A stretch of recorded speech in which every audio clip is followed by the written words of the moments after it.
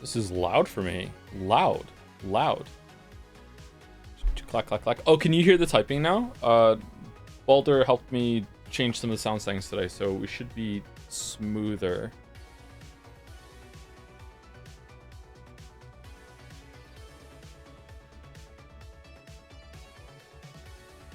The music is so low, I can hear you breathing. Okay.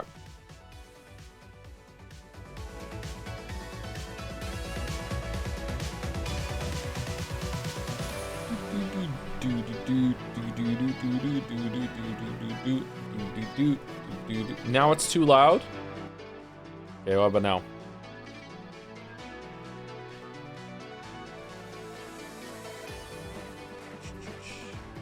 I love Umineko's days so much. Genuine thank you for streaming it. You're welcome. You're welcome. It's just for you. Welcome. You're welcome. Could you also dual stream on YouTube so I can watch with shit internet at work? The Twitch player keeps collapsing until I keep it audio only. Yeah, we should dual stream on YouTube. I haven't looked into that yet. Put it on the Trello board. God damn it. Oh, yeah, I should do that.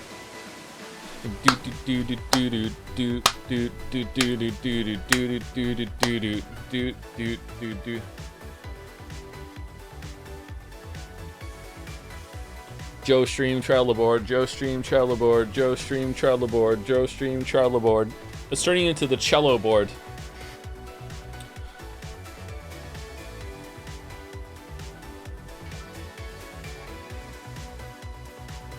What's the Weezer lyric about Weezer, cello, jello?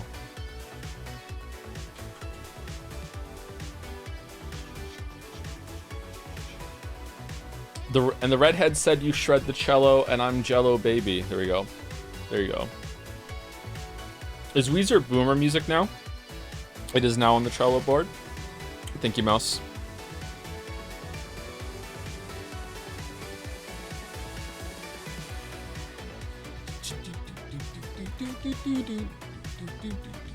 Why is my Chrome glitching?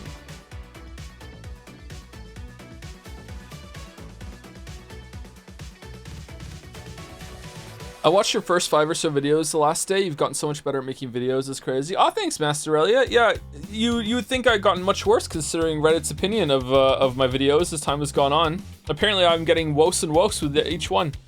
Banger track, where from? Teef made this for a game project that we were working on at some point that ended up not going anywhere, and then we repurposed it and reused it for Jadsea 2023.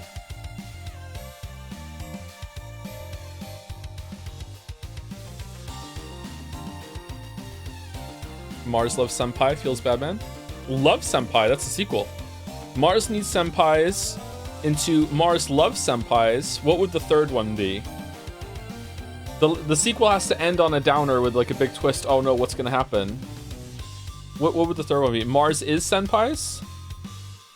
Mars hates Senpais? No. Mars regrets Senpais. Did you know there's a new Liza P trailer? And now I must know your opinion. Like new one that, like a new DLC trailer, that one that didn't come out like the other week? I haven't watched that one, no, sorry. Third entry reboots the series and is named the same as the original. There we go, we got it.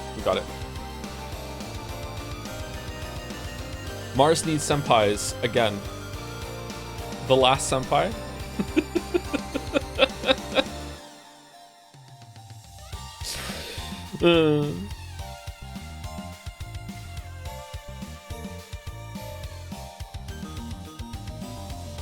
Any interest in Monster Hunter Wilds for your own time once it comes out?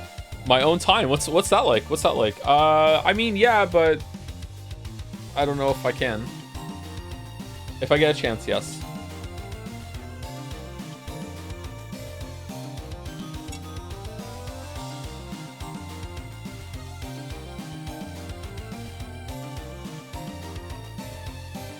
Mars when the senpais cry.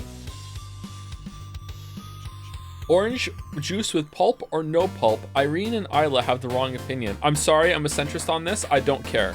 Sometimes pulp in the orange juice can be good. Sometimes no pulp is good. I feel like it tastes more natural and wholesome if there is pulp. It feels like you're actually drinking the juice of an orange instead of processed flavored water that is just like artificially orange. But like I'm like, if I had to come down a side, I probably would go with pulp. Like if I had to pick one for the rest of my life, I would go with pulp, but I'm okay with non-pulp.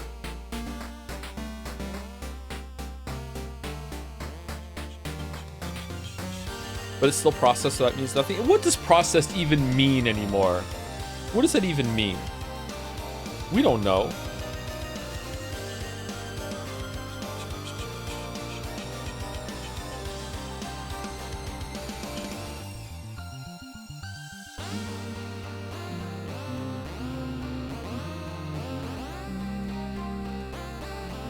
You cooked your food, therefore it's processed. Yeah, exactly. Exactly. The processed food boogeyman. Okay, Jadzar is here, and now you can see my mouse, and I can change it, and it's gonna go to the next one. Yeah, what the hell is that? What? Okay.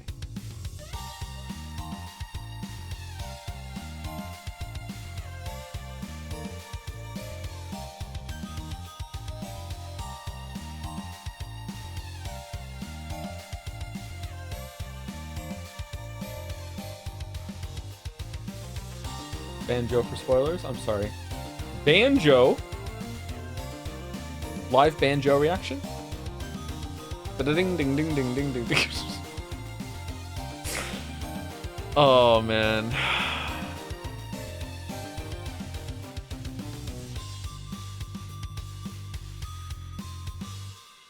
Okay, how is the sound? We sounding good? Because noise cancellation, noise suppression is off, and instead we're just using compressors and expanders. Are we good? Does it sound better or the same, or what?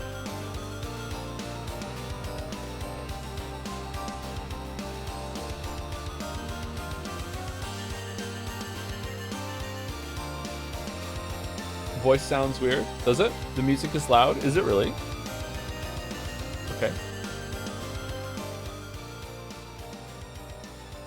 How about now? Is it better? How loud is this? Queer ass. Too quiet, or are we good? Perfect. Oh, actually, the queer ass is probably duplicated. Hold on, music's gonna go away. And now we're just gonna do just a raw queer ass. Queer ass. All right, how loud is it? There's no echo. There should be an echo though. It's okay. It's perfect. Okay. Cool. Cool. All right. What about now? Queer ass. Did that come through or no? Now it's too quiet. Okay. So we have to turn browser source on and audio capture off when it comes to playing any videos, if there are any in today's fan art. I don't know if there are or not.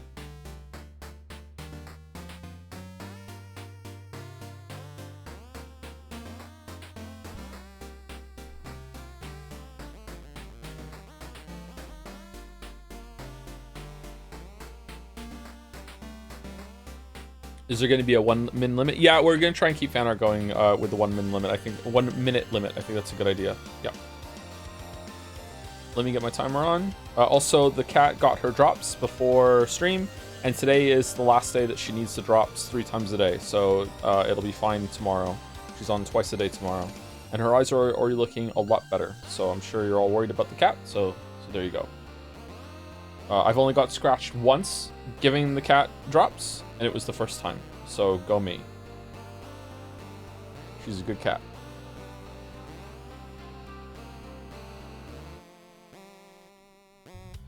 Do you like cottage cheese? 13 grams protein, by the way. I like cottage cheese. It's not my favorite kind of cheese. I prefer other cheese for like the flavor and everything, but I will eat cottage cheese in mixed with other food.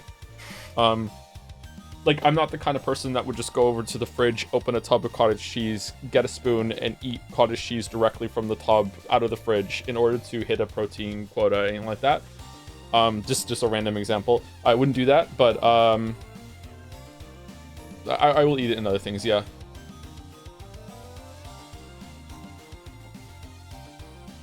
Cottage cheese is a pretty good cheap protein food. Same with Greek yogurt. We talk about that a lot, and also turkey. Sorry for chessboard thinking.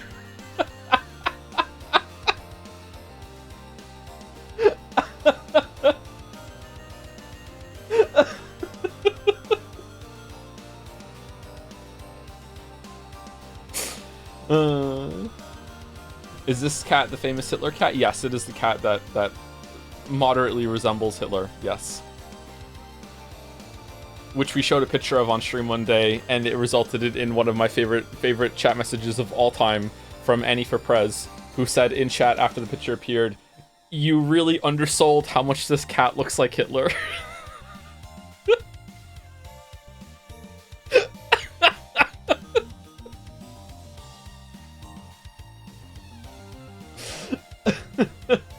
Do I still have the picture on my desktop? Hold on.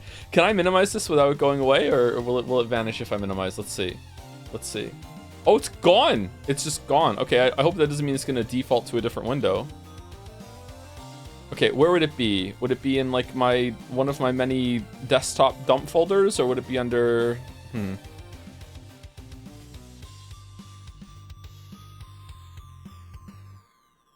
Do. Tattoo ideas. Oh man, I haven't looked at that folder in a while. No, it's not there. Is it under fan arts? No.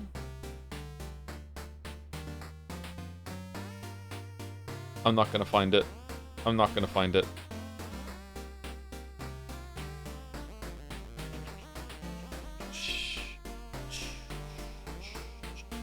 No. I'll get it some other time. Someone on Jads might have the picture, by the way, if you want to go on Dragon's Den, and someone will post the picture of the cat. If you'd like to see Eevee.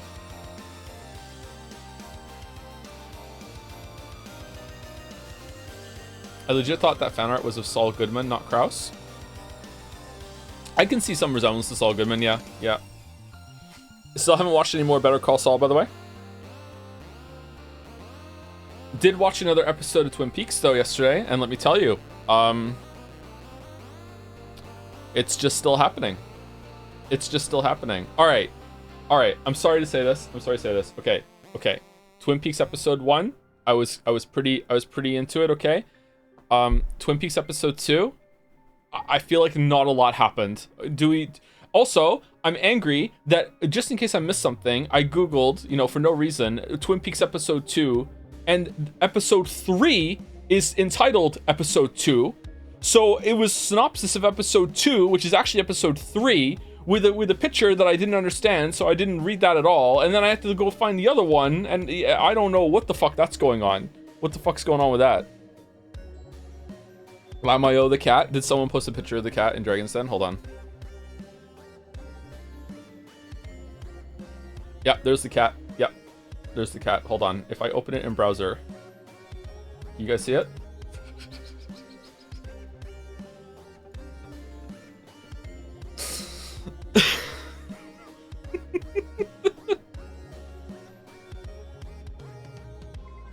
There's the cat. There's the cat. Okay, she's a very nice cat. She's a very nice cat. I like this cat a lot. Okay, she's a good cat.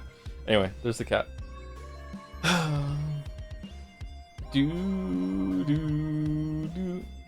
Twin Peaks is pretty slow show, yeah. Yep. Okay, so first of all, hit number 1, just more York Morgan, just with this coffee obsession. And then throughout the whole entire episode, the FBI agent is just... I thought that this was a unique thing to Deadly Premonition, but no, it's just Cooper. Like, this guy who's, like, just LARPing as an FBI agent, just having the time of his life pretending to be, like in a small town where everyone gives him authority and he gets to act out a role in his favorite movie or some shit. Like, it's so annoying how much Cooper... Like, I feel like I would really enjoy Cooper as a character if I hadn't already experienced him via, like, York through that lens. And then there was like this part where someone came over and said there was a fish in the percolator, and my brain went, oh, FK in the coffee, and just like fuck, is even that where it came from? He just loves his fucking coffee and shit like that too, man.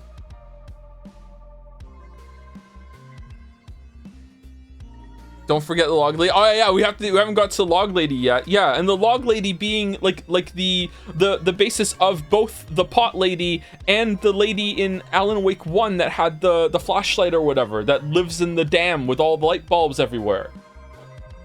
God. There's a fish in the percolator. The show is ruined for me. That was my experience watching Northern when you were on break. Wow. Wow. Wow. Wow. Just egging it on, huh? Egging it on. What? How am I in any way like Northern Lion at all? We have so different streaming styles. Did you get any big Life is Strange vibes? No, not really. Not really. Just everything to do with Laura Palmer is just the exact same kind of thing that happened to Rachel Amber, though. But also, I can't even remember her name from Deadly Premonition. It's probably also Laura Palmer.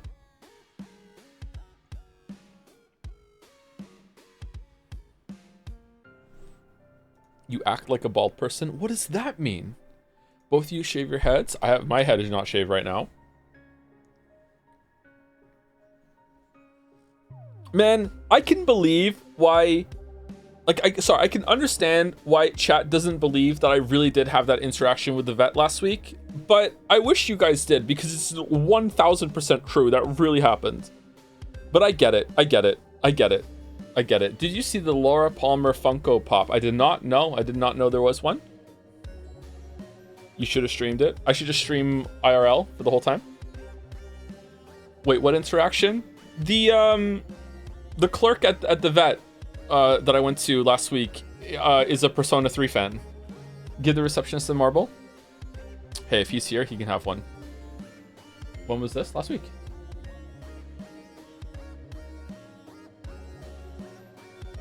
How would you know? Because I spoke to him about Persona 3 while I was there. He asked me what I did for a living. I told him. He said, what game are you currently streaming? I told him, and then we spoke about Persona. Tell us again, we ain't going back to mid? Now you're gonna have to. You're gonna have to. You spoke to some... What the hell? What the hell? I speak to people all the time. Didn't mention Umineko, tisk tisk. Well, he asked what games we were streaming. Bring the vet to do Umineko voices. You should watch Blue Velvet. It's much better than Mid Peaks. Wow, the David Lynch wars have begun. It's gonna be like the Persona games.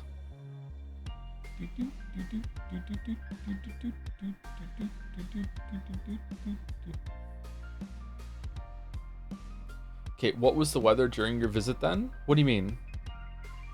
When I went to the vet, it was really early in the morning on Thursday and Friday. Wait, was it Wednesday and Thursday? It was Thursday and Friday. Yeah, it was Thursday and Friday. I took the cat on Thursday. I took both dogs on Friday. Excuse me. Was it misty? It was not misty. It was pretty slippery though.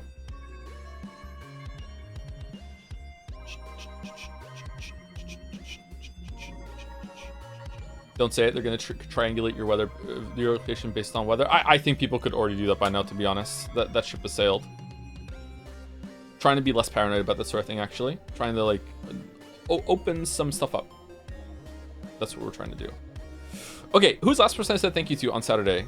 We had a break, right? Yeah, we had a break. Yeah. Okay. Fluffy Mutant, Simply Allegra gave you a shout out. How'd the raid go? Oh, thank you, Smells Like Piss, for the new sub. Thank you, RP GeoCities, for the resub. Curator K for continuing their sub. Jirox98XX for the new sub. Welcome. Faux Ryan for the resub. Cinnamon Bun. This is meant to be cinnamon. Cinnamon Bun for the resub. Oh, you're welcome. You're welcome, Bun. I'm glad that that the streams are giving you some comfort. Thank you, Quizilite, for the resub. Stream 10 of 6 billion. Thank you, Super Paper, for the resub. Also, thank you to Annie for Prez. Hideyoshi Riz King. Thank you, Silver999, for the gift sub. Deal 7. I got there.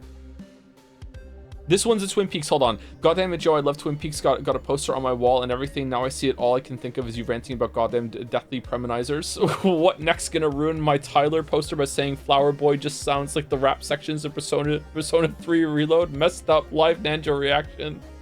Thank you, Deal 7. Yeah, don't play Deadly Premonition. Biggest mistake of my life. Thank you, Collusional Delusional, for the resub. Kratos voice, Joe, my soul for another Mouse Umi Pico stream. Mouse will be back on soon, yeah. Thank you, Nib Shura, for the resub.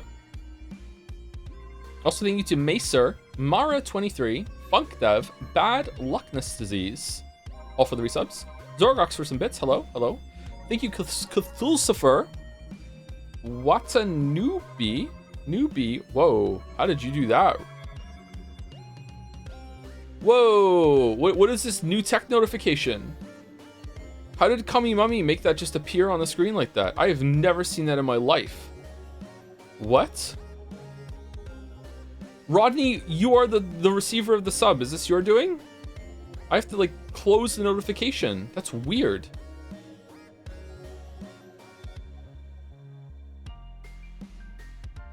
Huh. Librarian? Why are people saying librarian? What? Yeah, when someone... Okay, maybe it's a different notification or something else? Okay, maybe I'm confused. Maybe I'm having a Joe-ment. I don't know. No one else can see it. Okay. I guess I just have love. Thank you, the one who knocks. Knocks? Who's there? Thank you for the new sub. Welcome. Thank you, Elori, for the resub. Zero Vault. Algent. That's a tier 2 sub from Zero Vault. Thank you very much. Algent. Bro Manguy 0 for the resub. Rex Yalda both as well. Calypsia Twilight? Not sure. Your infectious laugh never fails to make me smile. The only reason I have a career is because of my laugh. Do you know how much that haunts me? Thank you, Jonas N.Y. Baka, for continuing their sub. Thank you, Looselek, for the resub too. What's your favorite number? I hope it's not 238. My favorite number is 7 or 11, but never together. Never together. Thank you, Bew Noodle, for the resub. Fatal Cutie, also for the resub. Real Quaid, for Would You Believe It, a resub. Thank you, Salty1985, for the resub. Welcome. Dominic for the bits with Trello Chan. Do not chanify the Trello. Oh man. Thank you, Ro Tyler, for the resub. UFO 50. We should stream a little UFO 50. Yeah, I already have Signalis set up for tomorrow. By the way, we're good to go. If you want to go into the spoiler chats on Discord and vote for what kind of version of the inventory that we're going to be using, even though I will probably just disregard the vote anyway, but you can go do that and make your voice heard. Thank you, Integrity744, for the resub. Also to Altion. You're back at college. Good luck with that. Thank you, Xexia Boy 69, Dancy Joms, Rustin for the new sub. Ishuvidian for the resub. Apparently there's some non-linear resubbing going on. Thank you, Yuda for the resub. Shoe Plastic also. Critical Woe for the bits. I did know that Ryushiki was writing a Silent Hill game. Maybe that one's going to be good. Thank you, Juvis, for the resub. Liv Lin, also for the resub. Rostin for a tier 3 sub. That's new, but also 6-month resub. I don't know what's going on there, Rostin. If you just have 6 months in a row at tier 3, holy shit. Thank you very much, Rostin. Thank you, Idra, for the resub. Nomi Pekka, also for the resub. Yeah, Persona 3 Reload's done now, and some people are saying that they enjoyed it. I think that overall, it was a decent stream series. I think there was some arguments that kind of bogged it down and everything, and there were some slow moments, but there were some slow moments and arguments in Persona 4 and 5 as well, and people just don't really remember those, so I think it'll balance out a little bit. It's probably going to be the second best playthrough that we did, Persona 4 being number 1, then 3, then 5. If I streamed Persona 5 for the first time today, I think Persona 5 would be better than 3 as a stream. But like I was still learning how to be a streamer back then with Persona 5, so it wasn't nearly as good as what I could do now, I think. 5 was better, IMO. Really? Do you think so? That's a compliment. Thank you, Toby1845, for the new sub. Welcome. Isaac Does Stuff, also for the new sub. Welcome. Probably facetious. Can't say that very well. Also for new sub. Why are so many new subs in a row? Thank you very much. Welcome to all of you, Clawfists. Thank you, Ironwrath, for gifting a sub to Veterinarian. And the last round on my list are Silver 99 with some bits. Does 999 count as a VN? I think that you can make an argument there. Yeah, I think you could. Yeah, that it isn't. Yeah. Thank you, Laddieware, for the resub. 3 years. 3 years ago, I did not think I'd be watching you stream Umineko. Life comes at you fast, huh?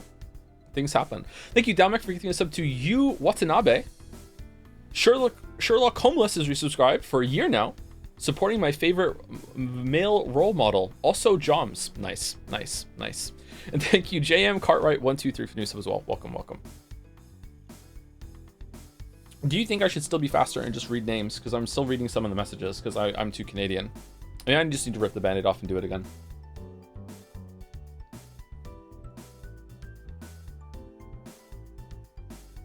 Librarian is here. Hello, Librarian. How's it going? Enjoy the sub to Rodney. Yeah, that's not in my list. Coming on me, how did you do that? Do I have a setting turned on that wasn't turned on before? Thank you for giving a sub to Rodney, Coming Mummy. Huh. Magic? It is kind of magic. How is Nikki? Infinity Nikki? We're not talking about Infinity Nikki.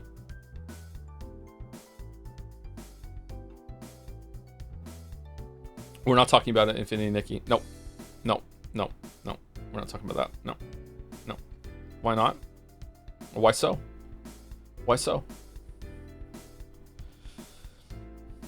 I'm playing it right now. Chad is saying Persona 3 Reload is a great vegetable stream. I can see great vegetables, yeah. I don't think it's gonna be cream. Some parts of it are cream, but some parts of every stream are cream, right?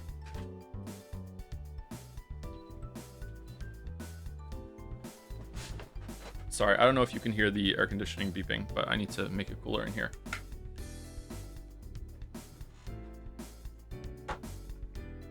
Show us your fits. I only played it for an hour. And then it was Twin Peaks time.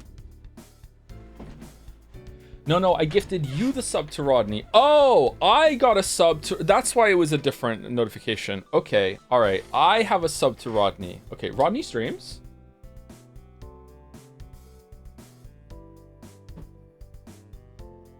You can use Rodney's emotes. Okay.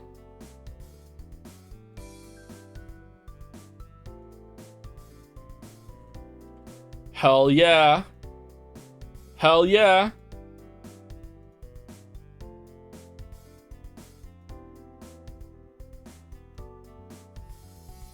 Awesome.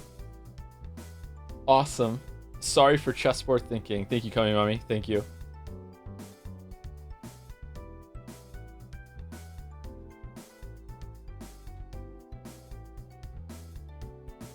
What is the cliff sign for? I don't know. I was just informed that maybe there was a cliff today. Maybe. Did you like Nikki? I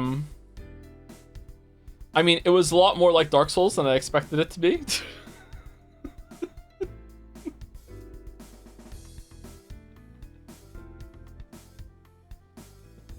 Right before I got my last Wim star of the session. When I picked it up, I got I did do and made mouse cackle. So yeah, that was fun. That was probably the highlight of my hour with Infinity Nikki. You played it? Yeah, I did. Yeah. For every hour I play Infinity Nikki, mouse has to play a Souls-like. So it's worth it. It's worth it. Boss Baby vibes? A little bit Boss Baby vibes, yeah. Never beating the Dark Souls allegations. When did you play it already? I played it yesterday. Was it yesterday? It was yesterday, yeah. It was yesterday. Germa adored it. Germa played Infinity Nikki. How many gacha games have you played? Genshin Impact.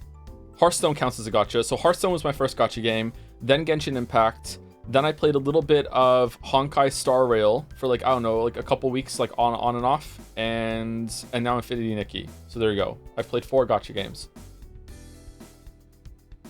Do.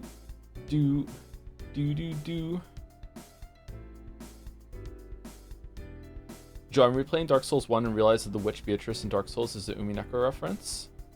Oh shit! Maybe you're right. When is ZZZ? Xenoblade is kind of a gotcha too, but does it count because you don't have to spend money on it? I'm not sure.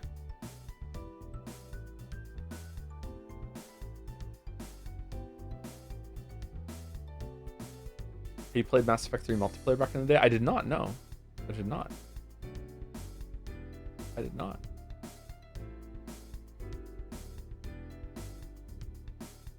Thank you, Fear Gel, for the new sub. Welcome. Or Fear Virgil? Thank you, Jandern, for the resub. And Kalian Andaroth. Andaroth for the new sub. Welcome. Welcome. Out send you some bits to say. Speaking of the upcoming Jelly Umi collab, some of the Persona 3 writing talk got me into the idea of Jelly Jonah unironically. How can we meme this bit into existence? You know what? Maybe you don't have to. Jelly and I are in preliminary talks. We're rolling the dough. We're deciding on the jelly. Not making any promises, but we're in preliminary talks about how to make this donut. Okay? We're talking about it.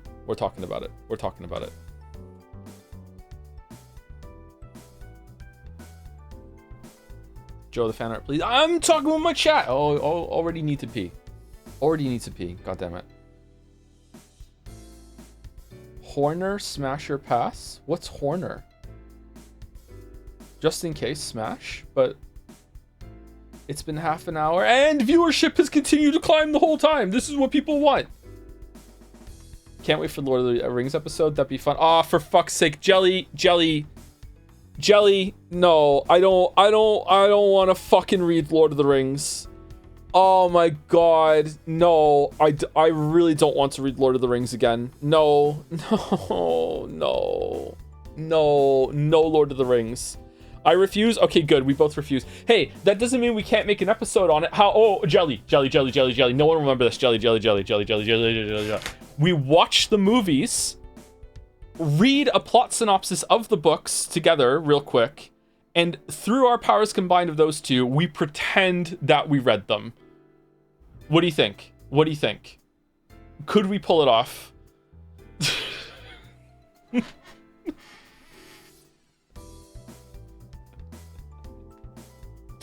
Okay, we're doing fan art. One problem, I haven't seen movies. We have to watch them. We'll watch them together. There we go. Okay, shit, I fucked it up. Okay, F11. We're already on F11. Okay, all right, starting right now. 3, 2, 1. All right. Courtesy of Adros, quick and dirty Kraus swaggering fan art inspired by today's stream. Due to immense demand, Umineko fan art has been cut in two. Also see a Chatter's Umineko stream timer at... Can I click on this? Is this safe? 1 second, I'm scared.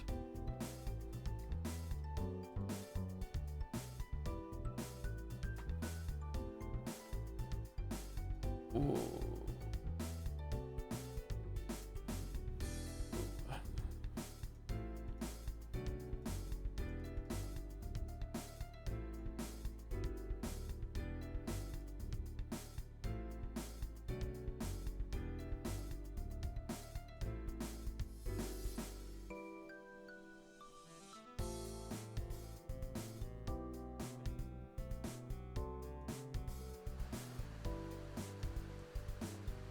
Huh.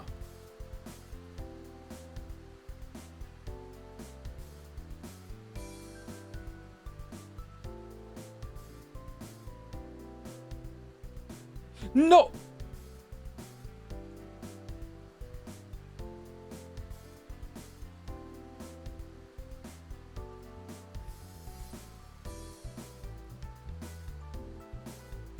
Okay, there we go. We did it. We did it. Copy countdown? Okay.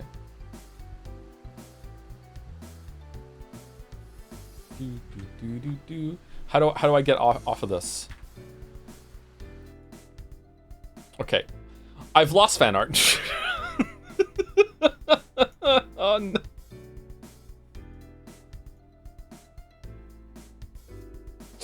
Give me a second. Fan art collapse. It's true.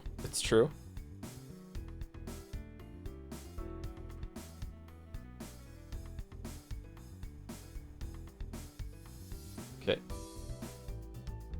fan art came around. All right. Thank you, address. Thank you. People thought this was Better Call Saul. I'll tell my kids it was. Courtesy of High Law, the one that likes to draw the dragon avatar more and more decrepit and unhinged as time goes on. All right, here we go. Mr. Joseph Anderson's annual wellness check report. Choose best. Lo, verily beneath the starlit firmament doth thine incantations wane, revealing the ephemeral essence of ethereal harmonies. Thou dothst transcend the bounds of mortal comprehension, but prithee, I beseech thee, tarry a moment, for mine discourse is not yet at an end. Pray, stay thy hand and lend thine ear to this, my humble speech. Verily, an age of great upheaval, and, okay? Ha, I sliced the cake and there are some strawberries on top or whatever. Cease speaking one yippity yappity slappity. Wow, such kino. I live for moments like these. Second one's the best.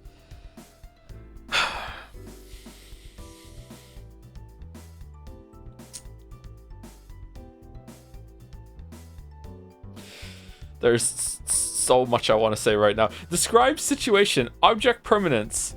Okay? Oh. He just fucking vanished, teleported to another realm altogether. I can't believe this. There's no other explanation. Message from medical staff. Unbeknownst to us, the old man we hired for the demonstration was in fact a portal-wielding mage. Frustratingly, Joe is correct.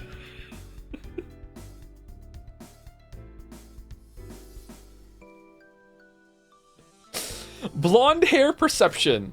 No blondes here, not a one to see. Slightly annoying you're even questioning me on this, chat. I'll double down and throw uncalled for snide remarks about it for the next hour. I've made this hill and you'll die on it. That's why it's brunette arc. Why is there a Rosen Maiden reference in this fan art? I have no idea what that is. The Beatrice portrait is not blonde. So true. So true. In fact, I would go one further and I would say these two right here are also not blonde. This is probably blonde. This is obviously blonde. This is blonde. These two are not. These are not blonde, these two right now. Definitely not.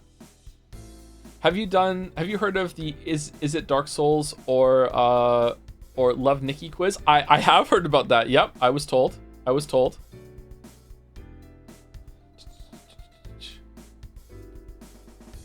Do.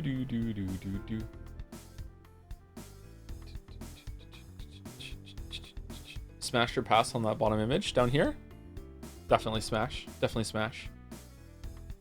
Your Umineko voice acting has gotten so good that I almost thought Mouse was real last stream. Did you all enjoy the jump scare?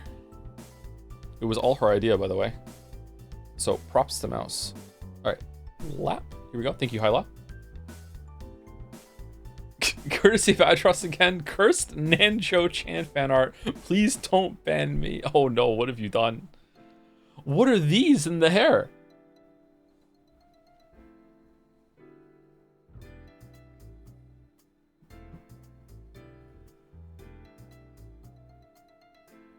Smash.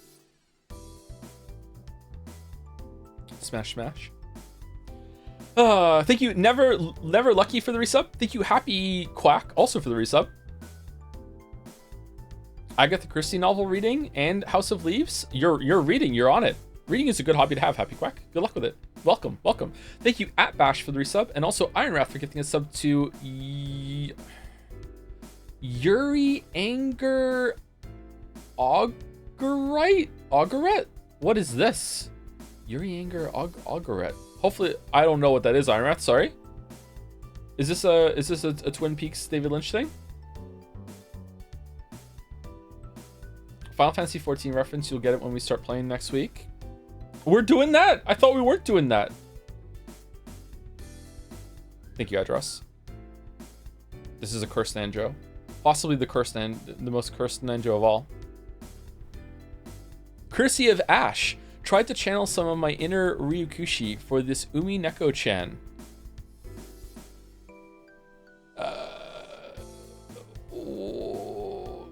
What? What is this hair? The fake witch broom, or maybe real witch? Not sure. It's topical. The one wing. What is the hair? Sea cat hair? What's sea cat? Sea cat? Okay, okay, you're all shouting sea cat at me? Umi equals sea, Nekos equals cat. Oh, okay. So it's sea, Neko, sea cat. Okay, all right, I get it. I get it now. I get it. All right, I get it. Umineko is directly translated to sea cat. So in English, Umineko means sea cat when the seagulls cry. Because the seagulls are afraid of the sea cat that's going to come eat them. Because cats eat birds. It actually means seagull.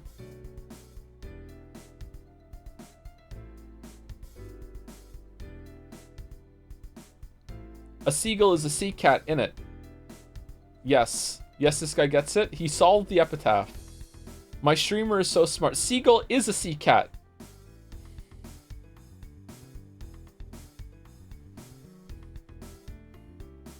I was in such a good mood when the stream started. I was in such fucking hell. Fucking hell. Fucking hell. And you remember that time Racevic clipped me going about the cat girls with their fucking cat girl mouths about Umineko, and here we are all this time later. It's twice a week. Fucking bullshit. All right. Anyway, thank you, Ash. Thank you. Q-chan. Also by Ash. Whoa, holy shit. Okay, some Umineko-chan sketches of bits I wanted to include in the original drawing, but didn't have the canvas space for. What the fuck are these boobs? Now I see. Oh, the spinner. Spinning. Oh, the fidget spinner. That's a chessboard theme. That's cool. The gold. Boob. Studying the boob with the drums censorship. The most hated drums of all. The hair going up like that. That's cool.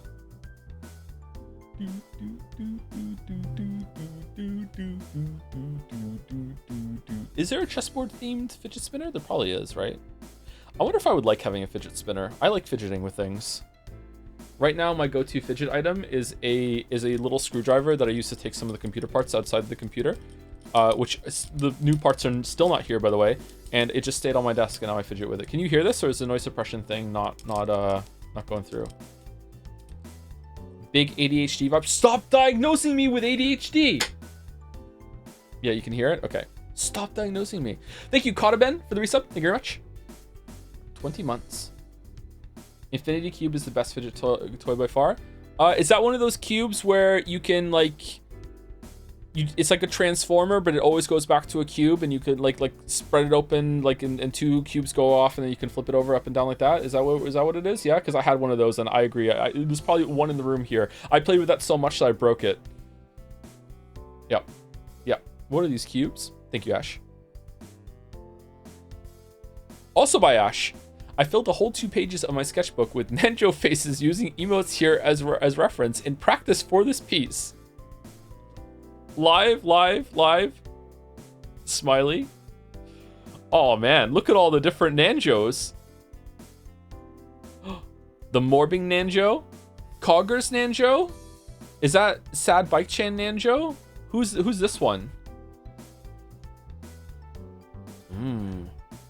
You seeing this shit?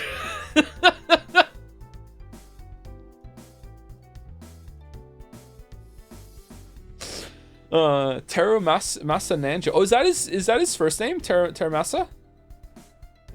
Teramasa? Make all these emotes, replace all emotes with Nanjo versions of them. As a treat? Yeah?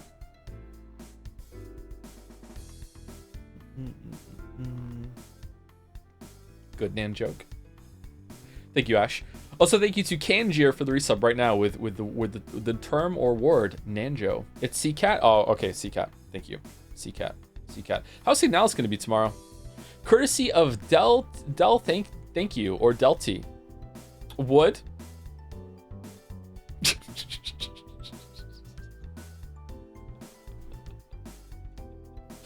I mean, it's funny, but it also just isn't a joke. Like I really like Kyria, yeah. It's just so blunt. Just, yeah. Look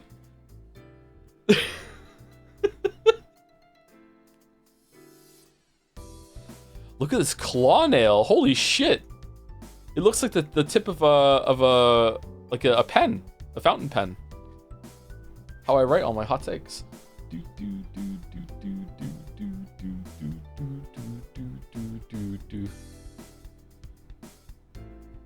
Good question. Did you also not clip your nails for 20 years? Just asking, ha ha ha ha. Just asking, ha ha. No, I keep my nails fairly clipped.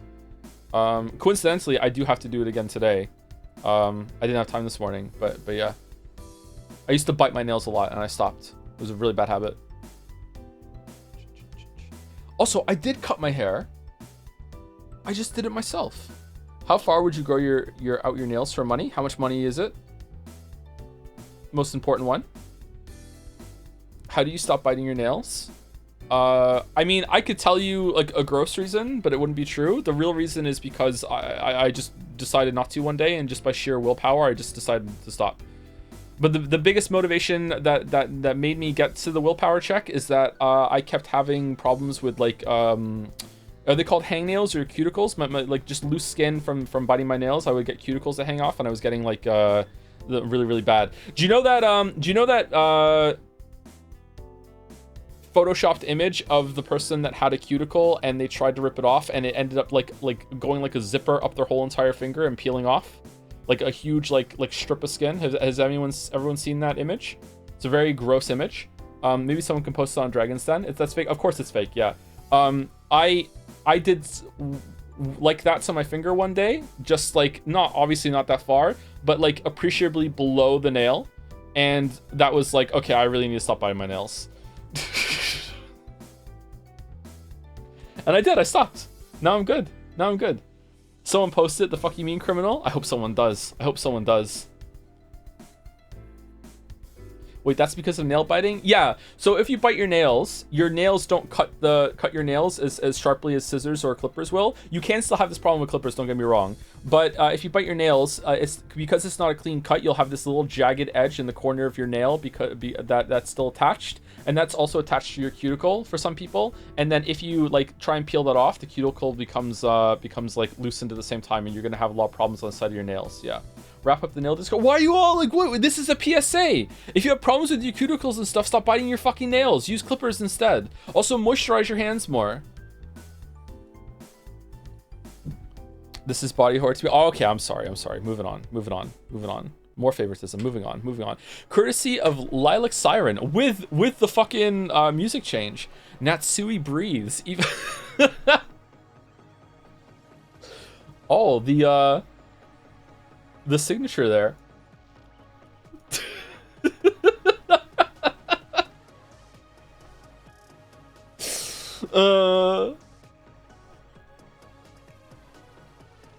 Tenko. It is Tenko. You're right. It is Tenko from V3.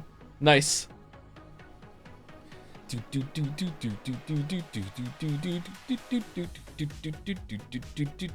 Oh, also, I've been informed that some people think that it's Metal Gear Solid V, not Metal Gear Solid 5. It's Metal Gear Solid 5, my weebs. It's Metal Gear Solid 5. We are not calling it Metal Gear Solid V ever. It's Metal Gear Solid 5. If you guys want to insist that it's Metal Gear Solid 5, that's great, because then we don't have to stream it. So we'll just stop at 4, because we're only doing the mainline ones.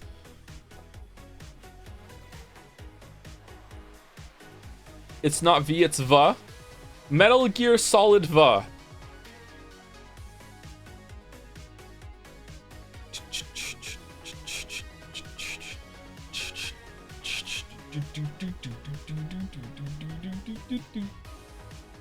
This music reminds me of the Art of Rally. Thank you, Lilac Siren. Good callback to Tenko.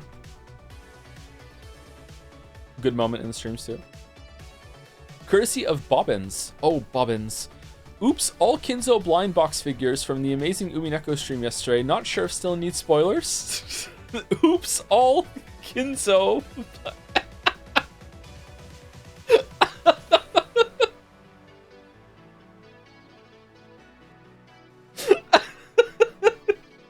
Kinzo has secretly been in every scene. Cunning master of disguise. Oops, all Kinzo. You thought it was a dead body, but it was me, Kinzo. I could not think of a good idea for fake boiler Kinzo pretend that's in the. Sorry, for fake boiler Kinzo pretend that's in the collection too. It's just fucking someone pretending to be like multiple like victims and killers all at the same time. Oh man. I don't know why. I would actually accept it if it was Kinzo. I don't know why. Right now, maybe I'm just being like stunlocked by the meme, but what the fucking over here? Which Kinzo will you get? Which shed bed? The Bitorichi pose on the box. This is great. This is great. Should we be in just chatting for fan art? Yeah, we should, but it's too late now. It's Umineko. You know what? We shouldn't be, because these have Umineko spoilers, so people will know that they're getting in for this. Yeah, okay, that's good actually. How about you just piss everyone off and just play Minecraft tomorrow and not enjoy it? I'd rather stream Signals tomorrow and not enjoy it.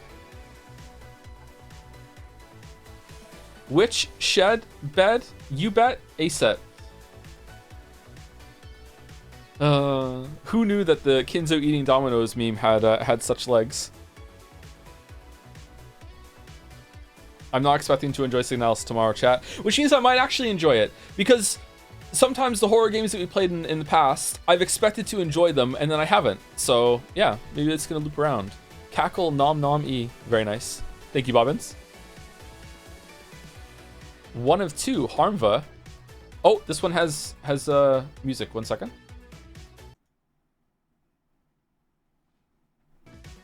Okay, let me...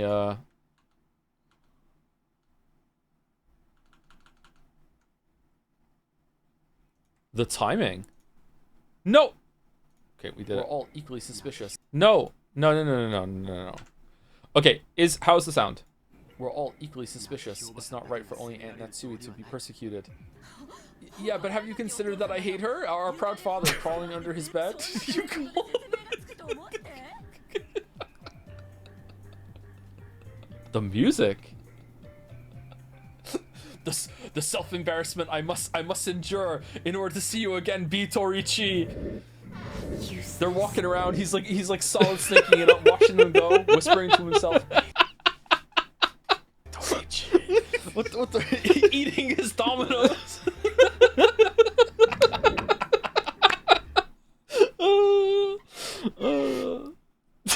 Let's go again. We're all equally suspicious. It's not right for only Aunt Natsui to be persecuted.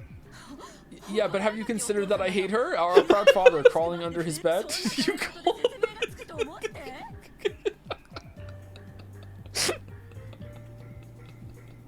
Your laugh synced? Oh, did it? The self-embarrassment I must endure in order to see you again, Bitorichi. They're walking around. He's like solid snaking it up, watching them go, whispering to himself. This expression's so good. What the eating his dominoes. That was good.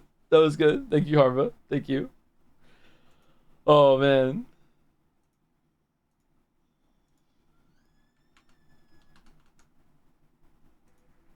I like it when oh shit, it's so loud. I like it when a moment ends up being acted out in art like that.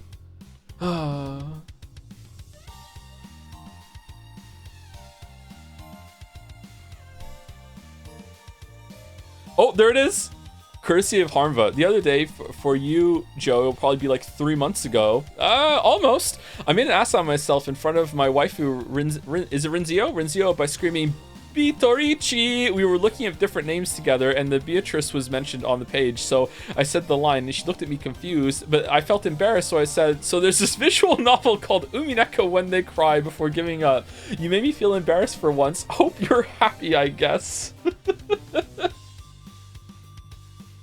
Yeah. I had pizza today too, coincidentally. Well, I'm having fun. Yep.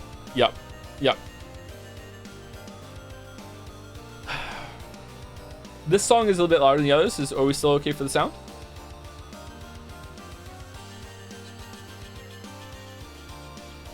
Thank you, Kanjir, for the resub. I think we said thank you to Kotoben, did we not? I think we did. Thank you, Kotoben, just in case. Thank you, Kotoben. Thank you, Kanjir. Thank you, French Fries or French Fries. Love your videos, we blow. I make videos. Glad you like the videos. Thank you, Tilt EV for the resub as well. Thank you, Nagast. Am I saying it right now? Nagast? Nyagast? I don't know if I am or not. I can't remember. You're close enough? Alright. Nyagast. For the resub. On Japanese Umineko Wikipedia page, there is strangely a glossary which includes an embedded picture of a chess set with the subtitle something Chesu Seto and explanations of terms such as Golden Land, 19 people, Winchester rifle, and furniture. Interesting. Interesting. More teasers. Thank you, Ykreer, for the resub. Someone gave you a long ass tutorial and followed perfectly. It somehow fucked it up. Annie, we've had like two people on stream now who have like visibly, like audibly said how to pronounce it properly, a word in like to me live, and I still can't do it. I don't know. It takes me a while to just warm up to saying things right sometimes. I guess I don't know. Sorry.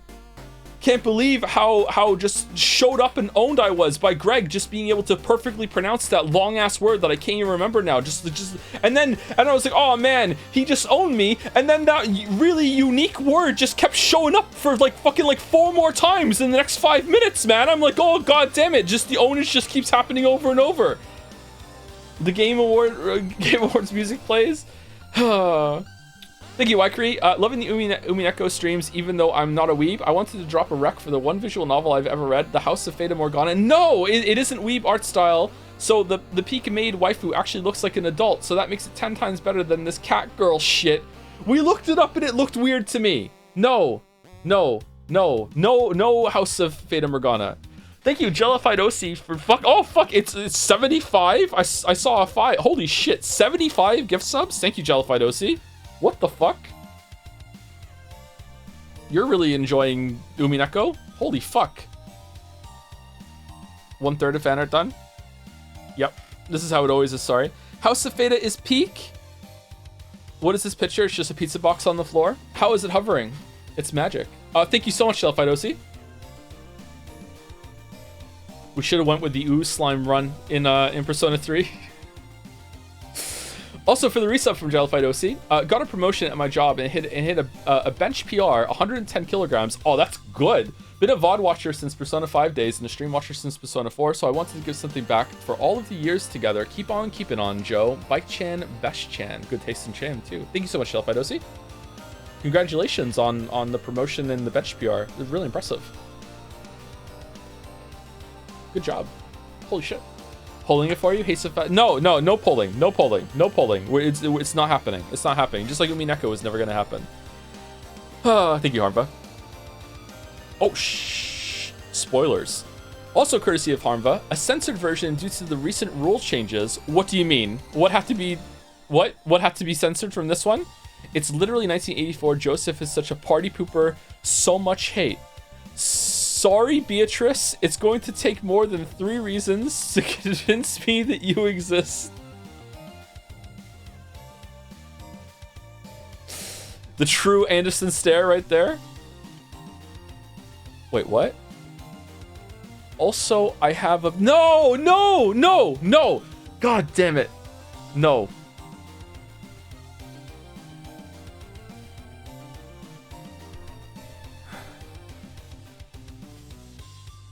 The light yellow text under exists was modified. If you pay close attention to the font, you'll be able to tell.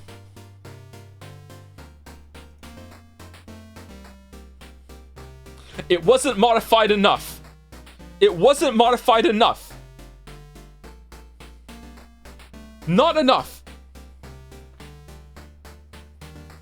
Do do do do do do do do. What are these boobs? Why is this so enduring? Is that a little tuft of hair? God damn it. What the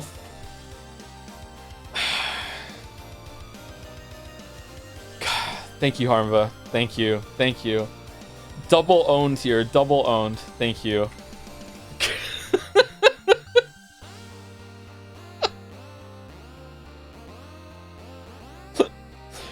Courtesy of Vixit. George Mitt Frog Shiromia.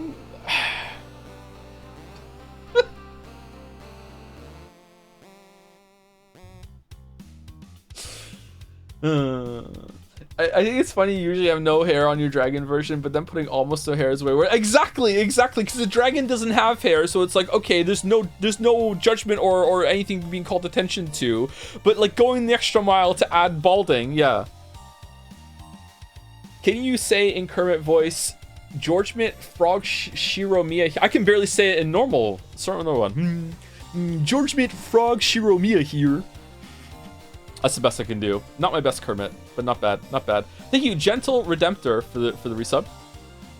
Ooh, I don't know how many years I watched you now but almost never live. Thanks, Nadia. Now I can maybe hear you read my name and pretend I am taking part in the community that I will never have time to really take part in. You can join Jazz and just lurk. The lurkers outnumber us all. Thank you, Dalmec, for the bits. Just letting you know that someone else was too cowardly to do this gift sub, so I'm picking up my rusted blade once more just for this.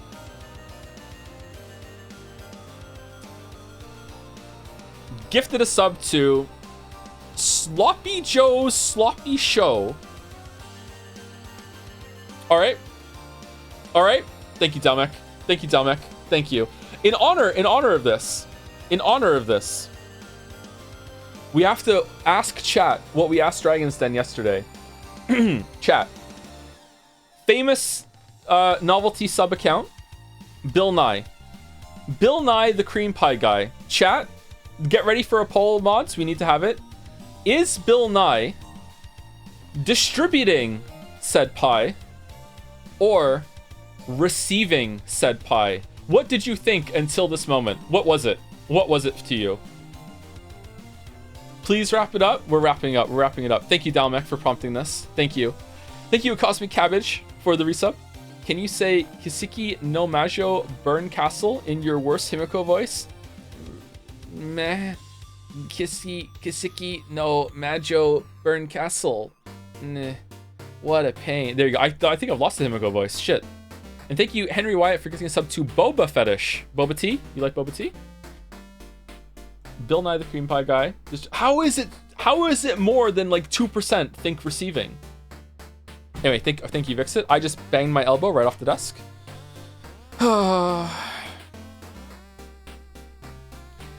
Thank you, Krakonis. Okay, Weebs. Greg's gonna be on stream tomorrow. Whoa. I know we're all excited, but please be normal. The inside jokes will kill stream morale, and don't be a bunch of Oh, yes. Oh, yes, Eva, Daddy's home. Je m'appelle Battler. Kermit. Stun show with immaculate voice acting prowess. Yep. Ooh-oohs nervously. Ooh.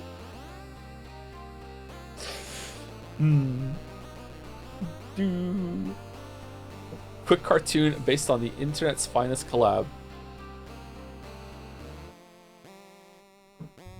That was a fun stream. Very weird stream. Very fun stream.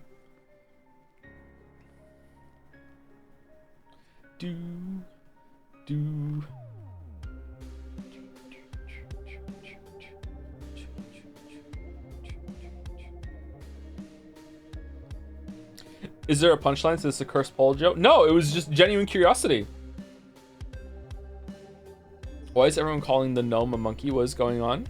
We need to get the gnome on the soundboard. We need to get a soundboard first. Thank you, Krakonis. Courtesy of Julie Gordot. Hydrogen bomb versus coughing baby? Fast one here? I don't know this meme, sorry. What's hydrogen bomb versus coughing baby?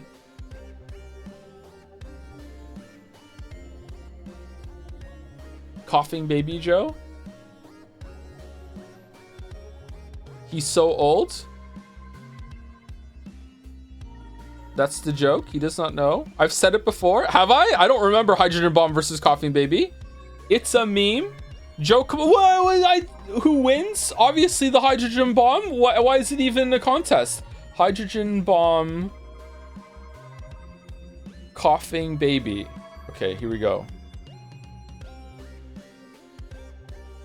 A hydrogen bomb cough baby is a phrase used to highlight the extreme difference in scale between the immense destructive power of a hydrogen bomb and the relatively minor act of a baby coughing, essentially comparing a massive, potentially catastrophic event to a tiny, harmless action often used to emphasize the absurdity of a situation. All right.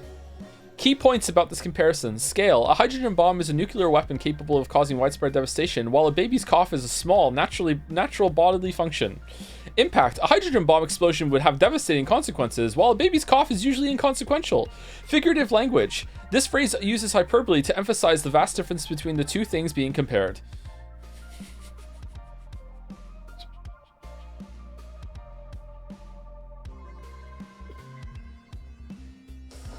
Okay, all right, okay, yep, okay. I take my ownage. This coughing Joe is getting owned. Thank you, Julie Gorda. Or is it Gordo? Lilac Siren. But it was me, Kinzo. Kinzio. Is it Dio or Neo? It's Dio, isn't it? It's me, Dio. It's a JoJo reference. Oh, it's here, JoJo as well. Finally caught up with the Umineko VODs. My goodness, I'm actually invested in the story. Aren't we all? Aren't we all? Aren't we all? Have any predictions going further into the third episode? Eva's not gonna die in the first or second Twilight, that's for sure. That's my prediction. That's all I got so far.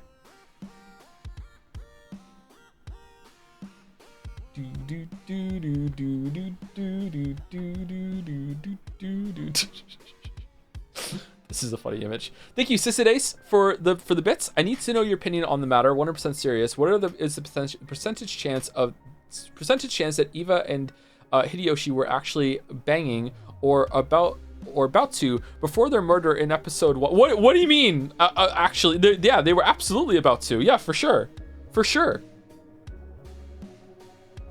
80%. Either that or they were reminiscing and they knew they were about to die. Isn't that how you'd want to go out though, if you had the choice? If you were with your partner in a room and you had privacy and it was closed and you knew you were about to die in 5 minutes, wouldn't you want to go out like that?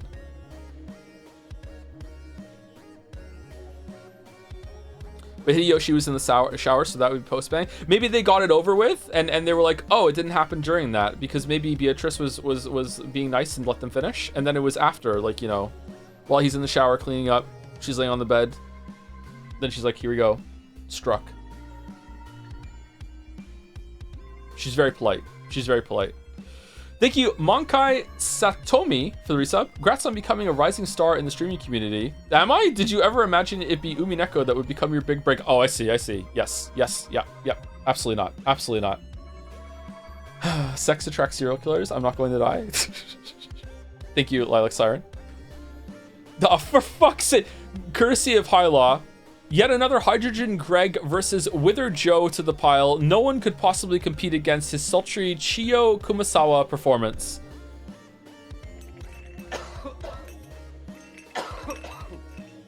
Okay, can't hear it. 1 second. Can't hear it. We must hear the coughs.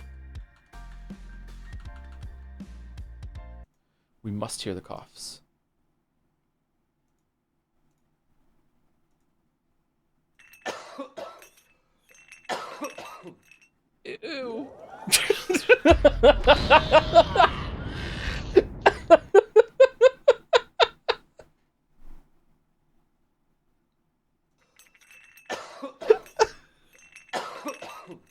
Ew. What are 2 tea bags?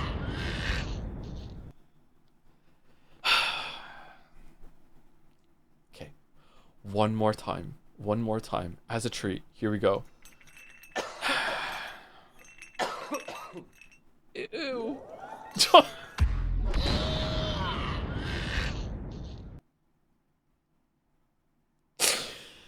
Oh, thank you, Hyla. Thank you.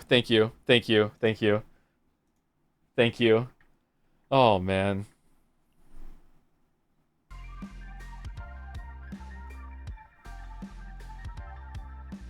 These aren't even trays, this fan art section. I'm just getting put on blast straight in the chest. Do you have those spike wall thingies? Not up here, no. I did in the basement. Courtesy of Luna Panda, 1 of 2. Name, Chess en passant.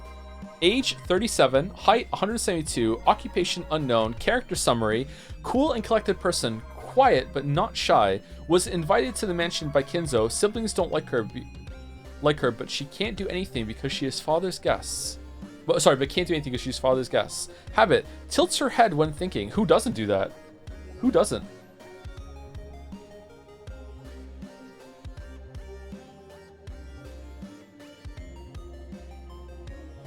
This is a cool look, actually.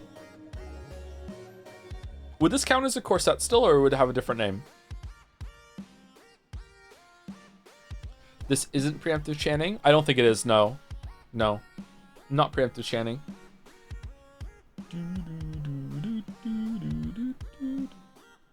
It's one of those wide evening wear belt thingies. Is it? Okay.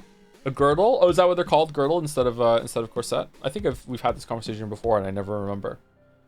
What is part 2? Oh, sorry. Chessboard Chan, fun design, but not fun to color chessboard pattern twice. Can't be a Umineko character unless you are a little bit crazy. Also, women in suits fans, rise up. Ooh. Chess en passant. To catch our culprit, we need to flip our perspective. Oh, very nice. Very nice. Incorporating the chandelier at the same time. Cool. Cool.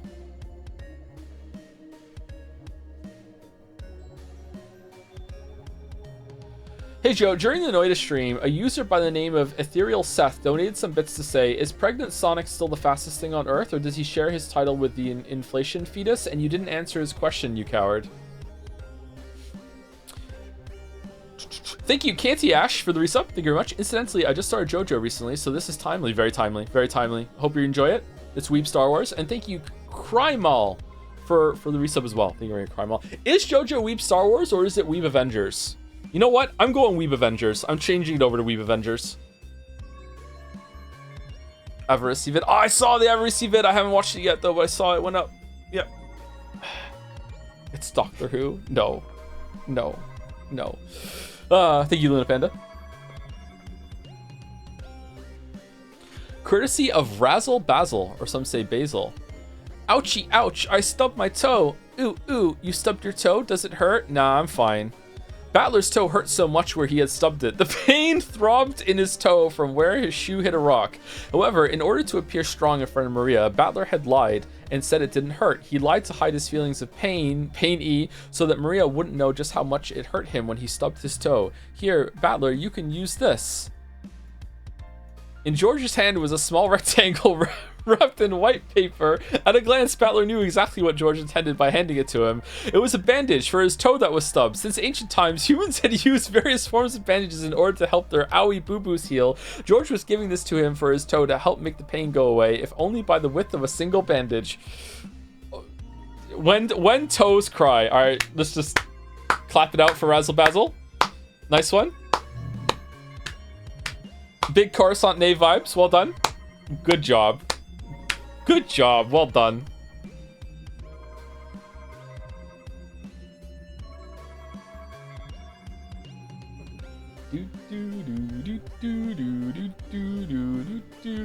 Damn.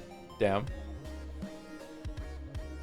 Thank you, Lisuk or Lusik, for the resub with the jams. Jammin'.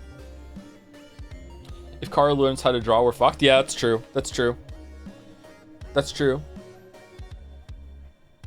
What if we collectively supplied an artist like on tap for Koru? Huh. What would we create?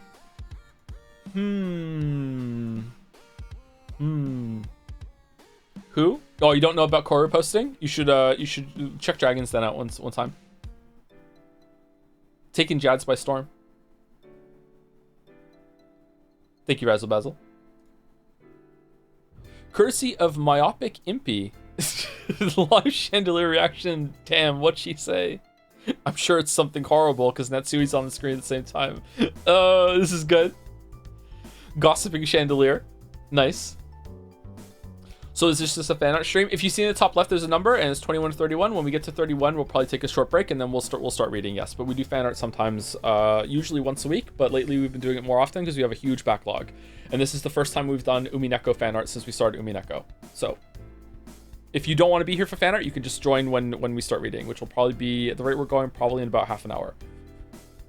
After break and everything too. I'm not sure. Might be a little sooner than that. We're going a little slow today because I'm also trying to say thank you to subs as they come in. I'm trying it out, seeing how it feels, and I'm going a little long with how much I'm showing the fan art, I guess, as well.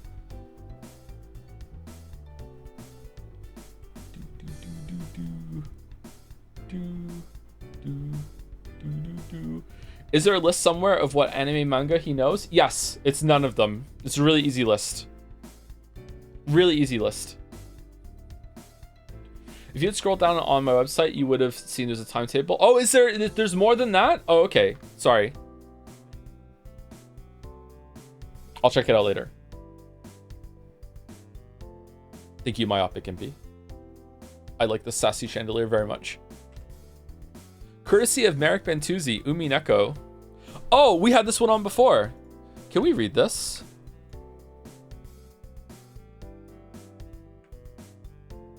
Almost. Okay, I know there's a video version of this. This is when we had Greg on.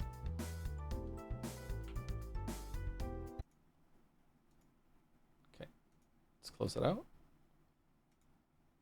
Nope. Okay, we're going to the video. Closed her eyes tightly. This room had also become...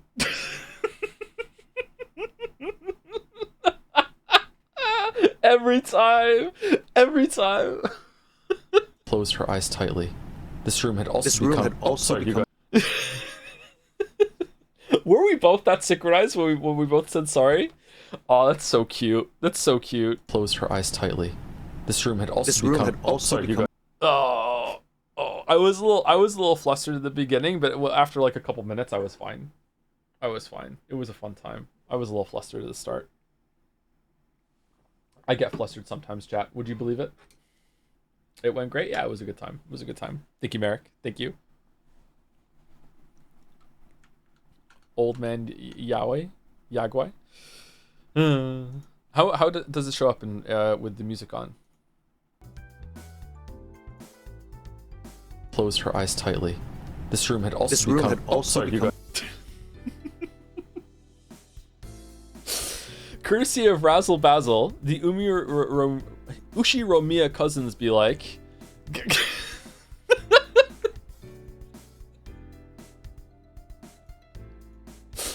Aniki, should be worried about her? No, this is perfectly normal for her age. Child care for smarty pants. Look at this face with the shrug. Shrug. Yeah, this is very on the money for what I felt like during that scene when she did that face. That was fucked up. Actually creeped me out a little bit. No, it's fine. Do.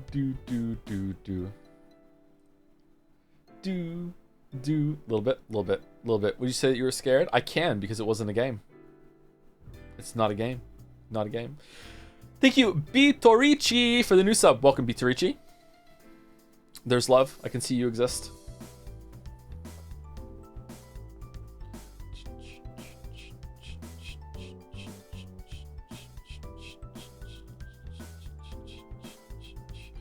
Please, Joseph Anderson, chat, I have a burning request. For the last couple of days, I got a bit stuck in my head, and I can't for the life of me remember what stream it was from. It goes, chatter asks, what's the third word of the Witcher 3 video? And Joseph, after a brief pause, replies, 3.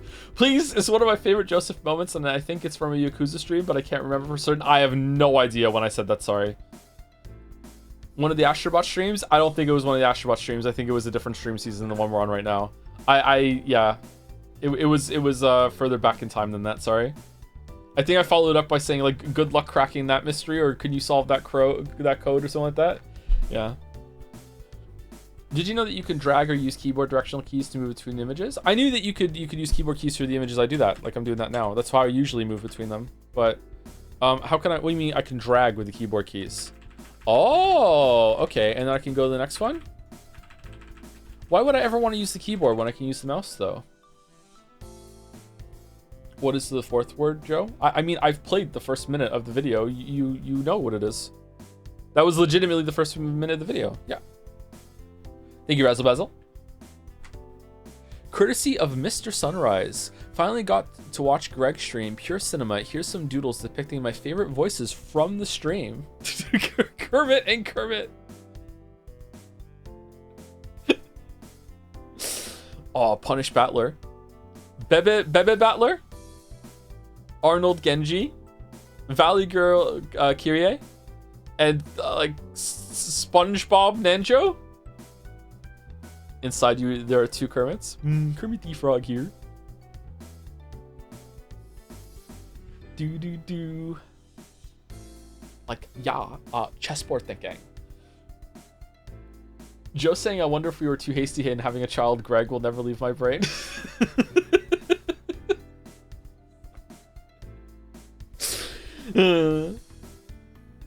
Falco found it. Mods pin it. Clap. Wow, that was fast. Good job. Nice one. What is this? Some meta horror game? The fan art right now is based on a VN that we're reading called Umineko, and if you are like here blind and you have no idea, you probably shouldn't be here because of spoilers. You probably want to be here. Go back to one of the first streams that we did of it. The most recent one, it's still in the past broadcast right now, and you'll see if you like it or not. Please be aware that the first 4 hours are pretty slow. Like legitimately, it gets a lot better after 4 hours. I know how that sounds, but 4 hours is not even 1% of the story. I know how that sounds, you know? Yep. Making it harder and harder to sell. Yep.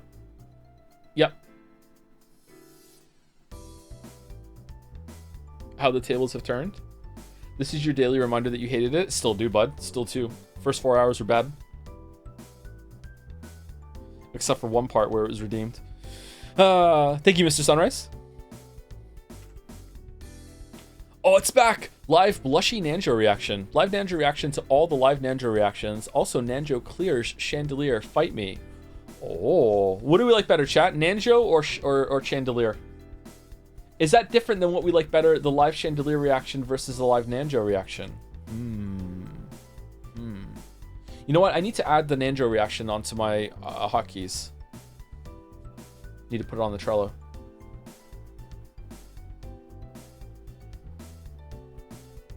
I am legally obligated to say Nanjo. Why?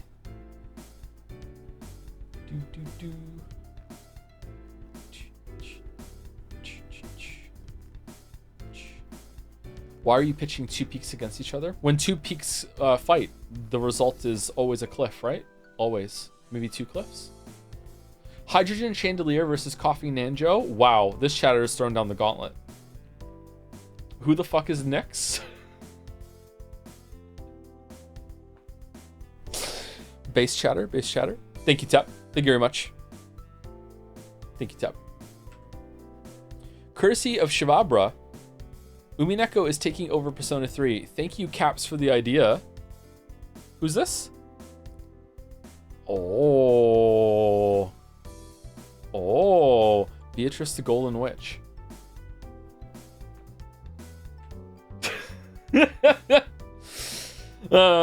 Nice. Love her so much, chat. I love her so much.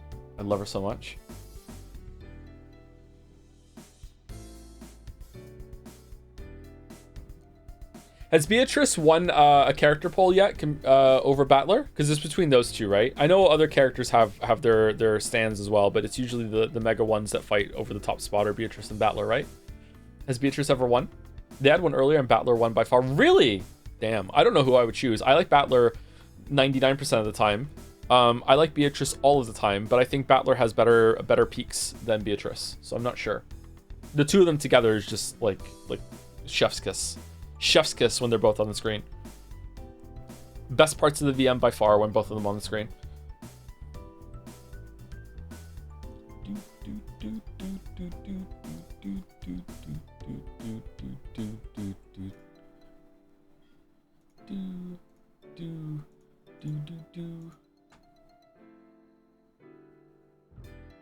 Yeah, I would sure like to see some of that today. Hey, we're almost at the end. We're almost at the end. What a slow start. Thank you, Shababra. Green is my favorite color, so I appreciate this even more. Boom. Nice. Courtesy of Vif. Thought I'd share some Umineko Witch Sai and the airport scene with the Japanese dub in the background. Umineko is so much fun. Sai?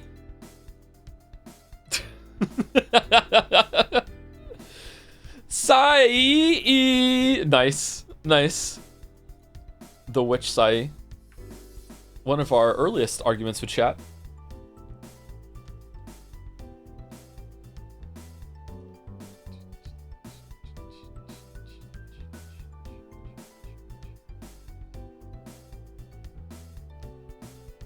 I forgot I did this. Hello. You forgot? You forgot? According to the power scaling wiki, Aegis is actually 1 tier more powerful than Beatrice, sitting at tier 1A compared to Beato 1B. Unfortunate to see. How? How is that possible? All right, this is 1 of 2. What's the next one? Courtesy of Vif. Oh, they're unrelated. Okay, it's just two put together. Okay. At the airport.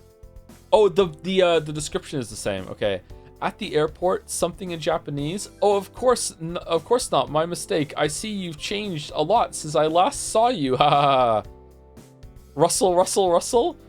What is this Japanese? What is this Japanese? Sheesh. And here you are, old enough to smoke and oh, I'm doing the when I was in the basement and I was like walking around the room to make it sound like the characters are speaking from different directions to add more ambience to the read through. I remember. Yeah. I don't know if that showed up in the microphone, by the way, but yeah, I did that for a couple lines and then I got tired and sat down. Are we reading Umineko today? Probably in about 10 minutes. We have one more fan art to do, then we're gonna take a short break. Fan art's so old he's forgotten the bits, yeah.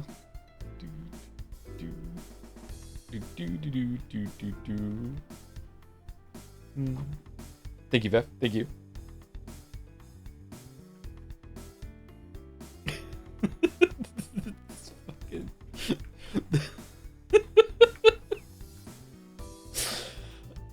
Oh, courtesy of Madison Bake for the last one. And Sai slapped the table. Oh, nice. Shannon being furniture. Where's the hand going? Damn, that's an epic fucking slap there. God damn. God damn.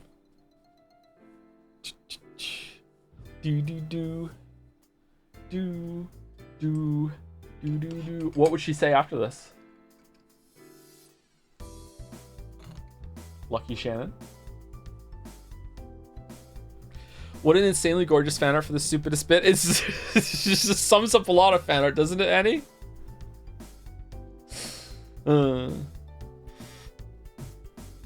That's Natsui and she's not furniture. Is it Natsui? I thought it was Shannon. Is it Natsui's dress? Maybe it is Natsui's amulet there. Maybe it's an amalgamation of some characters. Fun fact, that is called the table pose in yoga. Oh, is it? I don't know much about yoga.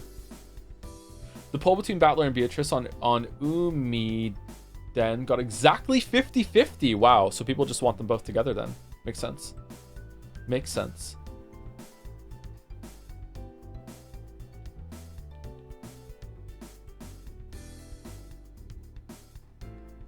Thank you for that comment, Rodney. Thank you. Read that in my head. Thank you very much. Okay, all right. Let us reconvene. Let me get the not a game on. Thank you very much for all the art fan artists. Thank you for taking us home, Matt Bake. Thank you. I still owe you a playthrough, by the way. I know. I haven't forgotten. Just a lot going on at the moment. Thank you, Leon Shade, for the resub. If you can't handle me at my airport scene, you don't deserve me at my parlor scene. No, toxic VN. Thank you, Jay Hearth, for the resub as well.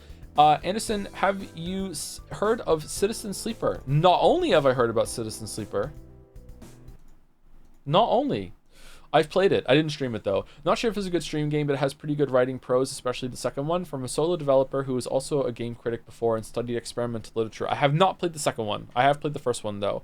I felt like the games part of it became irrelevant a little too early. But I did enjoy the world building, the setting and stuff like that. I thought it was an interesting experience. I wish that it was much of a bigger experience and had more to do and more options and questions and unraveling kind of like paths that you can go down. I don't know if the second one does that, but if it does, I'll probably enjoy the second one quite a lot.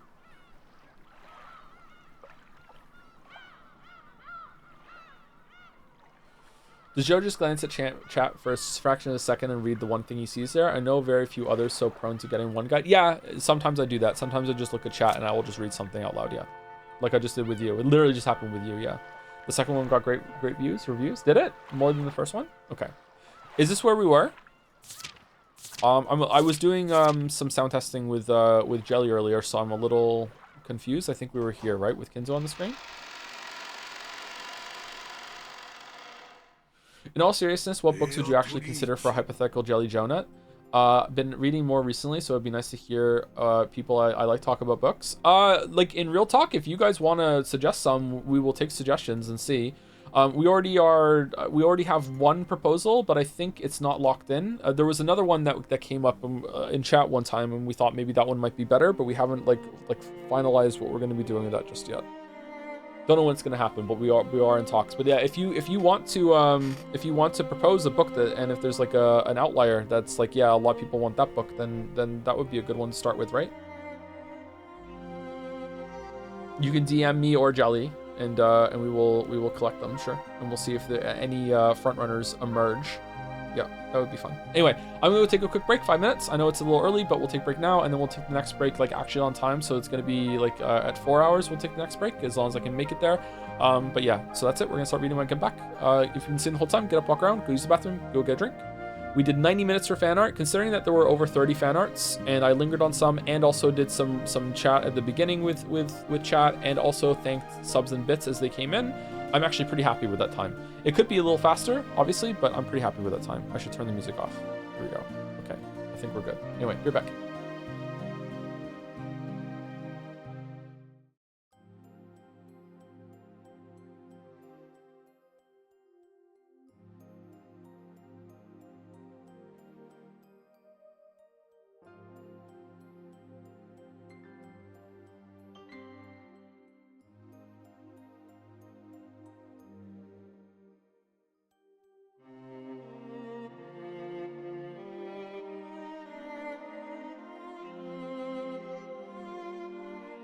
Spoilers, you did not turn the music off. I turned the other music off. Oh no, I already turned that off for you. That's why you think I didn't turn music off. The background music, I turned it off like in VLC. Yeah, you're back.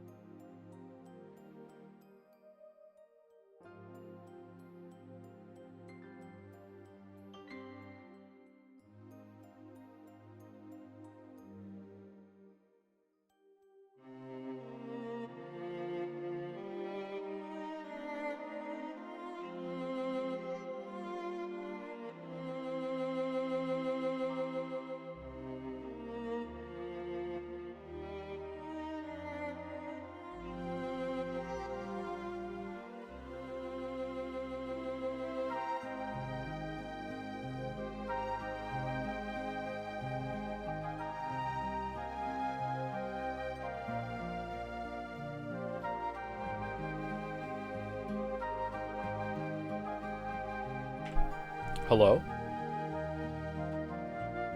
Why am I getting like DM notifications and stuff today?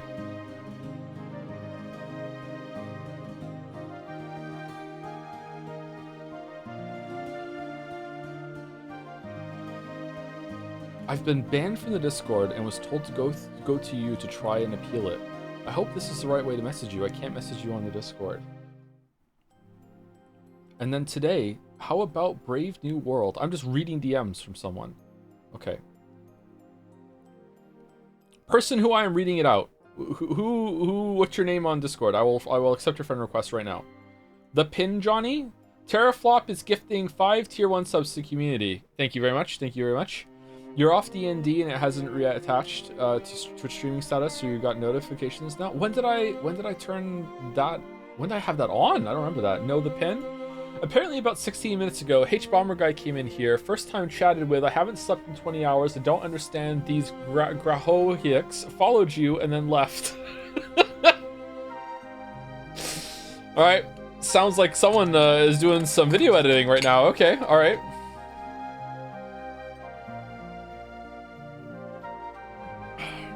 All right. Hold on. Let me answer him. 1 second. Oh, I have a DM.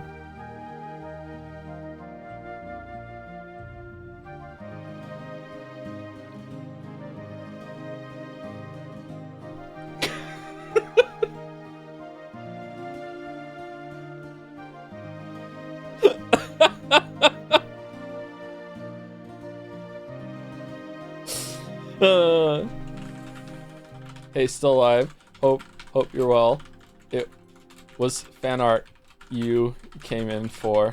Sometimes I don't understand it either. And I am also often awake for 20 plus hours while streaming. Would you like an anime marble? There you go. Okay.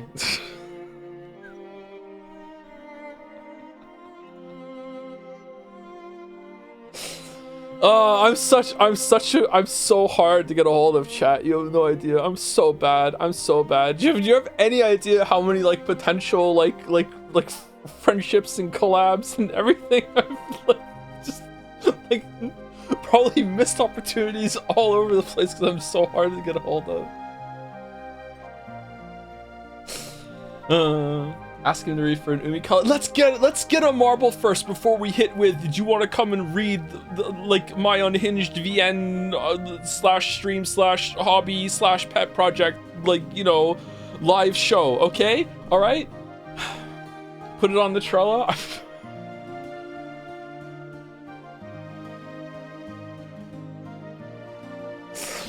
Oh, I've lost control of my life. Oh.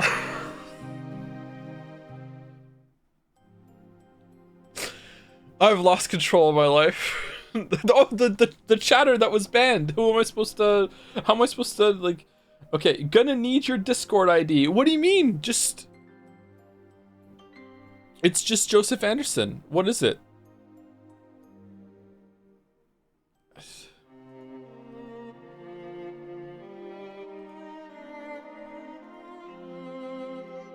Do an unban request. His name is Devrim6. Is it? Wrong, it's Joseph_Anderson_ with a trailing underscore. Yeah, if that's what the idea is, and that's what it is. Yeah.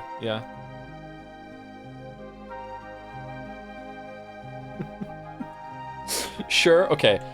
So the marble race is, chat wants me to watch an anime for them and maybe with them on stream if it's legally allowed to be streamed, or we'll do a synced up watch along with a black screen.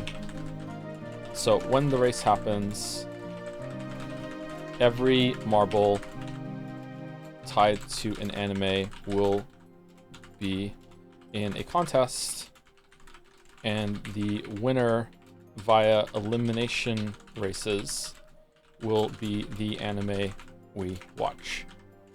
So which anime would you like to get a marble for? chat is very excited right now.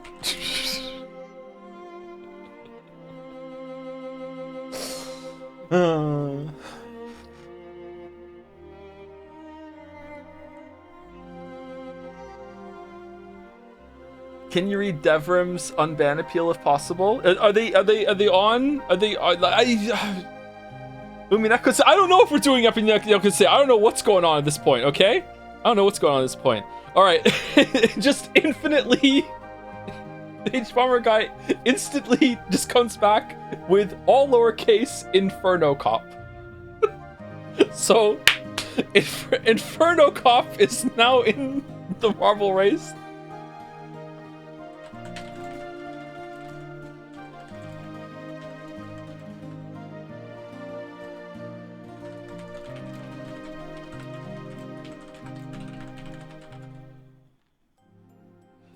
Oh.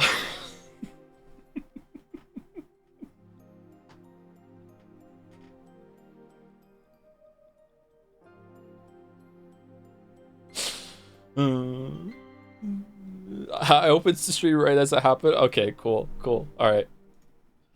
How's it going? I hope you're well. Hope you're well. Now.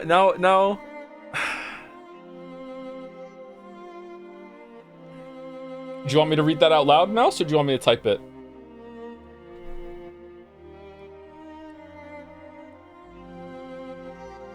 Type? Okay.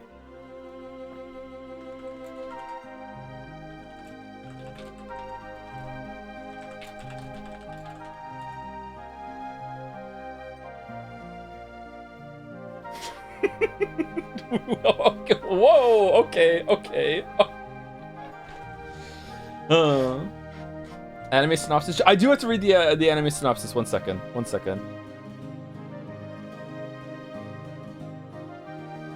Okay, Inferno Cop. My anime list.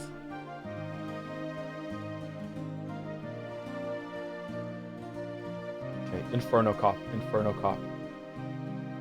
Jackknife Edgetown.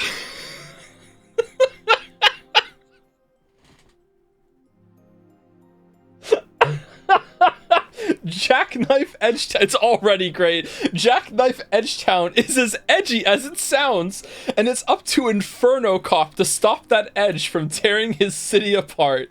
He's both law and outlaw, dispensing ungodly justice to evildoers like a candy machine.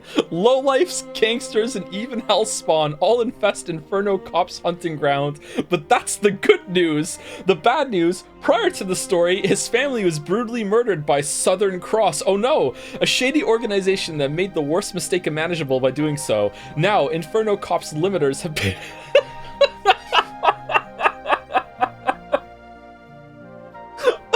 What the fuck is this? The Inferno Cop's limiters have been removed and his mercy wrung more dry than the entrails of his victims. This is an amazing choice. Something is welling up in Inferno Cop City, however, and soon he'll face the most daunting gauntlet of his life, involving him literally falling into and escaping from hell. A flaming head won't be enough to ward off the true evil that's rapidly approaching. Inferno Cop must call upon all his allies and his own wacky antics to conquer the trials that await him. I might actually watch this by myself even if it doesn't win. What the fuck? Oh man. Alright, that's in. Oh.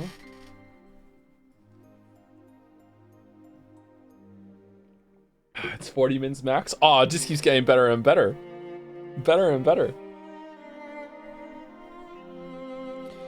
Alright, okay.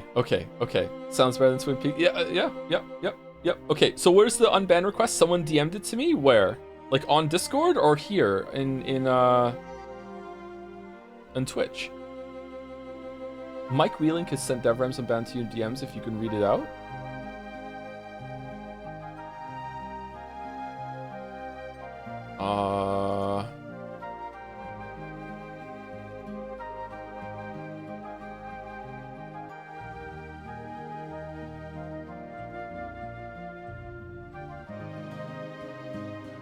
I was gonna go grill a bunch of meat after the stream. It's gonna be dark by the time we finish it. I'm sorry. Yeah, we should read. Okay, I'm sorry. We're gonna read. Here we go. We're locking in. We're gonna read. They've been fun distractions, but we're gonna read. Here we go. We're doing it. We're reading.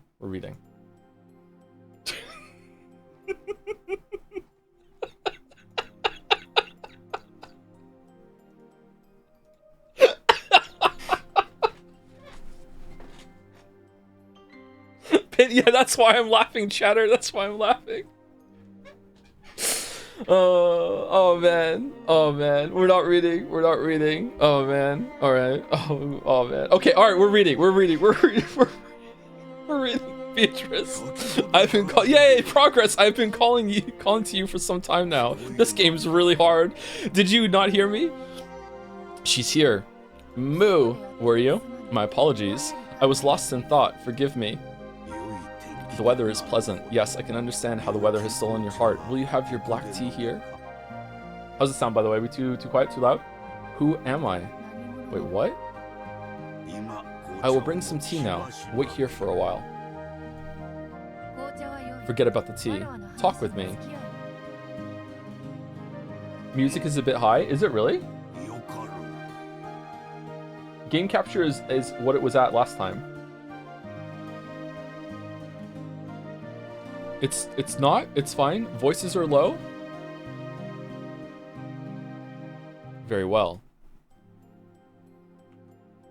Kinzo would use the excuse of getting black tea to try and interrupt the conversation for the time being. Okay.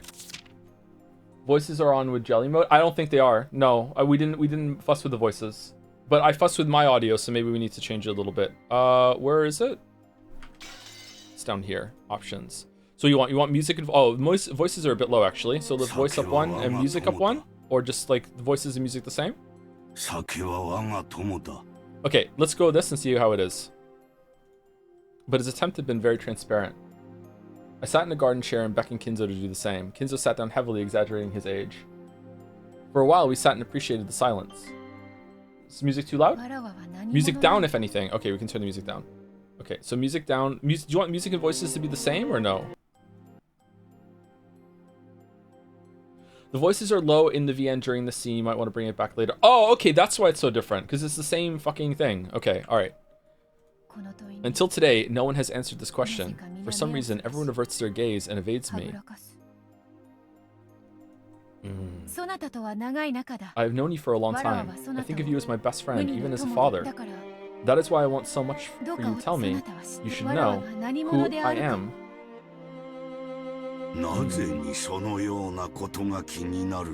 Okay, is the music too low now? Zone so hard?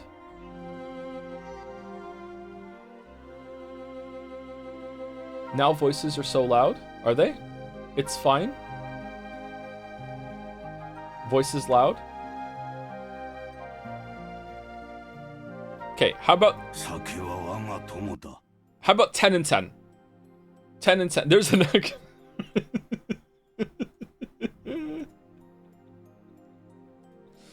10 and 10. You are Beatrice, the master of this mansion, is that not so? What more could you want to know? I do not know. What's this? Oh, this was the cliff. Okay, don't you even understand what it is you want to know? How mysterious. In one's youth, there are times one wants to play in the maze of thought that has no exit. Perhaps that's what your worries are. Kinzo laughed as though it was a trivial matter. However, I couldn't help but feel this behavior was another attempt to force me to stop any further questioning. So you won't tell me after all? There's nothing to tell. You are Beatrice. Isn't that more than enough? No, that's not it. What I wish to know is not my name. I want to know who I am. Who am I? What am I? How long have I been here, and how long will I have to continue my days here? Okay, what is this? Kinzo, I really should bring some black tea. Don't you think it a waste of all this fine weather?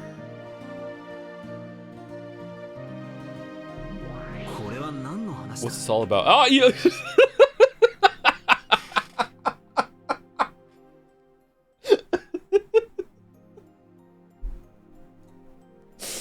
Okay, I'm turning the voices down to 5. And the music stays at 10. And that's it. I'm never changing it ever again. It's staying at that forever. There we go. Done forever. It looks like it's probably the story of your past, right? Something like that. To think I would go this far back. Looks like you had some pretty deep worries even then, wondering who you were. That is to be expected. At the time, I was unable to understand who I was, or why I was alive. Well, in puberty, everyone's captured by those philosophical worries at least once. Yeah, it's true, wondering what meaning there is in their life. Doesn't this just prove you had a charming period like that at one point? I've been in that mansion since the time of my birth, and I lived only inside the mansion. Of course, I went out into the garden, but the area around the mansion was surrounded by a very tall fence. I was unable to leave through it, and I was told severely that I mustn't leave.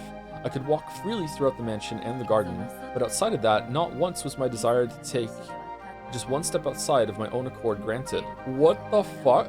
What do you mean by that? Are you trying to say that as far back as you can remember, you were always a bird in a cage? That's what I thought at the time. After all, as soon as I became aware I was living like that, I didn't even think to question it. Who in the world are you? That's it. That is what I also hoped to know. I'm sure you'll say something like, I wasn't a human, I was a witch, right? No, that's not true. That isn't true yet. Or should I say, that was once... What? That was once the case. I was constructed by Kinzo, a human built by a human.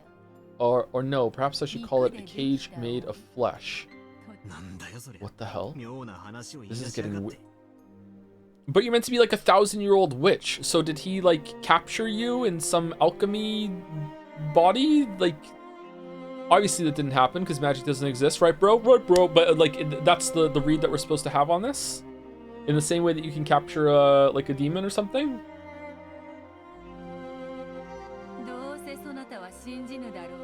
You probably won't believe it anyway. But listen first. I was a mighty witch who had lived for 1,000 years. But at one point, I was someone... okay, I'm sorry. I'm like just literally like one line ahead of the game at this moment. And by that hidden art, I was bound as his prisoner for eternity. Never heard that before. From what we hear in the Ushiramiya family, you were summoned by grandfather, made something like a devil's contract with him, and gave him the gold. Indeed, that is correct. Then I was supposed to vanish until the contract was complete. But, well, popular women have it rough. By some turn of events, Kinzo fell in love with me. Oh god, I can't imagine why. Your grandfather's nearsightedness must have gotten pretty bad. With astigmatism too. To fall in love with you of all things. Shut up, you love her.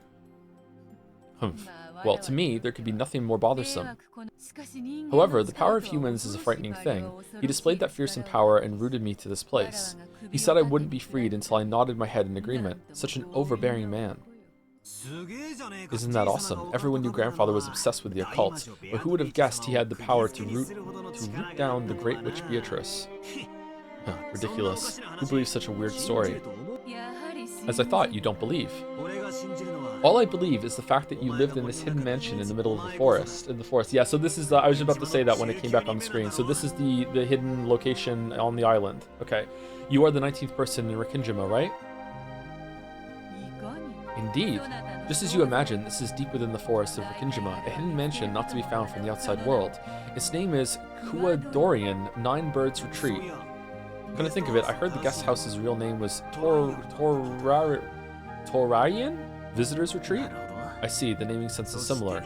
So you were grandfather's mistress who lived here in secret, isn't that right? Mistress isn't the right way to say it. You should probably call it Kinzo's unrequited love. I spoke of it just now, correct? He fell in love with me of his own accord. He then courted me, but I rejected him. Then I was shut up in this hidden mansion. No, that's not quite right. It would be more correct to say that I was shut up in this body. Oh, so it was Beatrice's memory earlier, not Maria. It was Beatrice as a child, or I don't know, when she broke the vase, and then another witch that was also named Beatrice came along and fixed it for her. And I am currently passing this off as like a revelation that I've come to myself, even though chat spoiled the ever-living fuck out of me on it by making me go back and point it out to me that it was someone else. And we're just gonna move on. I've got no idea what you said there at the end. You will just make fun of it and refuse to listen, right? After all, you say you don't believe in witches or magic. It's fine, chat. It's fine. It's fine. It's fine. It's fine. If you have no ears to hear what I tell you, saying it would be the pinnacle of foolishness.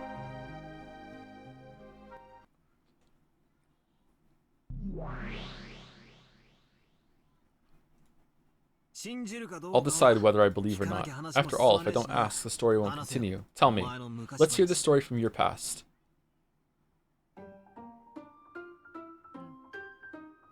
Very well. I refused Kinzo when he courted me, but he was not a man to lose heart at something like that. He wanted to make me nod my head in agreement no matter what. He shut me up in this mansion and spent an eternity trying to win my heart. Talk about overbearing. Guess no one likes obstinate men, huh? Cackle, cackle. Regardless of whether I responded to his courting or not, having a man so desperate for me was, well, as a woman, it wasn't so unpleasant. However, I never accepted his proposal. I tried to find some way to break through his guard, but that barrier was firm and I couldn't crack it. And then?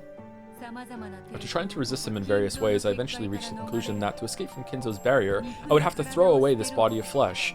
The physical body is a vessel with many restrictions for a magic user. Throw away your body of flesh? What does that mean? Something like an out-of-body experience? Well, if you want to think of it that way. However, I am no spirit.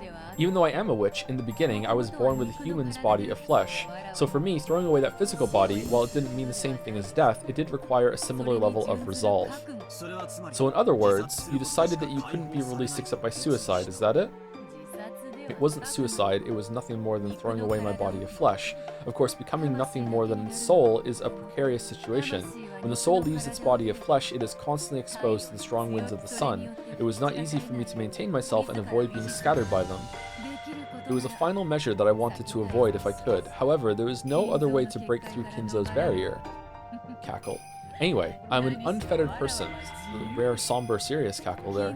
I couldn't stand being kept in a cage until Kinzo's life was over. I couldn't see the stuff Beato kept going on about throwing away her body of flesh, as anything more than suicide. Stop saying body of flesh! Grandfather persistently courted her, and to escape from that, she chose her own death? So you're saying you committed suicide? What are you talking about? Isn't that you sitting carefree there in the garden chair?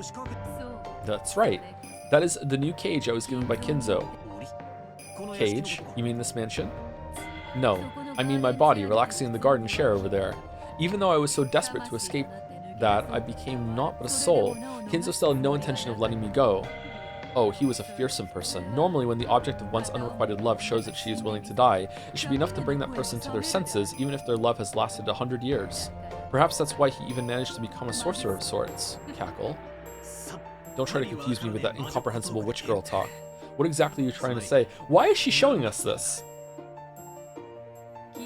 That Kinzo didn't let me escape even after I became a soul. Human emotions are terrifying. To think he would be able to exhibit such power.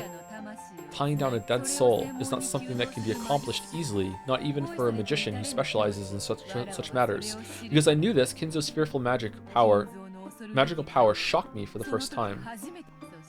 Then Kinzo seized my soul and brought me back. However, a cage to hold a seized soul cannot be made from iron or lead. Only one thing remains. What? You aren't going to say it was a magical cage or something, are you? Wrong. It's that body of flesh over there, just like yours or mine. Only a cage made of flesh and blood can tie a soul down to this world. Kinzo shut my soul up in a cage of flesh built to be exactly like me. So to sum it up, it's like this. Grandfather obstinately courted you, you started to hate it, and you committed suicide, but you weren't clever enough to finish the job? Damn, you really took a roundabout way to say something like that. No, that's wrong. Yeah, that's wrong. Dude, pay attention! That's wrong. My soul was shut up in the seed of a homunculus, and I was born out of a test tube. Huh? But that's crazy. That isn't even possible, right? 1980s Japan, Kinzo accomplished even the miracle of creating life, and simply to shut my soul up in a cage. That he would show such magical power simply because of his own love. A thoroughly terrifying person. It's already gotten pretty ridiculous. Say whatever you want. I won't believe in anything. Just do what you like. Moo. What's with this unpleasant attitude? In the beginning, I showed a little interest, thinking that there might be some huge hint hidden here, but the more I ask, the weirder the story starts to get. I get the feeling that even though this is supposed to be a game about denying witches, I'm suddenly being forced to just swallow this story about witches. Sorry, but I don't feel like listening to this anymore. Just keep rambling on to yourself as much as you want. I'll be over here picking at my earwax or something. Humph. When I started acting cold, Beato seemed unusually discouraged. Of course, her expression was still shameless, but in that really easy-to-understand expression of hers, I had the feeling I was able to catch a glimpse of loneliness at my failure to find the story of her past interesting. Yeah, I feel like she was trying to have a moment here, Battler. For some reason, the subtle reaction made her seem pitiful, so even though I kept my careless attitude, I decided to cover for her slightly. Damn it. Even though she's an irritating witch, I'm still weak against her because her chromosomes are XX. Yeah, she's killed my whole family a couple times, but she is pretty hot. Well, I've gotten absolutely no desire to believe you, but keep going. Let's have a bit of story instead of a tea snack. So you treat the story of my past like a little more than a snack? Do you expect me to just casually tell you when you insult me like that? After I made fun of her, Beato reacted a little sensitively. It looked like, even though making fun of people was her specialty, she was horrible at being made fun of by others. Just then, my black teacup suddenly made a sound, surprising me. Milady's soul was seized and breathed into a cage of new life. In other words, Milady received life as a human once more. Before I realized it, the demon butler had taken my cup and was adding more black tea to it. Ronove. Enough of that. This person just said it was too ridiculous to be worth listening to. Well, he's too ridiculous to be worth talking to. Lamayo got him. I'm baking some new cookies right now. Until they're ready, I thought you might find the story of Milady's past to be a perfect substitute for a snack. Coo. Didn't I say that's enough talking about me? Such unpleasant people, the lot of you. I'm leaving. Ronove, serve our food and then go. No pointless chit-chat with Battler. Certainly. I will make an effort.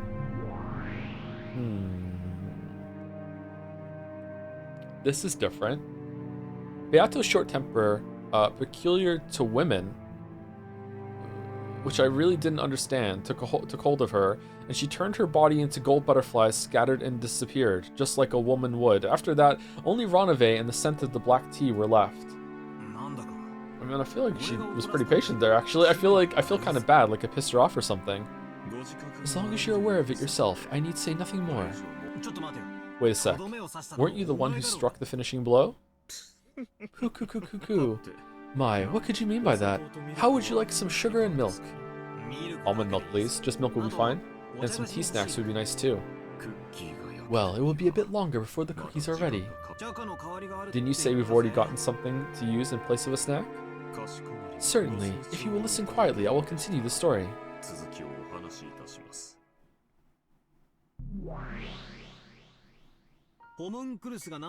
She said something about a homunculus. I know a bit about that, because I played Persona 3. It's that thing, right? A manufactured human created with alchemy or something. Furniture, yes. Milady's soul was shut up in a homunculus, and she was revived into this world, receiving life again as a baby. However, because she was a baby, any professions of love on Kinzo's part would have been quite useless. You aren't saying that grandfather shut that baby up in this hidden mansion until it grew to reach the same age she'd been? That's exactly what I'm saying, correct. That is what I'm saying. However, while her soul was the same, a human spirit is strongly influenced by its container. Milady lost all her memories of the past and grew up as a very normal human girl. Okay, so...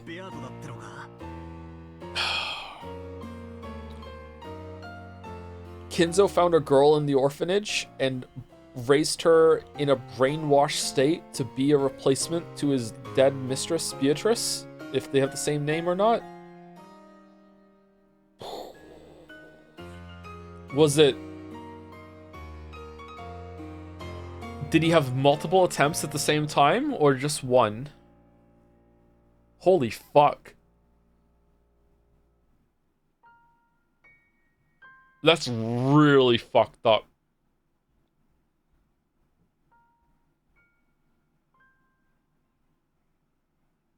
I mean, I guess it could just be test tube magic. But, like, right now I'm looking for the Battler angle, and that's the only thing I can think of. That's Beatrice from Fiverr. No, I shouldn't read chat. No. Oh, man. What the fuck? Is any of this reliable? And you're saying that Beato is sitting... That's the Beato sitting in the garden chair. Yes, that is correct. It grew to be completely identical. However, it did not possess her power as a witch. Milady was completely human. Beato, who was sitting in the garden chair looking up at the sky, voiced that same question again. She asked who she was. That also is in line with there actually being a physical version of Beatrice in episode 2 before the revival was meant to happen.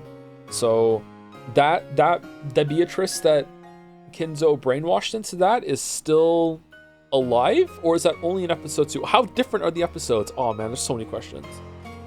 Oh, there's so many questions. What the fuck? What the fuck? What the fuck?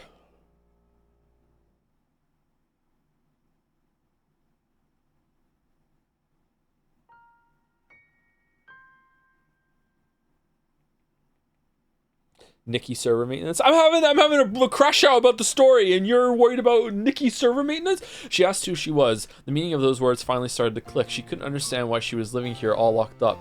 Grandfather had seized Beatrice's soul, shut it up in a body of flesh, and then shut up that up in the hidden mansion, and then shut up the mansion in the forest on the island, and then shut up the island with a typhoon. However, since she had lived here since the time of her birth, she couldn't even understand who she was or why she lived shut up in there.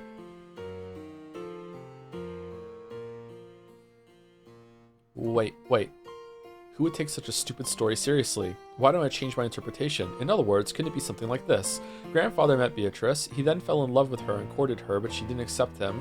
Then he flew into a rage and shut her up inside this hidden mansion. Beatrice tried to escape, but no matter what she did, she couldn't succeed. So she finally chose her own death. And then, no. Maybe there was a girl who looked just like Beatrice. No, a baby.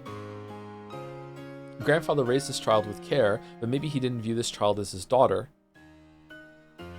The soul was once again shut up in a cage of flesh. Those words probably meant that he didn't view this kid as her child, but as her reincarnation. Maybe that's what it meant. If you interpret it that way, even a story this weird might make a little sense. No. This might be some bullshit Beato cooked up to confuse me, as if I could accept any of this. In the first place, Koadorian, was it? There's no proof whatsoever that a hidden mansion actually existed. Couldn't this be something she just fabricated on the spot? Well, let's go look. Google Maps, bring it up.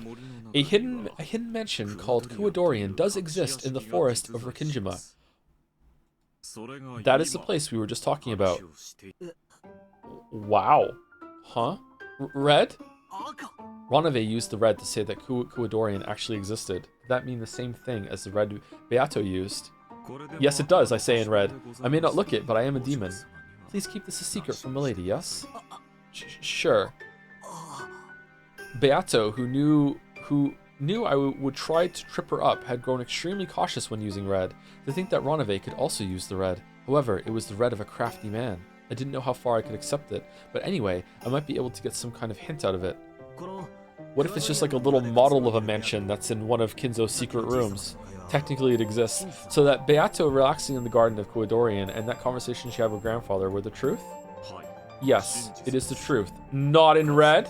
In the past, the pair actually had a conversation like that in this place. Like that is doing a lot of heavy lifting? Like a Souls-like? Thanks a lot. Some more red. Ask for some more red. You said she was born from a homunculus, but does that kind of unscientific magical thing actually exist? I am unable to answer that question. After all, doing so would cause a stalemate. A stalemate? What does that mean? We know, yep. It's a chess term referring to a state in which, similar to a perpetual check, any further progress in the game becomes impossible. This would be the opposite of an endless repetition of moves, because all moves would disappear and it would bring about a kind of deadlock. In chess, this would lead to a draw, just as a perpetual check would. However, there can be no draws in the game between you and milady. Therefore, I am unable to answer a question that would bring about a stalemate. This is bullshit. He's unable to answer a question that would bring about, like, a loss for the lady. This is bullshit. Bullshit! You obviously want to confuse me by saying incomprehensible stuff, but simply put, you're trying to dodge the question because you can't use the red to say something magical like a homunculus exists, right? Yep, exactly. If I were to say in red that a witch exists, what would you do, Battler-sama? Whether or not I believe that is what our whole fight's... Whether or not I believe that is what our whole fight's about, right? If I was told that point blank, it'd be game over. If I said, a witch exists in red, you would have no room for argument. However, since the reason would never have been made clear to you, Battler-sama, you probably wouldn't accept it. However, after being told that in red, you would have no room for argument and would not have been shown any proof. In this situation, even though you wouldn't be able to admit defeat, you would have no way to make a counter-argument and it would become a deadlock. Even though checkmate would not have been reached, there would be no existing moves left.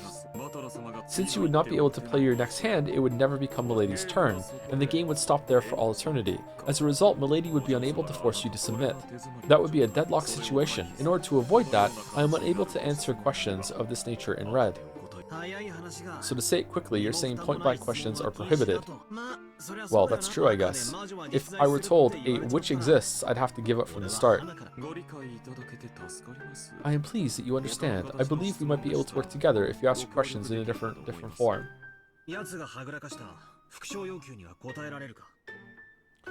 This seriously, why does he care about red if he hates magic? Because it's a story convention in order to... I understand that for some people it might be hard to accept, and this is usually something that I might have trouble accepting, but in order to cut down on the tedium of, hey, let's spend fucking like 10 minutes of the story checking every single window and checking every single door and walking around and checking everyone's alibi and where were you and where were you and where were you. It needs to have this ability to cut through all that, especially when the story is so long and it's different episodes, in order to be like, no, there's a word of God that the story can have. This is 100% reliable. Bang, gavels down. You can take this as a given for the sake of having a mystery to solve. Okay? That's why it exists. So I'm fine with Battler accepting it. I think maybe they'll do this later. I'd be impressed if they pull it off in a way that if they start lying with the red or the red becomes unreliable and it's like, holy shit, if that happens, then okay, cool. I would see how that goes and I might be entertained by that. But I think it's necessary for the type of story that this is.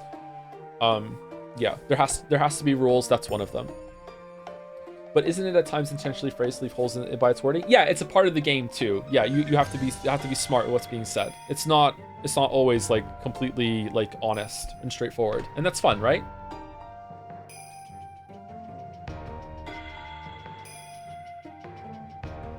I have some genuinely insane shit to drop on you this Saturday, man. You have no idea. Ooh, looking forward to a jelly. Looking forward. Anyway, let's continue. Can you help me with that line Beatrice dodged when I told her to repeat it about the number of people on this island? If the lady held back on repeating it, then of course I cannot respond. As Milady's furniture, I am unable to be too forward. Ronove made an exaggerated gesture, trying to act like a loyal retainer. This guy's so shameless. Wait, him. Just when I thought you might actually be useful. I'll give up on that and search for a different question. That's right. I was forgetting to check something important. This is a story about Beato's memories, right? When did it happen? It couldn't be happening right now, right? Correct. This is the world of 1967, and... Wait, what year is it? 1980 something? Kinzo Ori looks like that? Okay, that tracks actually. So it was 19 years ago? Or 20 years ago? 19 years ago? 1 year for every person on the island? The world of... Oh, yep, the world of 19 years previous. Let's try rearranging the story again. I wonder if it couldn't be something like this. Grandfather fell in unrequited love with a person called Beatrice. Then he confined her in this hidden mansion and continued to court her, but she was stubborn and didn't give in. Eventually, she grew pessimistic about being able to escape from here and probably committed suicide. And then, her soul was put in a homunculus and... No, if I accept that, it's the same as accepting the witch. I can interpret that part like this. She probably had a posthumous daughter. Grandfather must have believed that her soul had been placed in a new physical body, and might have thought that the child was a reincarnation of Beatrice. That means, at least 19 years ago, Beato existed on this island as the 19th person. I'm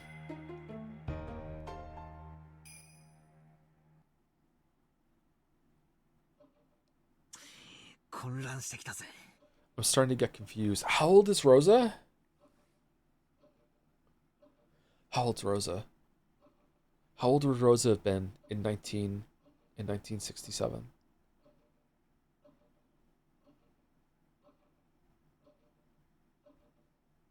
How old was Rosa when she saw that Beatrice die? And how did she die? I'm starting to get confused. Either way, we can't do more than speculate. The only thing we can say for sure in red is that in 1967, in a hidden mansion on Rakinjima, Beatrice existed as a human. That's all. That is correct.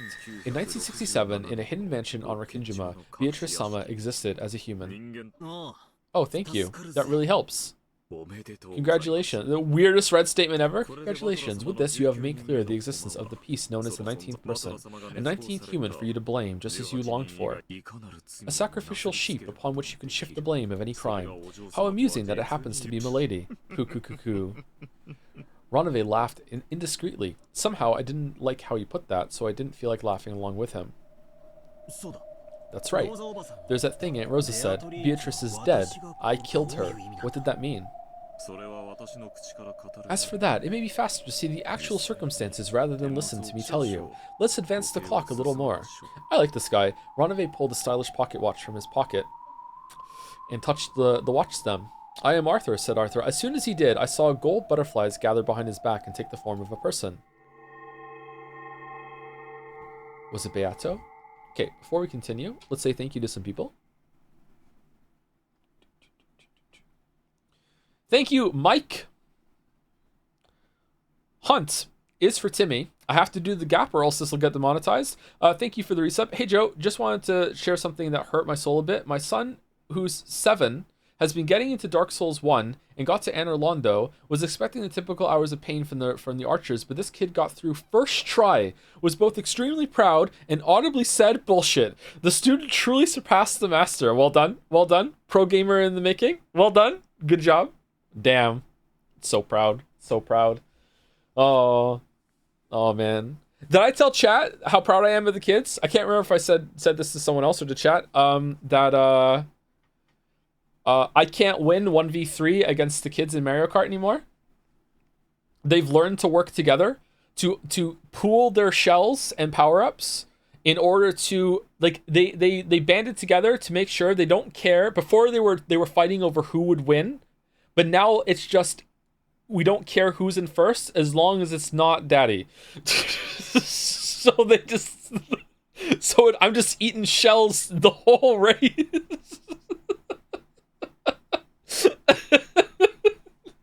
So I'm really proud of them. I like, we're gonna have to do 2v2 now, I guess, or just have AIs in the races or whatever. Yeah. So they win. Thank you, Alex Grimm QW for the resub. Ison Gray also for the resub. Thank you, Terraflop, for the 5 gift subs again. Thank you, Ace for the bits. Well, since someone else did it, I was going to wait another week at Robin's recommendation. Hey, Joe, I sent an appeal for my banning from Jazz to your email. If the answer is no, please reply to the email with that. Thanks. Also, did you pronounce it correct this time? I don't think I did. Email is hard for me to check. I don't check my email a lot. Can you friend me on Discord if you still can? And we can check there. I have Uber Super Sloth in DMs again, too. The ban requests, they're coming in. I probably will see the email eventually, though. I should be better about checking that, actually. Thank you, Dr. Pepper Cherry Zero Sugar for the ad, for the resub. Thank you, Sponge Spy Radical for the resubs also. Can someone give me a quick plot summary? There's no way. I've sent a Discord? Okay, thank you. Thank you, Finnick, for the gift sub. Thank you, Finnick. Hive Switch for the resub. Powick for the gift sub to Ronove. Iron Wrath for the gift sub to Yusuke, because Ronove is Yusuke for this playthrough suddenly. And thank you, John the Show, for the new sub too. Welcome. You said you'll read unban requests when you get to 10 bans. Do we have 10 bans? Because if so, we'll do it at the beginning of next stream, I guess. No, we're not going to do Signalis. Do that for Signalis. Maybe second Signalis stream we'll read unbans. Was it Beato? I quickly realized that it was someone else. It was her. That oldest sister of the 7 Stakes who loved tormenting me more than her 3 meals a day. If I don't consider myself lucky to see that sexy ass, I won't be able to keep up with her torture game. Ronove-sama, so you're still here. This is an urgent call from Beatrice-sama. My, what kind of urgent business could it be? It seems my chat with Battler-sama has run a tad long. Well then, Battler-sama, if you'll excuse me. Please continue to enjoy your game with Milady. My curfew approaches. Yeah, I'll enjoy it as best I can. Because my conversations go a lot more smoothly when they're with you as opposed to her. And you're more gracious with the red too. Come and talk again anytime you like. Battler-sama, despite how I look, I am Milady's furniture. I can do nothing that Milady does not desire. What I said in red was something that normally should have come from Milady's mouth. I did nothing more than announce the red truth in Milady's place as she sulked. Ooh, so she really was sulking then. Seeing me and Ronove incomprehensibly sitting it off. That's snake knee Chen cocked her head curiously. Ranabe-sama, we are keeping Beatrice-sama waiting. Let us hurry. Yes, I shall go immediately. Well, Bella-sama, I will see you later. It appears that we have finally started getting along. As I thought, I have the feeling we'll manage to become good friends. Sure, if you mean partners that gossiping behind Beato's back. Ranabe-sama! Yes, if you'll excuse me. Maybe she didn't like seeing him act so friendly with me, or maybe she really had been told to hurry. When the snake Nichan let out a thunderous cry, Ranabe laughed frivolously and disappeared as if running away.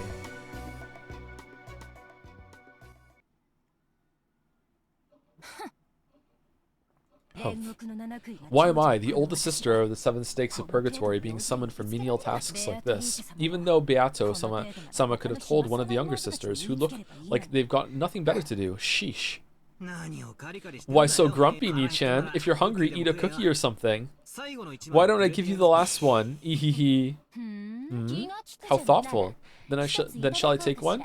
I casually pushed the snack plate with the last remaining cookie over to her. Thank you. Did she eat your hand, Battler?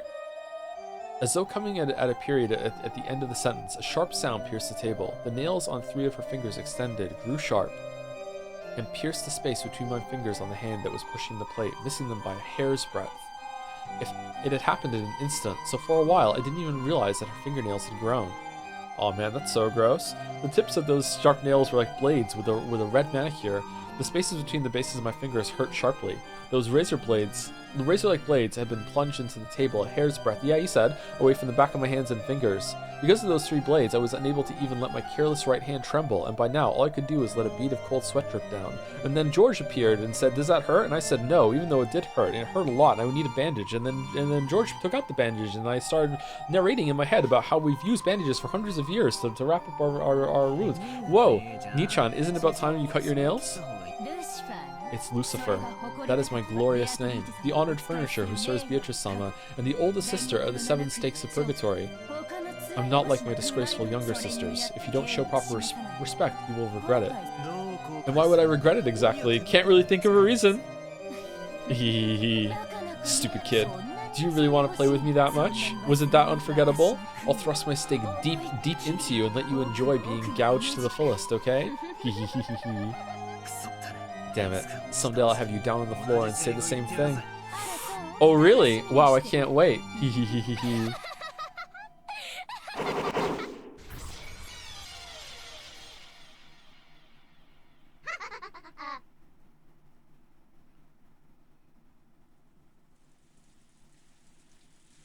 Thank you, Eden0 for gifting out a gift sub, and Ocean Nuke for the resub as well. Thank you very much. Gifting out a gift sub. I'm starting to talk like Umineko.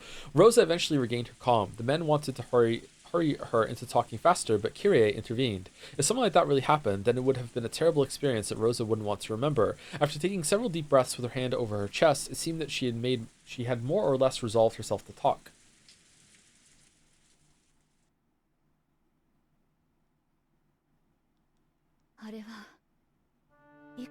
Was the sexual tension there intentional, or am I being perverted? I can't tell. I would say it was like kind of weaponized sexual tension, or coping mechanism sexual tension, with Battler trying to fight back against the torture he's enduring by being like, ha ha ha, I'm into it. I don't think he is. I think his resolve is just so high that he's able to like that's the way he's like dealing with it, I think, or yeah. Or like being able to persevere through it. How old was I then, I wonder? Middle school, probably, though I don't remember well. Anyway, I think I was about that age, which means maybe about 20 years ago. Back then, my grades weren't very good, and Mother was always angry at me. I tried to do my best in my own way, but I couldn't match up to Mother's expectations at all. Mother was always very strict with Rosa. I sympathized with her at the time. Humph. You say that even though you were always talking behind her back. Would you give it a rest, Eva? And then? Where did you meet Beatrice, Rosa-san? Hideyoshi-san, you mustn't rush her now. It's okay, Rosa-san. Tell us at your own pace. Thank you. It was a day I had been harshly scolded by Mother. Even though my tutor had promised to keep it a secret, apparently they told Mother all about how I had complained.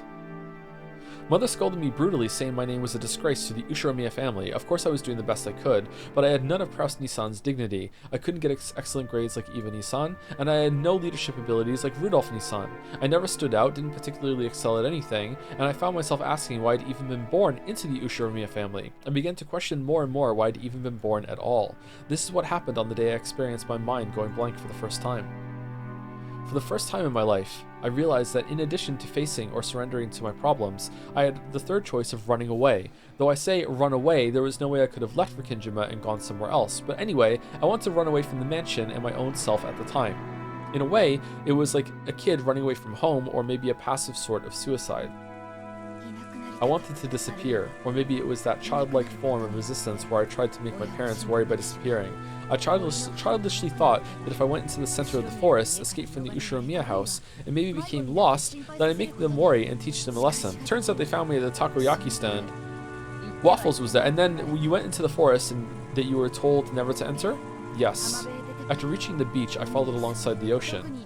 Okay, how did the witch of the forest appear then? Was that Kinzo passing it down with the servants, or did the servants gossip a little bit because they knew about the other mansion and it turned into like a method of keeping the kids out of the forest so they wouldn't find the mistress or something? Huh. I wonder how that happened. Yes, after reaching the beach, I followed alongside the ocean. I didn't have any particular reason, but I felt that if I went around to the opposite side of the island, there might be a place that no one knew about, which might become a hidden house just for me. If you go around by the beach, that'd be impossible. It becomes a cliff part way. Oh, the cliff! There's no way you could pass that way. We got past it, of course, so I kept going wherever I could, which kept taking me deeper and deeper inland. It's a horrible forest without any paths, but that was comforting to me then. If I could make it through such a dangerous forest, then I'd be that much further away from the Ushiromiya family. How shameful. If you were scolded because of your grades, all you had to do was work harder. Eva, shut! You mustn't say that. Doesn't Rosa have her talent as a designer instead? Literally speaking, he was covering for Rosa, but everyone knew that Rosa's company hadn't been profitable. Quit it. This is no time for sarcasm. So you managed to end up there by coincidence, at Beatrice's hidden mansion. Rosa nodded weakly. About how far did you walk? Could you show it to us on a map? Now, what other secrets is Rosa keeping? Knew about the woman, the hidden mansion, went to the chapel and saw Beatrice there before and didn't tell anyone? What else is she keeping? About how far did you walk? Could you show it to us on a map? Netsui-san, do you have a map of this island? No, there isn't one here now. It wouldn't help. I was just walking randomly. Even if you gave me a map, I wouldn't know. And 20 years have passed since then. I probably couldn't reach it again, even if I went into the forest. Several people that objected size. Well, let's just go explore. The island can't be that big. If she found it by accident, we can find it on purpose. It was vividly clear that in their haste, they thought some hint related to the witch's epitaph, or maybe even the gold itself might be resting there. On Rikijima, only the land around the mansion is ready to be developed on. The rest is completely uncultivated, and it'd probably take a lot of work to survey the entire island. But just knowing that it actually exists is helpful.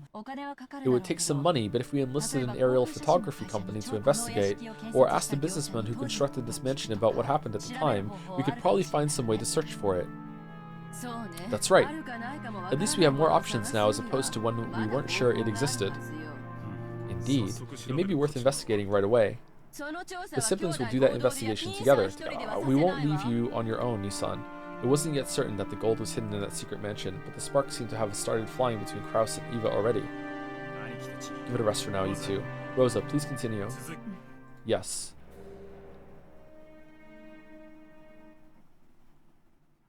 Bro, you can just search on foot. Can you? The typhoon is here, so they can't do it right now. But yeah, after it passes, yes.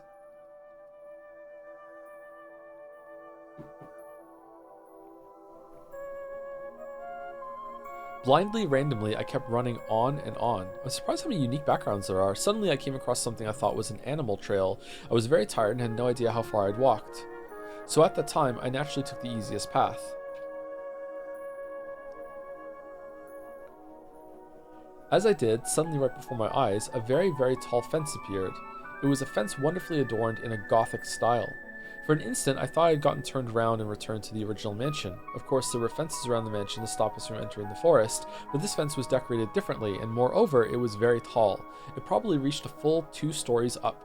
It was covered with ivy and created a mysterious, solemn atmosphere. Yeah, I can see. Yep. At the time, I believed in the legend of the Witch of the Forest, Beatrice. I had been told that she was frightening, but some of the servants told me that she'd sometimes help you if you respected her. Since I had little confidence in those days, I believed the only way I could be saved was by receiving her help. That's why I thought what I did. I believed that this was the fence of the mansion belonging to Beatrice, the Witch of the Forest. I thought that if I could meet with Beatrice, she'd definitely save me, so I decided to try going in. But the fence was very, very tall, and it didn't look like I'd be able to go over it. So I chose to walk around it. I thought that if I did, I'd eventually reach a gate, but it wasn't that easy. The fence had an incredible length to match its incredible height, and no matter how far I went, I didn't reach a corner. What? It might have encircled a massive area. Or maybe I just had that impression because my child's legs made it difficult to walk in the forest. Anyway, I couldn't find a gate for a while, and I started to feel sad as though the witch had rejected me. As I did, I eventually came upon a large tree whose twisted root had bent the fence. It might get my clothes dirty, but if I crawled, it looked like I'd be able to sneak in. And then you found the hidden mansion? I don't know if it was the hidden mansion we've been talking about. Still, at the very least, it wasn't a place that we know of.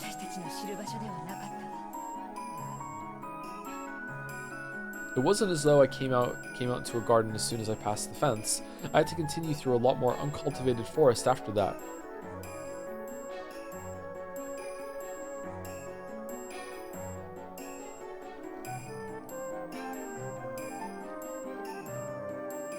As I did, the forest suddenly opened up, and what appeared there was an unbelievably fantastical scene. To think that on Rikkinjima, where I thought only we lived, there could be such a wonderful mansion hidden away. A beautiful flower garden spanned the front of the mansion. It was a flower garden of a completely different design from the rose garden we know so well, and it was very lovely. Of course, the mansion was also wonderful. It was a couple sizes smaller than ours, but it was still elegant and adorable at the same time. Then I saw her figure. I saw her sitting in a garden chair positioned to give a view of the flower garden, wearing an elegant dress. It was that black dress embroidered in gold that we would later know from that portrait. I hadn't seen an elegant dress like that except in fairy tales and on the stage of musicals. For a person to be wearing it as her normal clothes, that in itself seemed quite fantastical. That mysterious scene was enough to make me lose my sense of reality. If someone had told me then that it was a dream, I might have nodded obediently and waited to wake up in my bed. So, if this Beatrice also died or killed herself, did Kinzo just immediately get someone else and restart the thing? Like another baby? My mind keeps going back to the orphanage and why he would like support that. I had forgotten to hide myself in my shock, so she eventually spotted me. At first, her expression was quite listless, but when she noticed me, her eyes opened very wide. It was only natural, considering that a guest she didn't know had suddenly appeared. I lowered my head automatically, planning to greet her and apologize for entering without permission.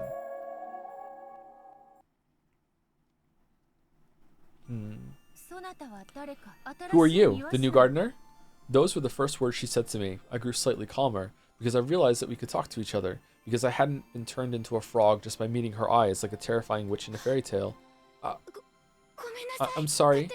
I shouldn't have entered the garden without permission. Who are you? Name yourself. I am Ushiromiya Rosa. Ushiromiya? Oh. One of Kinzo's family, huh? Ah, yes. I'm Kinzo's daughter. Good afternoon. I was a little surprised. After all, father was a great man, feared by everyone, and yet she had spoken of him without using honorifics. So I was immediately terrified of her. After all, if she could refer to my fearsome father that way, she must be a witch with incredible power. It tracks. After staring at me curiously, she beckoned me to come over. Frightened as I was, I obeyed. After all, I thought she might really turn me into a frog. The closer I got, the stronger that fear became. After all, as I keep saying over and over, that woman and her dress and the flower garden and the mansion, that whole picture was so fantastical and beautiful that it seemed separate from reality. It probably wouldn't have surprised me at all to learn that she really was a witch. And I really was lucky. She hadn't turned me into a frog. As I awkwardly stood there, stock still, she motioned to an open chair and urged me to sit down.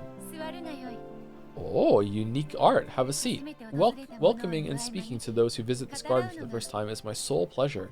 Of course, I have no pleasures other than that. As she said this, she let an unhappy smile show for just an instant. Because I was full of a strange mix of tension and excitement, I rudely asked her a question all of a sudden. Are you the witch of the forest? Beatrice? Indeed, I am Beatrice.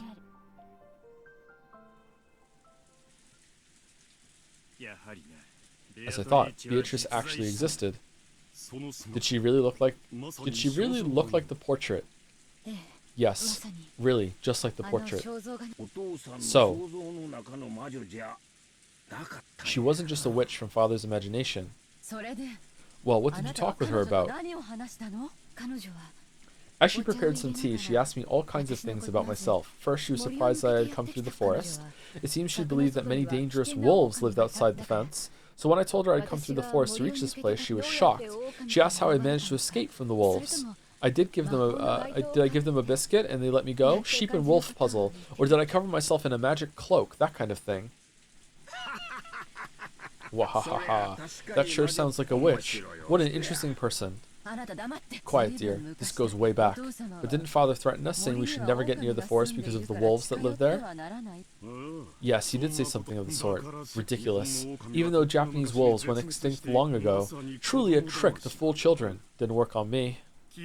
I don't remember, though. Did Dad really tell us something like that? It was the Witch of the Forest, right? I don't think I ever heard about wolves. This was when you were still in elementary school. Don't you remember? Back then, you actually said you thought it'd be cool to try petting the wolves. Father immediately gave up the wolf story and changed it to the story about the witch. Seriously, what transparent lies they were.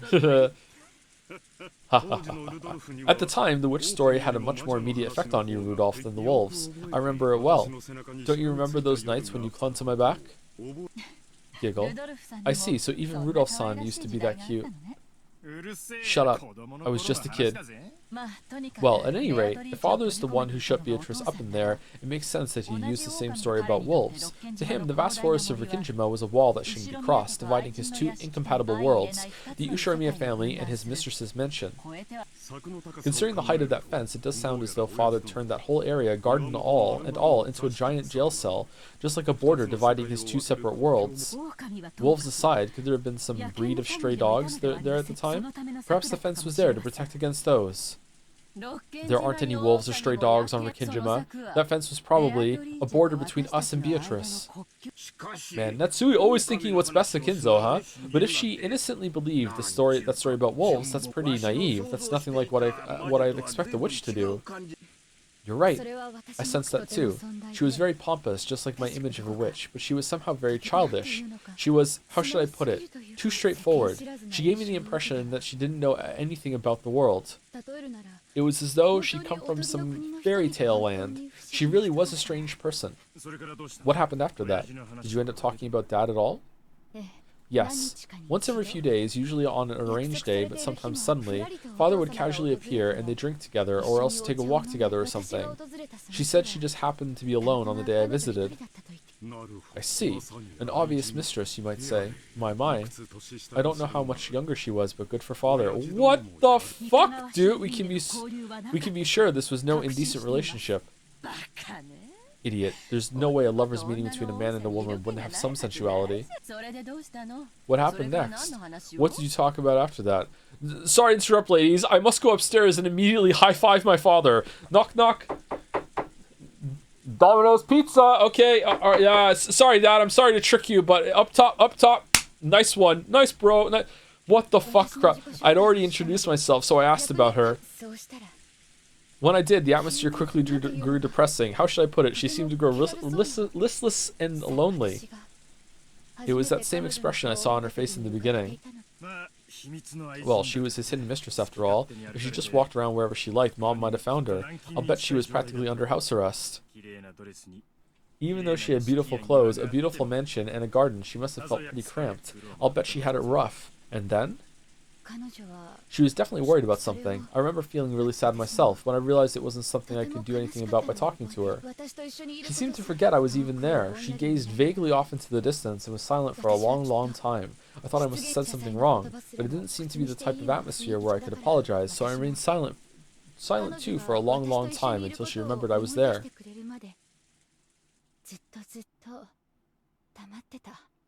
And then she muttered unexpectedly, "Thank you to SkinP94 for the resub. Is it weird how Beatrice, killing your entire family only makes her more attractive?" I mean, you gotta respect that she pulled something off, right? Right? You gotta respect it. Thank you, Skimpy. Thank you, Jab Scribbles, also for the resub. Thank you, thank you. Are there really no wolves beyond the fence? Huh? Yes, that's right. I've never seen wolves, not even in a zoo. What is in a zoo? Well, depends on the quality of the zoo. Some have dog. Yeah, it's a place where they keep all kinds of animals. They're full of rare animals like elephants and giraffes and pandas. So there aren't any wolves in a zoo? Then it might not be so scary. Even if there were wolves, all the animals are put in cages, so it's safe. That's why you can safely look at them and learn about them. The mighty witch of the forest was apparently terrified of wolves. I remember it looked pretty funny to me at the time. Nice music. How am I any different? Huh? She didn't know about zoos.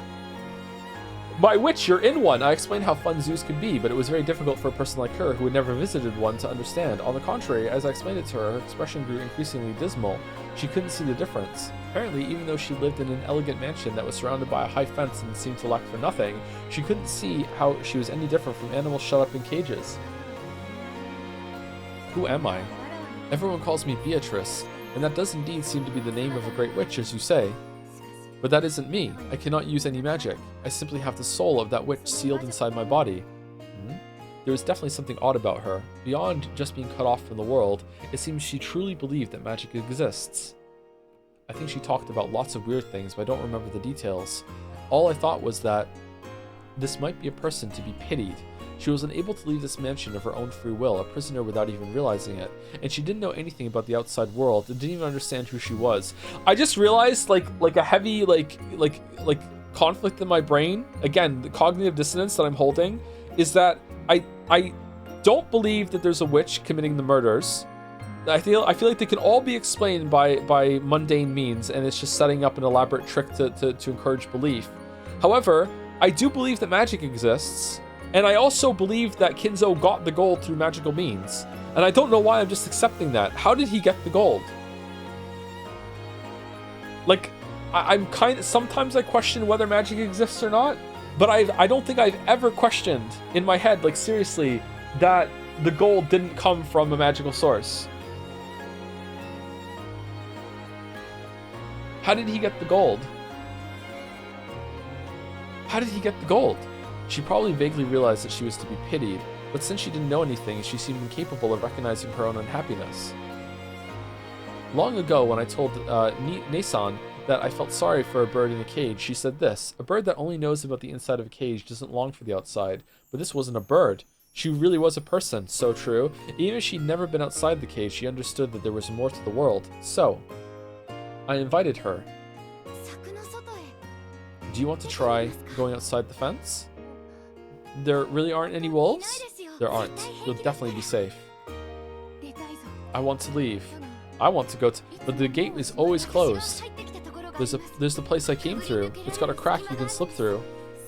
If we go through there, will there be a world outside? Yes. There really aren't any wolves? Giggle. Right, there aren't any. There's wolf. I'd only planned on inviting her to go on a short walk, but she kept looking over her shoulder at the mansion as though she was seriously worrying over the decision. Then I learned what she was preparing herself for. I have had enough of this place. I want to go outside, and I want to know who I am, what's happening in this world, and why I was born. Beatrice-sama. I didn't know what her life had been like before then. It was probably something she couldn't express easily. If it was harsh, she just had to say she wanted to escape. If it was sweet, she just had to say she'd stay. For example, maybe it was like how a hot fireplace on a winter day makes the air get thicker and thicker, giving you a headache. Even though you know you shouldn't keep things the way they are, you still need courage to open the window and be tormented by the cold wind. Or when, like, you've soaped up and you run out of hot water in your shower, and you know that you can't leave the shower without, like, rinsing yourself off, so you have to have this, like moment of, like, building willpower and resolve to dunk yourself under the cold shower to get all the soap off. Fucking terrible, man. Fucking terrible. Fucking terrible. So she's starting to realize that she couldn't stay there forever. She was starting to realize that she had to go outside someday. But since she didn't know about the outside world, she must have needed courage to take that unspeakable first step outside. And despite that, she had made her decision. She'd voiced her decision to go outside. It's a decision she was probably making for the first time in her life. I hesitated for a moment. Father had decided that she should live here. She was like Father's beloved bird in a cage. If I just let her escape, Father might scold me harshly. I want to see. See what? I want to see a zoo. Ah, I was just a little surprised when she finally gave me a gentle smile. Could that have been a farsightedness brought about by her decision to venture out from her cage? I need to show her the gate when we're outside. Behold, the zoo. Oh, look at the gate in the background. Holy shit, how big is this area? We could find this for easily just walking around after the storm's gone. Holy fuck. It was a smile so gentle I couldn't imagine that it had come from that once dark face. When I speak with you, I keep hearing about things I don't know. I don't even know about this thing called school, nor do I know about zoos. I don't know about movie theaters. I don't know about amusement parks. And I feel from the bottom of my heart that I want to know about those things. Will you take me to see them? Huh? Yes. I was nervous about how I could keep it a secret from Father, but her face looked so happy, so I went along with her and nodded. But she seemed not to notice the meaning behind my vague smile. She seemed to believe that I'd really take her to all those places. She was pure and genuine. She'd probably never been tricked by anyone. No, maybe it's better to say that she'd never learned how to doubt. Her smile was somehow radiant and yet pathetic. I wanted to find a way to grant her modest wish. I have had enough of Beatrice. I want to know who I am. I want to start out as a new human, not Beatrice. So I want you to take me away from here. I don't need tea anymore. I don't need the stress. I won't meet with Kinzo again. Please, take me from here, Rosa. However, that responsibility was one that a child like me couldn't hope to fully bear. Still, when I saw her serious gaze, along with that brilliant smile that made it look as though a possessing spirit had left her, I could feel a little courage start to rise up inside me. This was definitely something that would get me into a lot of trouble.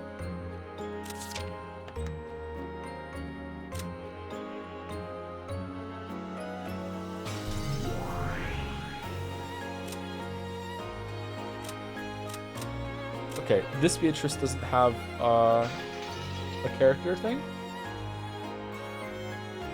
Doesn't look like.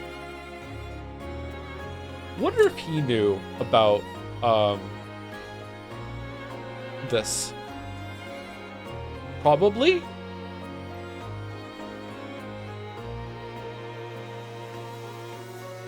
They weren't born yet at this time, right? I think they're younger than 19. Aren't they 18? Are they the same age? I think they are. You weren't on the island yet. You might have been. Huh.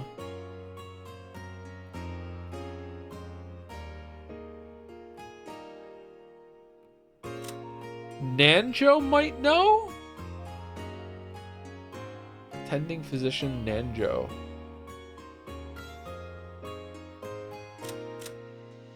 Huh. This was definitely something that would get me into a lot of trouble, and yet it was definitely the right thing to do. I don't know how it'll turn out, but I'll take her away from here. Of course, I won't be able to talk to Father and not Mother either. Should I talk to Onisama or Oni-sama? No. What about that reliable Genji-san? Or, that's right, what about Kumasawa-san, to whom I can always talk to when I'm in trouble?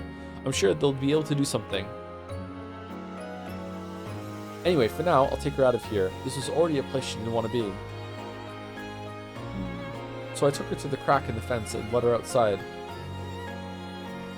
She was all nervous, checking to make sure there were no wolves around, but once that fear disappeared, even just walking around this dense forest seemed to be fun somehow.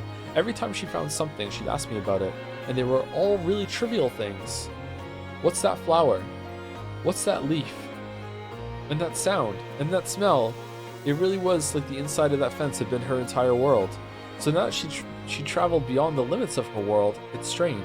When I first saw her, I really thought she was the witch herself, relaxing inside the witch's mansion. But now it was different, or actually the complete opposite. She'd left a world she'd believed to be finite, and was overjoyed at the realization that the world was endless, something she'd never thought of before. It really annoyed me, so I killed her. So everything she saw was new. It was almost as though she was the one who had been thrown into a fairy tale. If she was Alice, then I felt almost like a rabbit holding a watch.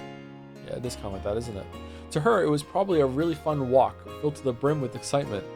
But I was actually at a loss of what to do. After all, I walked randomly to get there. Of course I didn't know the way back to our mansion. There were no lights in the forest, and I hadn't brought a flashlight. I realized it would be terrible if it got dark while we were still like this, and grew impatient. She was too innocent, and apparently she couldn't understand at all how frightening it would be to face the night inside the forest. But I was the one who brought her outside. I had to take responsibility somehow and resolve the situation. So I had a thought. Let's go out to the ocean for now. If we then follow the beach around, we should eventually make it back to the mansion. However, that was much more of a problem than I'd imagined. I didn't have a map or a compass. There was no way I could walk in a straight line through an uncultivated forest, and I immediately lost my sense of direction. I already had no clue which trail I had come by and was completely lost. I think someone's gonna fall off a cliff. At this rate, night would definitely fall before I had a clue where to walk. But there was no time to cry. That was for the seagulls. After all, that woman following behind me was so innocent and having so much fun. So I definitely had to lead the way through this forest for the sake of her smile as well. Gritting my teeth so she didn't see me looking troubled, I pushed my way through the woods, advancing down a path that wasn't a path.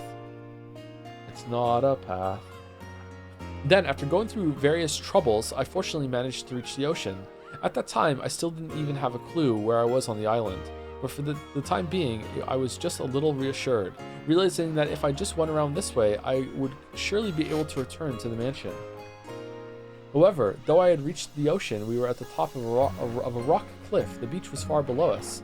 I was tired from walking around the forest so long, so I figured that an open area, even a rocky beach, would probably be much easier to walk in. So I suggested that we go down that rocky cliff somehow.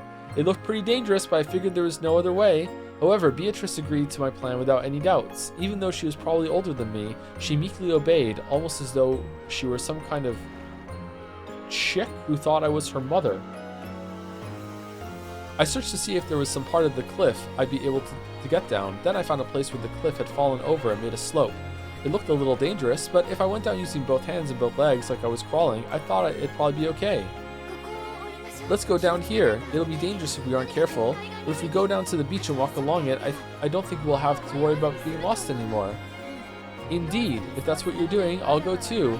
Even getting lost is fun for me. Quite amusing. She really had no sense of danger. There was probably no doubt she'd lived a life without discomfort. Even though she knew it would get dark when night fell, she couldn't imagine how dangerous the inside of the forest could be without a light. Furthermore, it seemed that she couldn't grasp at all how dangerous it might be if she fell from the cliff. I warned her repeatedly to be careful, even with the stream tidal. I cautiously examined our potential route down. It seemed to be quite a long drop. I think it might have been about 10 meters down. If you looked at it from the bottom up, it would probably have looked shorter than the roof of the mansion. But looking from the top, it felt almost like staring down from the observation room on Tokyo Tower. But Beatrice still appeared to be completely without fear. It felt as though she had never been taught that high places were dangerous. No, maybe she believed that she was a witch, and that she could fly, so there wasn't any need to worry. Please be careful, we're pretty high up. Indeed, I shall be careful. It looks like we can get to the ocean if we go down. Is there an aquarium there? No, there aren't any aquariums on this island, but there should be lots of fish in the sea. I see, so there are fish. Are there whales and dolphins and penguins like you talked about? No, you'd have to go to an aquarium for those. And you'd have to leave this island to find an aquarium. Is that so? Well, I'm looking forward to it. What kind of fish are whales? They're really big fish, huh? Aren't they mammals? And they spit seawater into the air. Oh, and dolphins? They're really smart fish. Oh, and weren't they also mammals? They're really smart and can be taught tricks and stuff. Ho ho. And what about penguins? Weren't they tiny birds? What's going on? We're talking about aquariums, but none of these things seem to be fish. There aren't just fish. It's full of all kinds of things that live in the ocean. Ho ho. I really am looking forward to that. What? Yeah. She let what might have been a funny, rushed and short cry. Did she sneeze? No, it was probably a scream. It came right out of the blue. The ocean? Her body separated from the cliff and silently fell. I immediately wanted to say something to her. I wanted to say, didn't I tell you to be more careful? It was the thought of a child. It was how a child immediately gets mad when something bad happens, trying to find an excuse to show it wasn't their fault. Of course, I said it out loud. Are you okay? Didn't I warn you over and over? Uh-oh.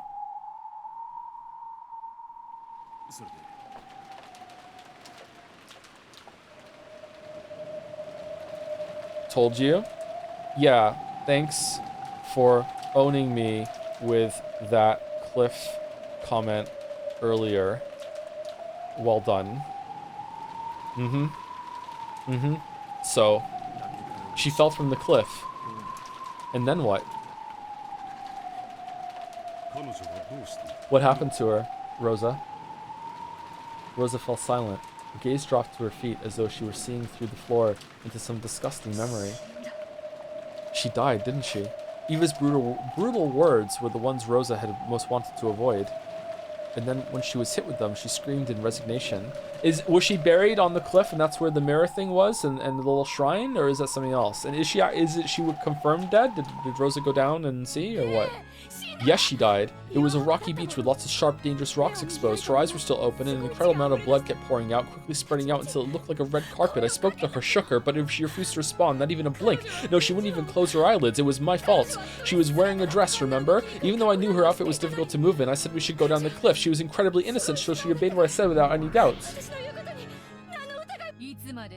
How long do you plan on remaining dead? Open your eyes already. Darn you, turning into a lump of meat all by yourself while I'm gone. I was just flirting with your ass Nichan friends.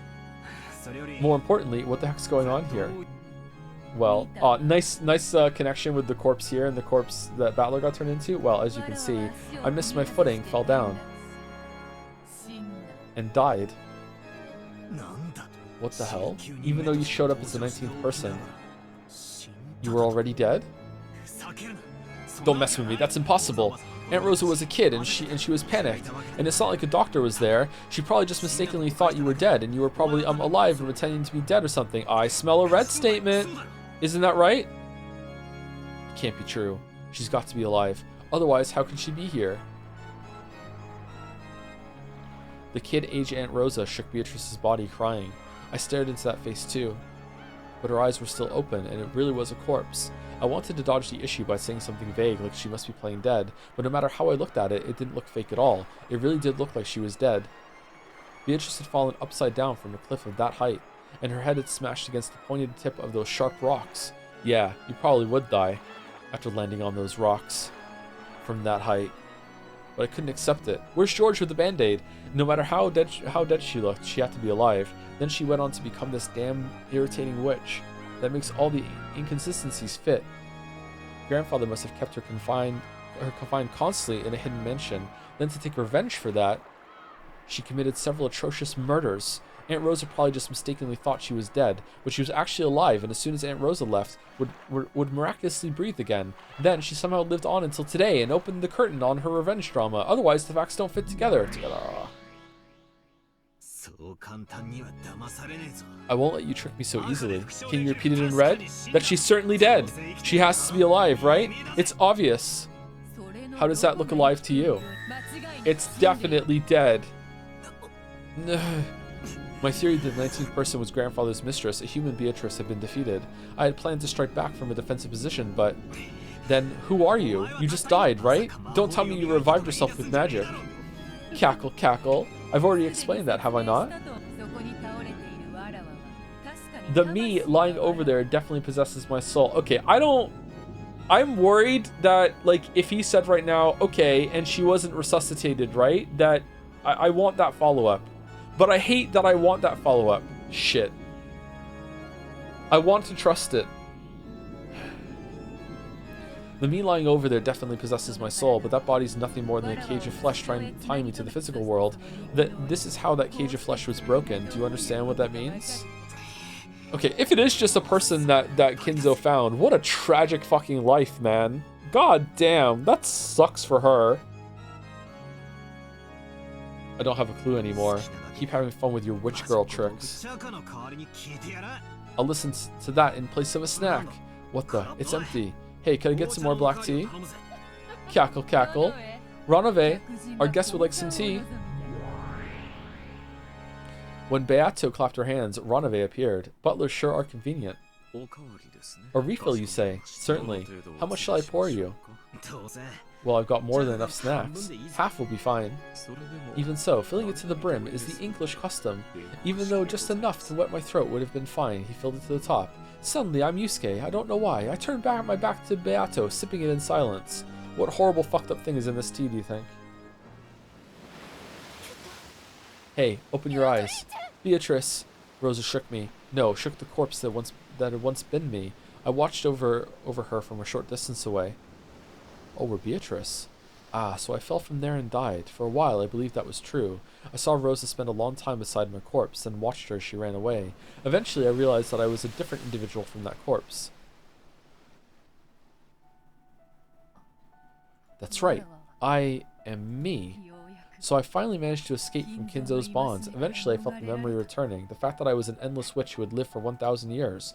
Then I remembered that I had been summoned by Kinzo and that I had been imprisoned by him for a long time. While being imprisoned in a cage of flesh, I completely lost my memory as a witch.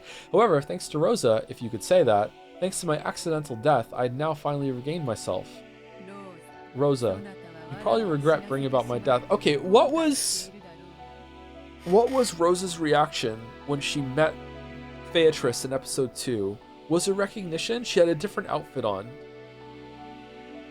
How reliable is the face on the sprites to looking like... Also a long time ago. Would she remember? Probably. What did she say?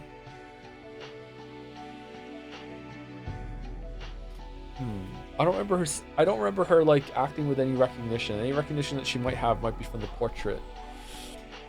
Rosa, you probably regret bringing about my death, but I should be thanking you. Cackle, cackle. I couldn't see Rosa anymore. Did she go to call a doctor, or was she so terrified that she ran away? It no longer matters. That soulless shell no longer has any value, and yet I'm so frail now. Even this glorious midday sun is agony to me.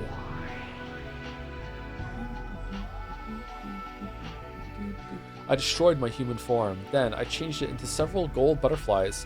Yes, with my magical powers, frail as it is now, this form is easier to maintain. To escape even a little from the light of the sun, I rode the wind and gently flew up the side of the cliff. It will probably be a bit cooler in the forest. Anyway, I'll take some time to recuperate and regain my former power, as I ponder how to make Kinzo pay up all he owes me. Dancing alone through the air, I looked down at the shore one more time. On the rocky shore lay the figure what had once been me, the figure I would eventually regain. To regain the form of that physical body I had thrown away, it would probably take more than 100, 200 days. And it might require 1,000 days, or perhaps even more. Or perhaps 19 years, exactly. However, I am the Endless Witch, the Golden Witch who has lived for 1,000 years. Waiting any countable number of days would be no problem. Cackle, cackle. Oh, Kinzo, regret that you are not here now. No longer will you be able to capture me. Cackle, cackle.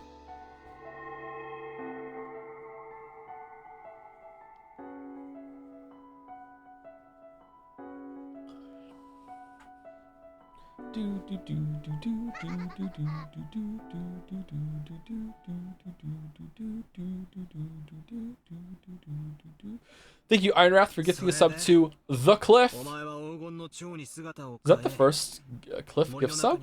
There must have been a Cliff before. Aha.wav, nice. Thank you, the Sigia for the resub. Beatrice found the Cliff.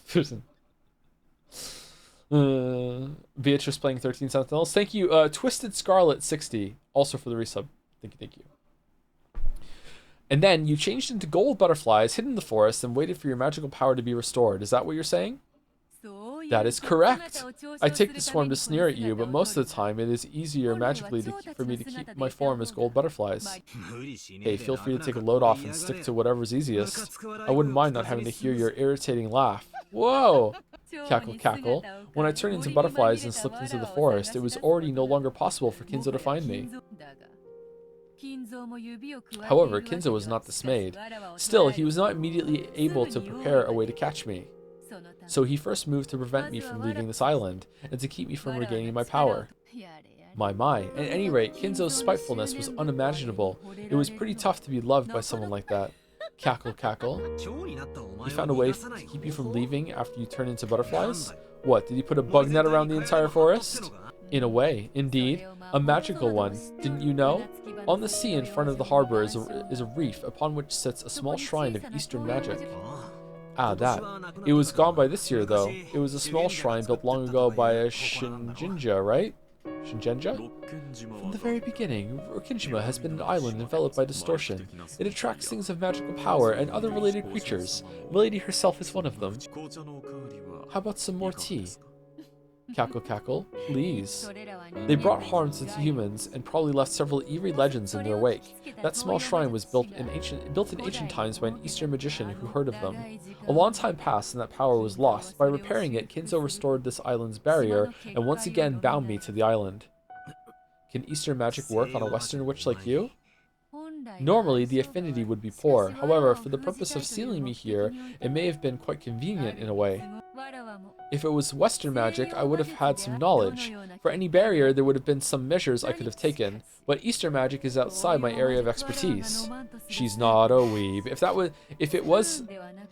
It was as if I had been given chopsticks instead of a spoon for some soup that I wanted to drink. Okay, that was said before, wasn't it? In a space dominated by Eastern magic, Western magic loses much of its power. Even if she were given 1,000 days to regain her strength, she would have to wait many, many more. So you're saying it took you 20 years to regain your power, and now you've revived, as we can all see?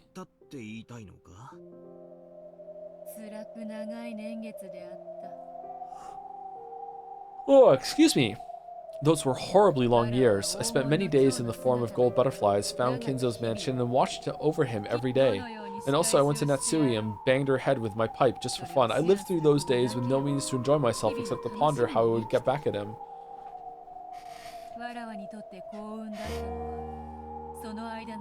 That period of 20 years was fortunate for me. Kinzo tried to use all sorts of magic to find and capture me, but each failed.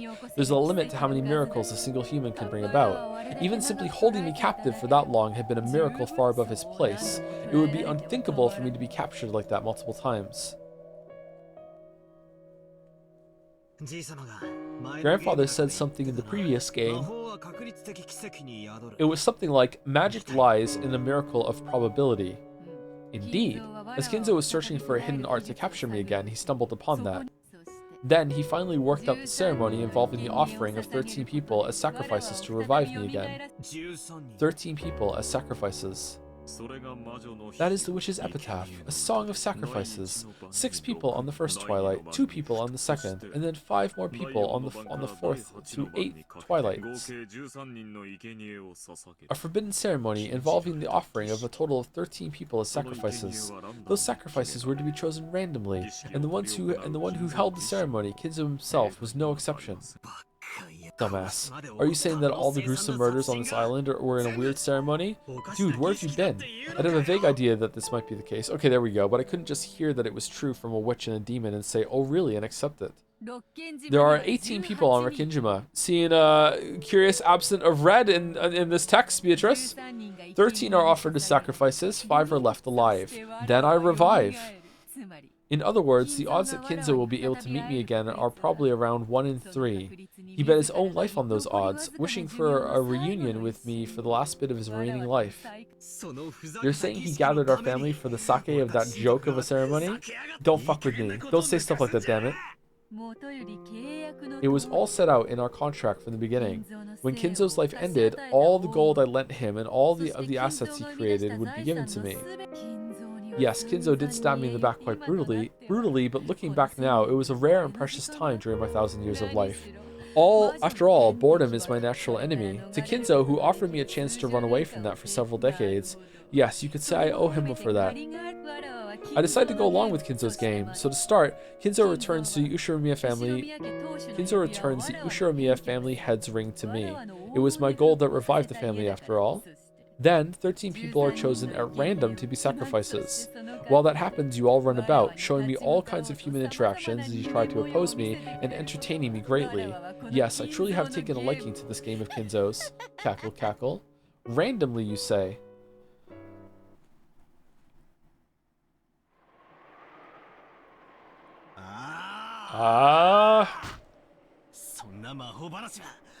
I definitely won't believe in that kind of magic story. Then who are you? You fell off a cliff and died, right? Your soul slipped out, became butterflies, and went into the forest. That is impossible. But you're here. Who are you? Aren't you the 19th person? That is true. I am the 19th person. Cackle, cackle. But it's useless, right? It's all useless.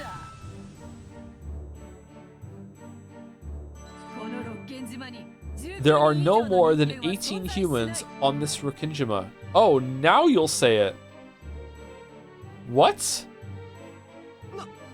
What did you say? So you're saying that the X in the 18 plus X doesn't exist? Are you saying the piece I took, the X doesn't exist? Ooh, what you say? Hoo.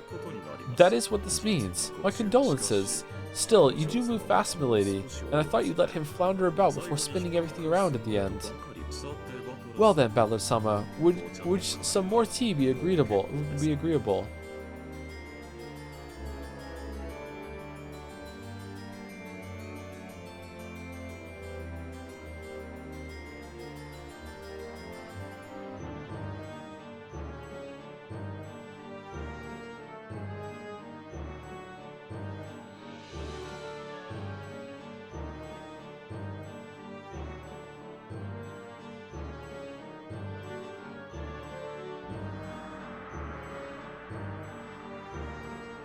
Is someone dead already?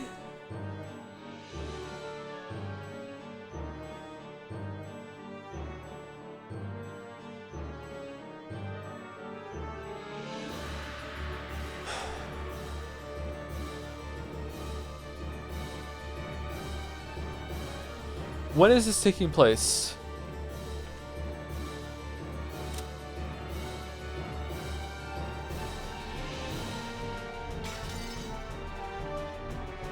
One, 2, 3, 4, 8, 12, 16, 17, 18, 19.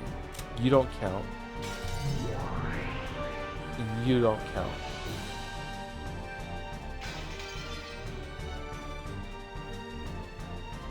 You don't count? Do you count? You were human. It's a human form. What are the rules? Demon? Witch? But was human? Is someone already dead?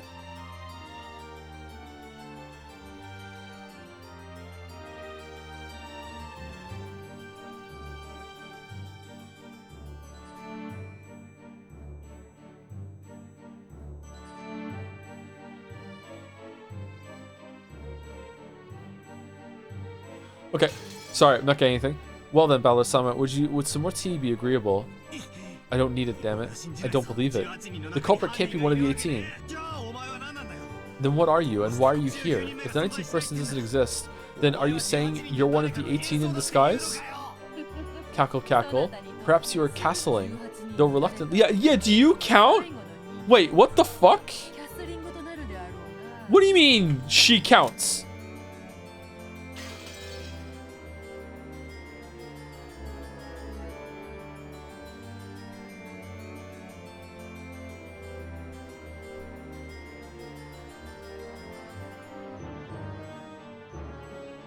Then it's you, you. Who else has blue eyes? No, yes, no, no. Oh, sorry, yes, no, no. You're talking to yourself, bro. Okay, all right. No, no.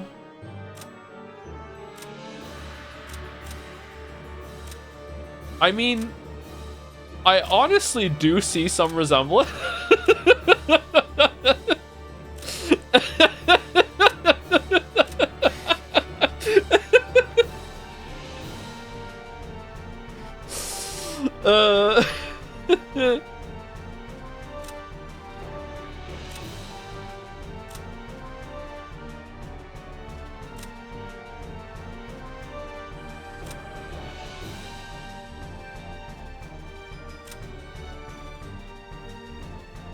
Okay, what's going on? Perhaps you are castling, though reluctantly, you are doubting one of the 18 people as your last way out. However, it will be difficult for me from here on out. If you choose to stop caring about propriety, you could prepare a culprit freely amid 18 people, making you reach checkmate by evading those 18 pieces. It will be truly difficult.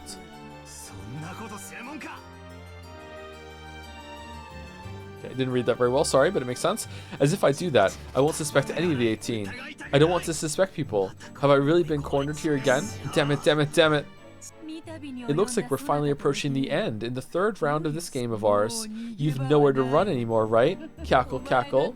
You don't want to suspect any of those beloved people in the 18, do you? Were you trying to hide that from me? Then why do you refuse me? They say you should play the opening like a book, the middle game like a magician, and the end game like a machine. I'll corner you from here on.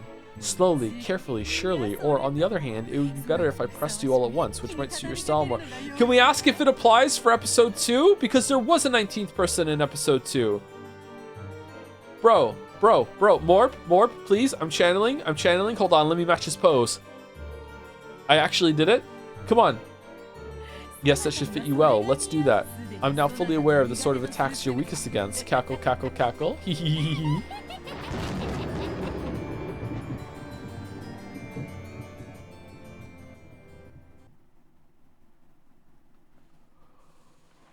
I'm hungry. Oh no. Why am I so hungry lately? Past week I've been just ravenously fucking hungry. Thank you, Immortal Flames Afros, for gifting a sub to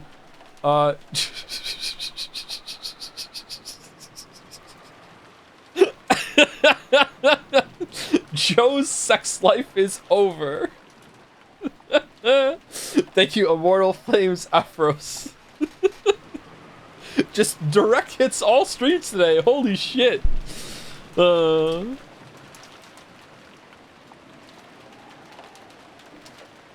Oh, is this the last, the Twilight that's coming?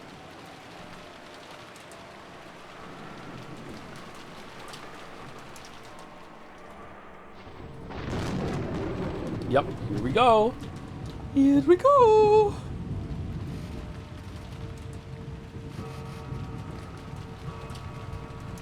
Doom, doom, doom.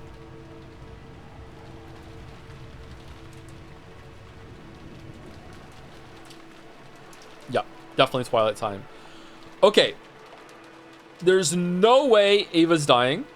I think Hideyoshi is.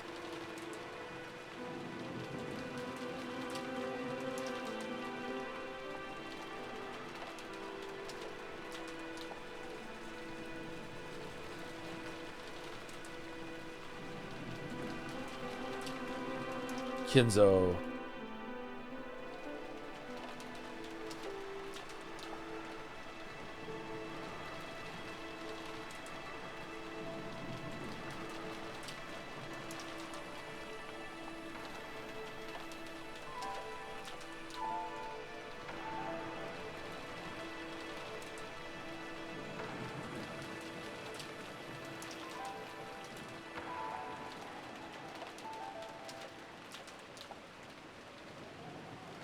Zero, zero, zero. Now we can begin. Achievement unlocked. Interesting. Interesting. Is Mouse still here? Mouse, if we take break now, when I come back, will I be able to get to the endpoint today in like an hour and a half or 2 hours?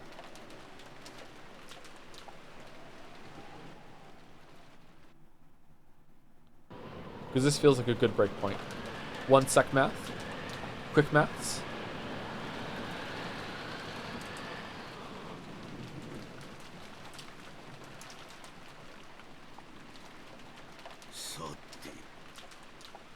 Do you regret it all not sticking with the original art? Oh, yeah, absolutely not. No. Nope.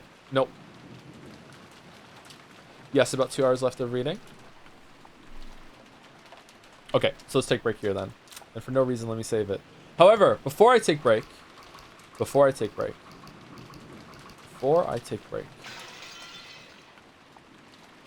Thank you to Iron Wrath for getting a sub to 19th person. Thank you very much. Okay, I think the following people are going to die. Dead, dead, dead. 1, 2. I think Hideyoshi's gonna die. I think it's Eva and she's gonna be split from hubby. I think that's what's gonna happen.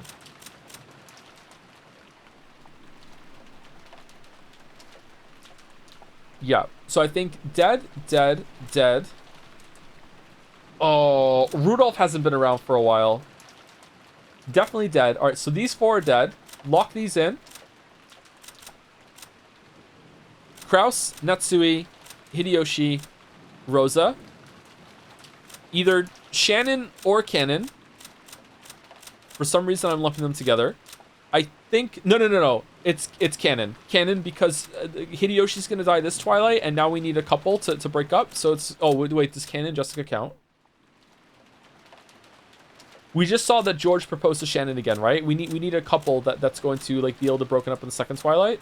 So I think it's going to be these 2 for the second Twilight because Hideyoshi's going to die this time. And wild card, I think... Hold on, what was he saying? Well then. How will this game be resolved? I think Kinzo's going to die this time, first time. I think Kinzo. Alright, so my prediction is... Kraus, Natsui, Hideyoshi, Rosa, one of these 2, and Kinzo. That's my prediction. That's my prediction. There we go. Lock it in, and we will see if I'm right or not when I come back. And you should get up and walk around too. Thank you, Sam Boleyn, for the resub. Cool name. Be right back. 5 minutes. Get up, walk around. I'm gonna use my my hotkey to mute the microphone.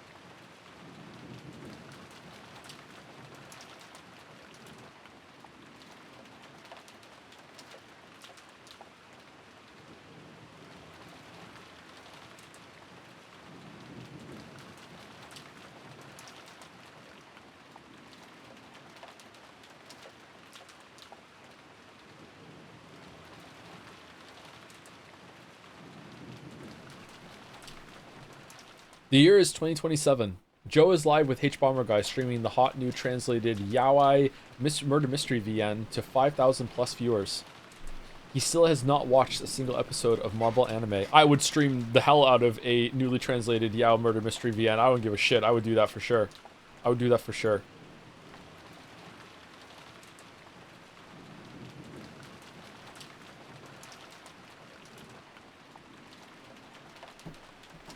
Recently learned a lot of you think I'm bi, by the way. I don't know why. I don't know how many times I've apologized for being straight. How many more times do I have to do it? Big bi vibes? Oh, okay, I accept the bi vibes, but just like Jelly, I'm just gonna steal Jelly's joke. It feels like stolen valor. I'm right there with Jelly, man. Jelly said the same thing. Like I don't like I don't mind people thinking that, but like I like it's not true.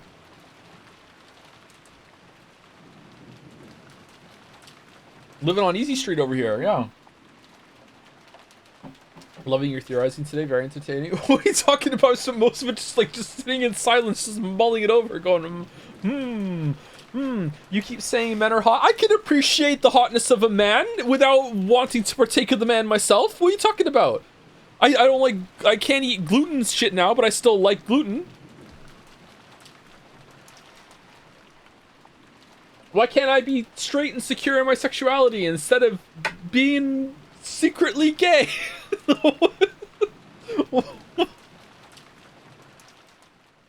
Why those? Why is that the only option?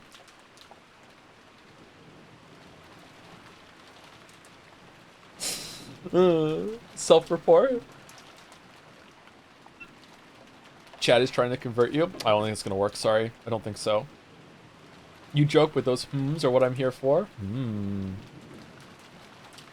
I'm guessing it's because you're woke. Woke? How am I woke? I don't think I'm woke. I did name my spaceship in Starfield the too woke for sleep.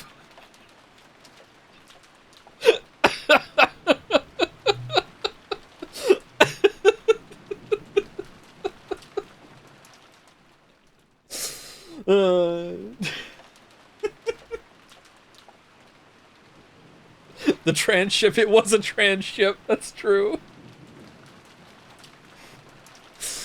And a trans pro tag, yeah. That was a really fun playthrough. I'm sad that playthrough wasn't more popular because I had a lot of time. I had a lot of fun streaming Starfield with all the shenanigans that happened. Unfortunately, I feel like spending the first stream and a half walking around a barren planet to map it out because I was in video creation mode instead of streamer mode, killed all momentum that those streams had, unfortunately.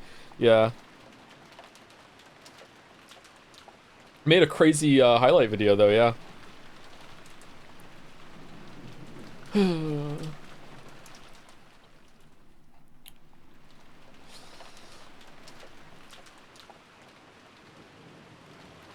Thank you, Retinas. Thank you, Golden Kip as well for the resub. Philip Cena for the resub. We got 50% anime goal. Is that including the coins that haven't been taken off yet? Love playing the game at the same time and talking with you about it on stream. Yeah, I enjoyed that part of it too, Sarah. I feel like me and you were the two in the community that enjoyed Starfield the most, despite how the streams went. No? Oh, okay. So with the added marbles, you're more than 50%. Yeah. You found the slow time bug? Yeah, how does it have a name? How is it so common? Thank you, Philip Cena, for the resub. Thank you, Seneride1 for the resub too. Hi Joe, hope it's been getting better for you lately. I've really been enjoying my time with streams, which I can only catch occasionally, and usually isn't content until I consume. It isn't content I consume for other creators. Okay, I get it. Sorry. It usually isn't content I consume for other creators. I got there. All right. Yeah, I'm an exception for a bunch of people actually when it comes to streams. I don't know why. Not really up to the Twitch meta, I guess. So I get to carve out my own little area. Yeah. Thank you, Spudakit, for the resub too. 6+ years and still weeping. Wishing you all the best, Grandpa. I'm Grandpa now. Okay, I'll take it. I'm fine with that. Thank you, Spudakit. Thank you very much.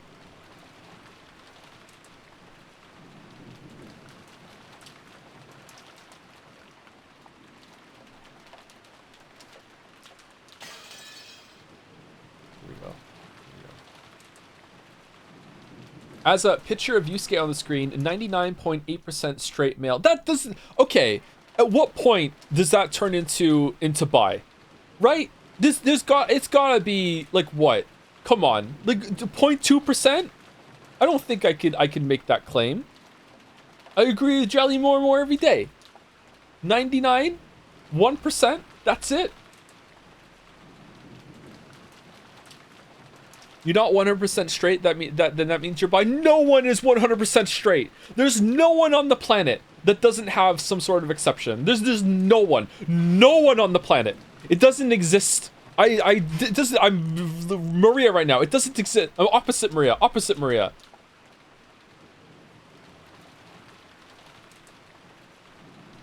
I'm loving the self-reporting, but you have 2 hours of introduced to... Don't call it self-reporting.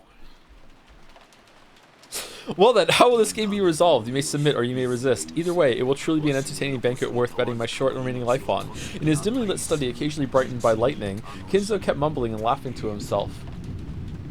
On the antique clock with the intricate design that had been sitting on his desk, the 2 overlapping hands tilted to the right and began to slide. The measure of time counted up to 24, had returned to 0, and had begun to count back again. Measuring time is a brutal thing. It drags itself all the way to 24 over the course of a day and then returns back to 0. It certainly did count to 23:59.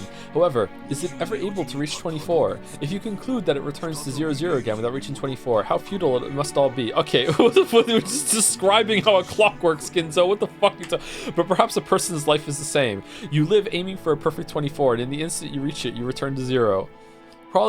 People will probably praise the... That's kind of what happens with your Beatrice clones, huh? They get to 24, then they die, and you start at 0. People will probably praise the departed, saying that he did reach 24, but he most certainly did not. In the end, he's a 0.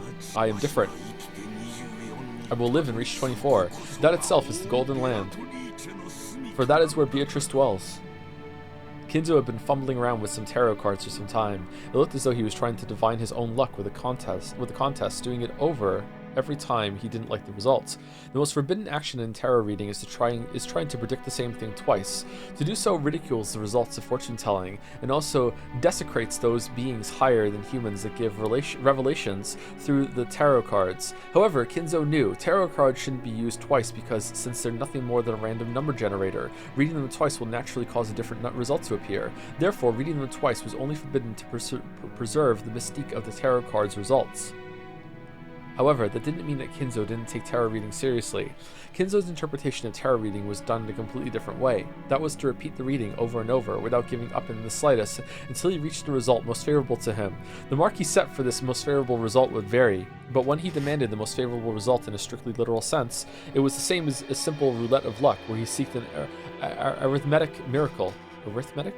Miracle? It's like me re-rolling my character in Baldur's Gate 2 until I get max stats. However, Kinzo used miracles of numbers as the basis of his magical power, so this functioned perfectly as well as a magical ritual.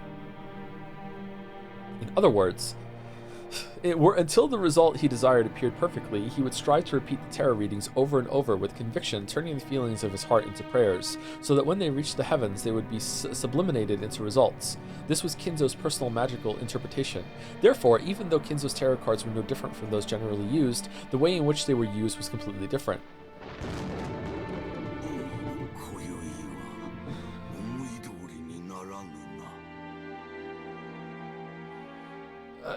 Tonight will not go as I thought. Kinzo stopped his hands for a second. He seemed not to be getting the results. I took the chandelier off, right? Yeah, he seemed not to be getting the results he wanted. On the contrary, bad cards that shouldn't show up so often appeared repeatedly and continued to interfere with the miracle Kinzo wished for. Is that how it is? Kinzo seemed to have received some revelation that was different from normal, but judging by the unlucky cards scattered across his desk, it was difficult to imagine. Almost said something else. It was difficult to imagine that the omen had been a good one. For a while, Kinzo closed his eyes tightly, pondering something.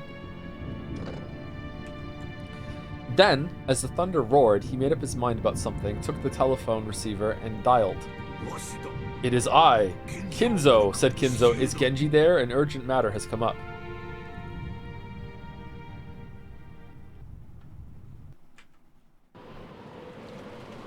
Straight up in my bill, creaming it, and by it, haha, I mean my science guy.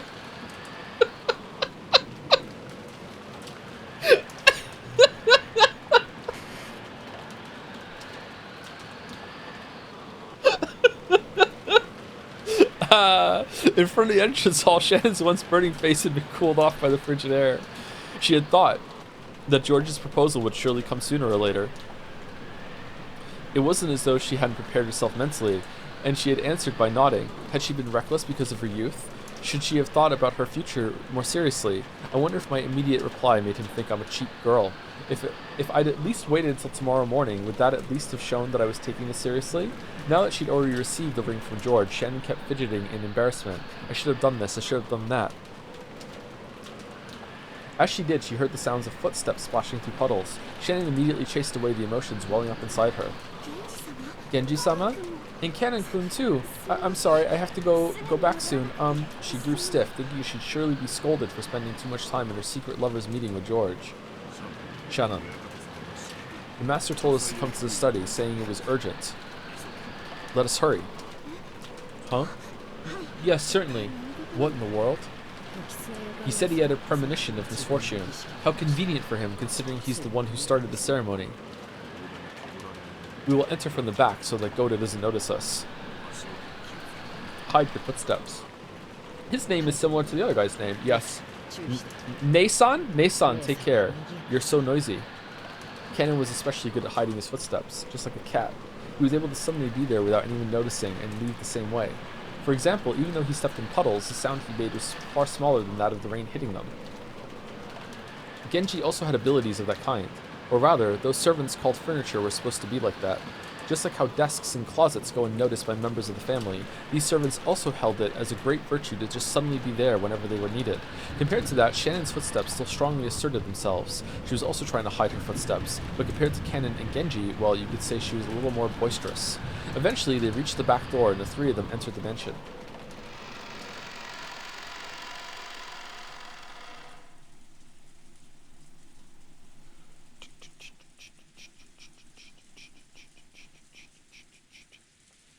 Sisade is supposed to say, 1 on the Kinsey scale is enough to be bi IMO, but I definitely feel like there's a double standard where it's easier to remain mono-gay with one exception, or whatever, than it is to do as straight in the community.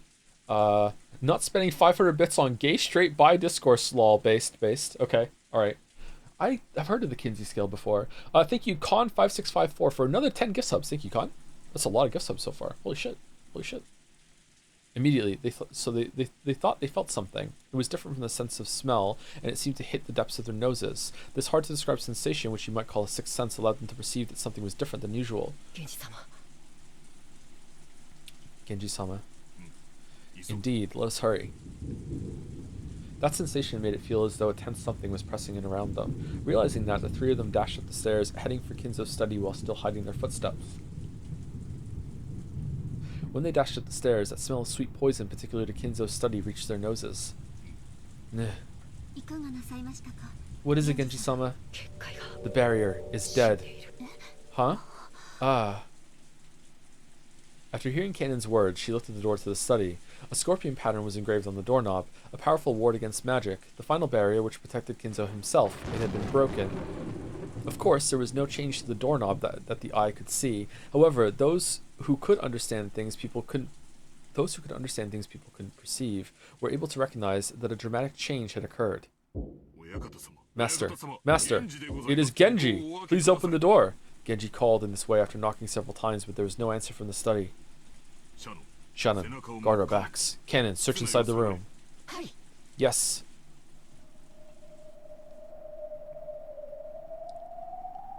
Canon put his ear against the door, searching for a presence inside the study. To protect the backs of the pair watching the door, Shannon faced the other way, ready for the unexpected. The master must be in here, but it's too quiet. Do you mean to say he's safe? No, it's too quiet. Could it possibly be? Master, excuse us about the door.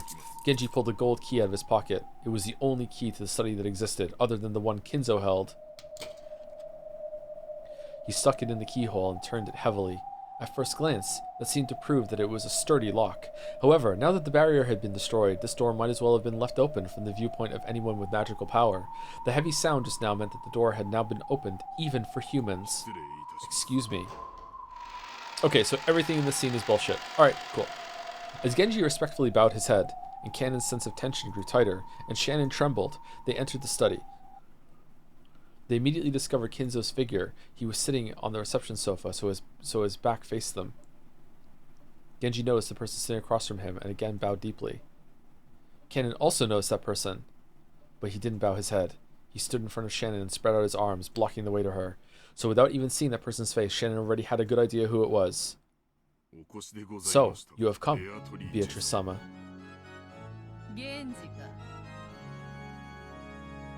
Do you count as another person? How does that work?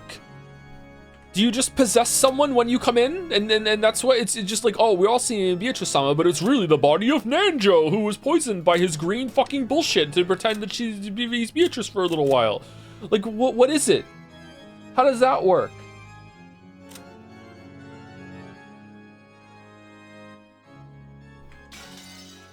Does she count? Battler, tell him. Battler, tell him. Genji, is it? You came very quickly. Yes, it is always best when furniture answers to the master's call quickly, unlike this person. So, Ranove-sama has come as well. Genji directed his greeting toward him, towards the thin darkness behind and to the right of Beatrice, where there shouldn't have been anything. Even Cannon and Shannon would never imagine that someone was there. However, the darkness responded immediately and praised Genji's eyesight. Wait, do you count? Are you here too? As usual, you don't disappoint. It has been quite some time. Still, you've grown old, haven't you? Have so many years truly passed you by? My days have been full and satisfying. It appears you have been living quite a full life yourself, Ranove-sama. Yes, thank you. And Shannon, it has been a long time since I last saw you as well. You have grown quite beautiful, and it seems that you have grown quite strong. That is fortunate. This is just fucking Genji and fucking Kinzo just RPing and LARPing in the fucking study right now, talking to nothing. Thank you very much. Nissan, who in the world? This will be our first meeting, Cannon-kun. It's like me going around the room with the bushes, doing all the different voices. And Kinzo's like, yes, good job being Ranove. Now do fucking Beatrice, please. This is our first meeting, Cannon-kun. Ranove have been entrusted with the position of Beatrice-sama's head furniture. I am an old friend of Genji-san's, and I am also furniture just like you, although the master I serve is different. The tense color didn't disappear from Cannon's face in the slightest. Depending on the master furniture served, they might be kind or brutal or anything else. This person claimed to be furniture serving the hated Beatrice, then he must be despicable as well. Now, I love how Cannon never trusts them. It seems I'm thoroughly despised. It's as though you hate everything that has anything to do with me. Beatrice openly sneered at Cannon's hate-filled face. Then Cannon finally realized. Beatrice and Kinzo were having a chess game across the reception table, but Kinzo hadn't even quivered. He was holding his head with both hands, his eyes closed tight as he contemplated his next move. Or was he in anguish? Or was he dead? Has he said anything yet, Master? I have told Kinzo two things. First, there was good news and bad news. The good news is that he'll have the good fortune of being reunited with me before the ceremony ends.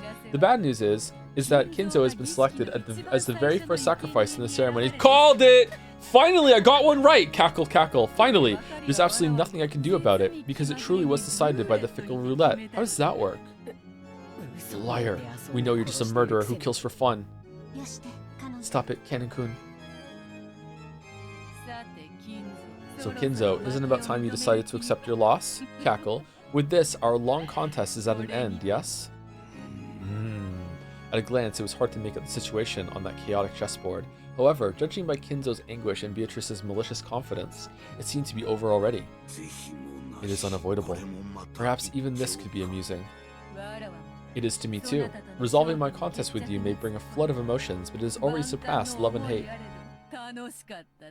It was fun. These past few decades certainly weren't boring.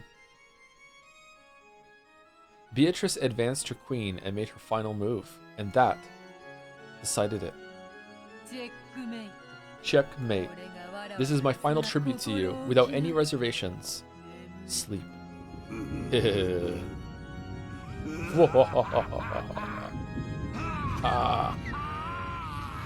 How was the magic seal removed? Can you do that? Yes, you can. Okay. Kinzo suddenly stood up and laughed like an opera singer facing a full crowd and spreading his arms, as though he had succeeded in a century-long plan.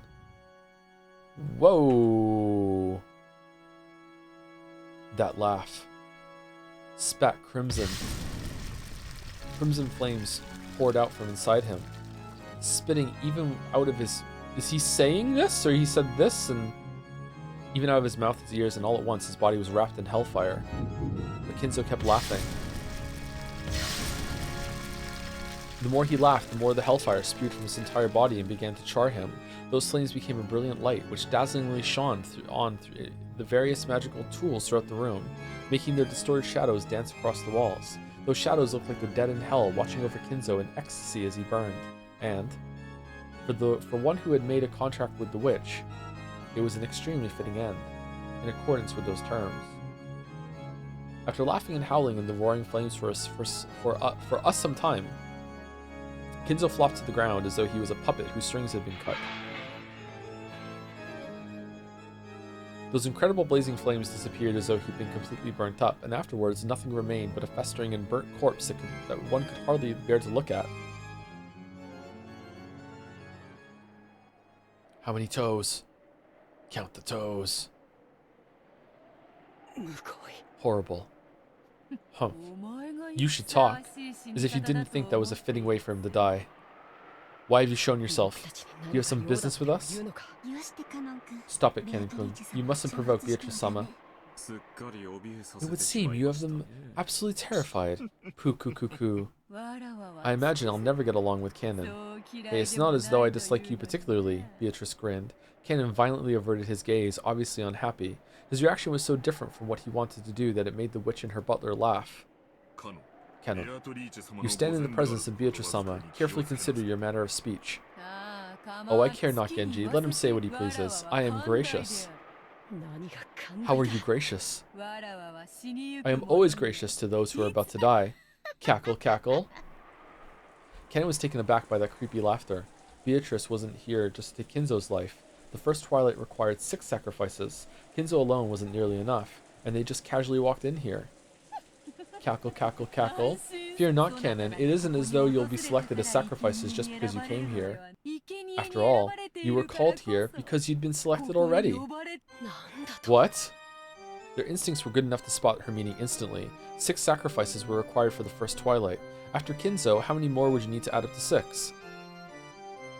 Hold on, I can get there. In this mansion, the number 5 instantly made them think of the number of servants here.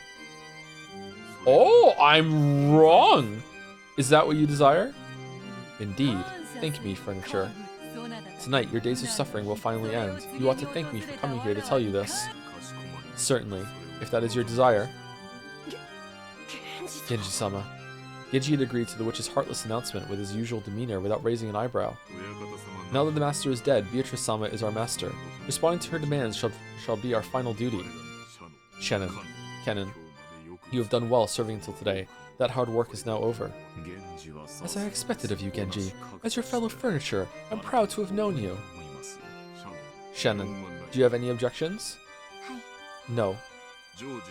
I heard that George-sama gave you a ring. Do you still say that you have no regrets? Yes. That blessing was more than furniture deserves. Just receiving the ring has already satisfied my feelings. Whoops. Shannon couldn't take quite as much of a philosophical view as Genji. There probably were regrets left in her heart. She probably wanted to spend a little more warm time with the person she cared for, George. But she released herself from that. She took a single deep breath and a blank expression rose to her face. Very weird. It does surprise me a tad to find that you've gained such composure, Shannon. It seems you too have taken a philosophical view as furniture. Okay, so, 1 second. So, 1, 2, 3, 4. Who else? No one else is here. The servants? 5, 6? That would be very different.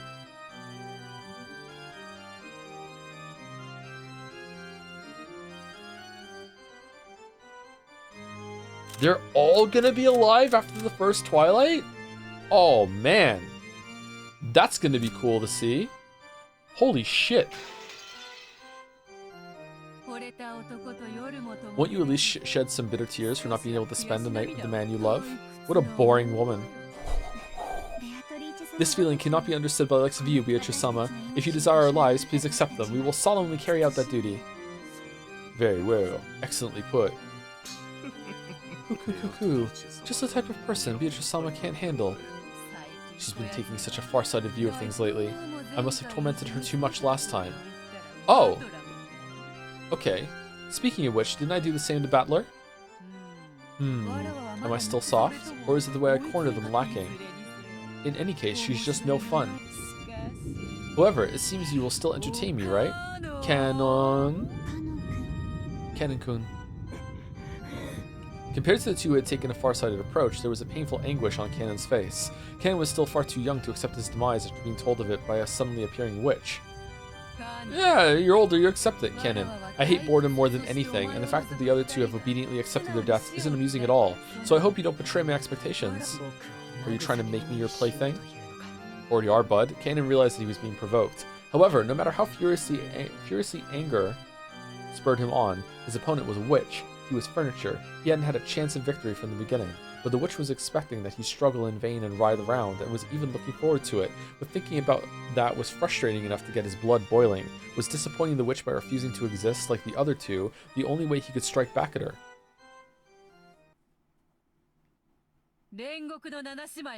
Eldest of the 7 sisters of purgatory, Lucifer, arise.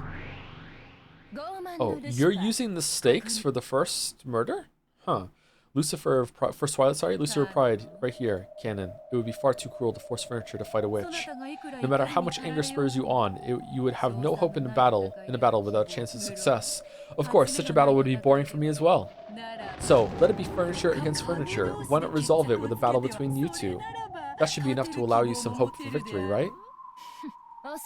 Forgive me, Beatrice-sama, but how could I be inferior to this good-for-nothing furniture? As if this cutie would have any chance against me. Yeah.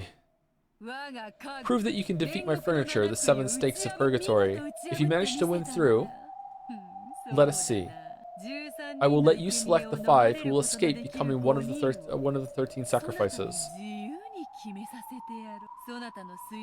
I thought it was random! You can't do this against your own rules! I will welcome the 5 you recommend to the Golden Land without any conditions. How about that?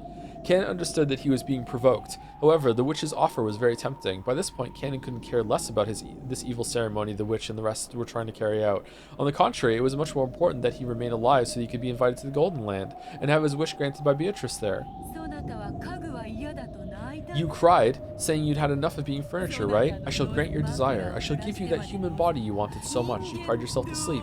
What do you say? That way, you and Jessica could be together, yes? Ooh, just perfect. You may recommend that Jessica and yourself be invited to the Golden Land. If you alone finding happiness isn't a satisfying solution for you, then you can add in Shannon and George, the one she loves. If you're worried about duty, then you can also add Genji. Oh, that's 5 people. Isn't that enough, Canon? With this much of a reward, cackle, cackle, cackle, you won't let me get bored, will you? She's just playing with you. There's no need to listen to her. I don't like it. Are you okay with this, Nissan? I don't know anymore. Beatrice couldn't hide her evil smile at those words. I don't like it. I want to be happy. I've had enough of being furniture. I want to become human and have a normal love. And I want to know that the ocean is blue like you.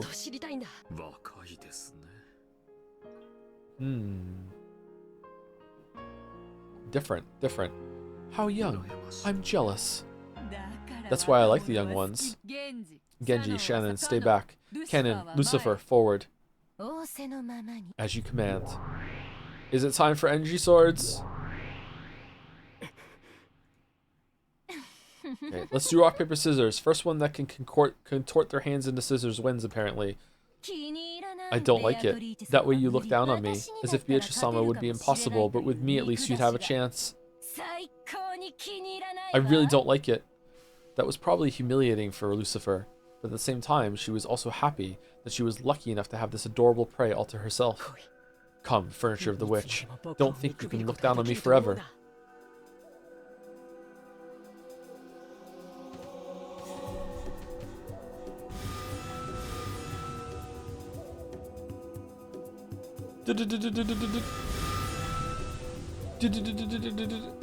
Thank you, an anonymous gifter, for gifting a sub to Bill Nye Ate Your Pie. Thank you, Iron Wrath, for gifting a sub to Human Torch.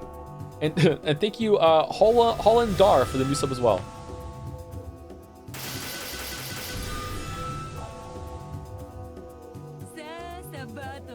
So Battler.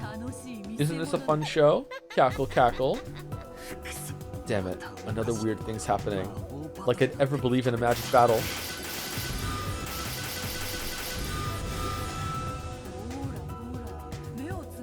Look, look, don't turn your eyes away. Look at it. Look, look, look. It's magic, it's furniture, no matter how much you try to deny me in magic. Look, look, look, look, look.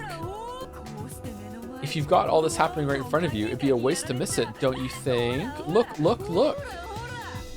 Just stop thinking. Magic exists. This is fantasy. Don't close your eyes. Look closely. Look, look, look, look.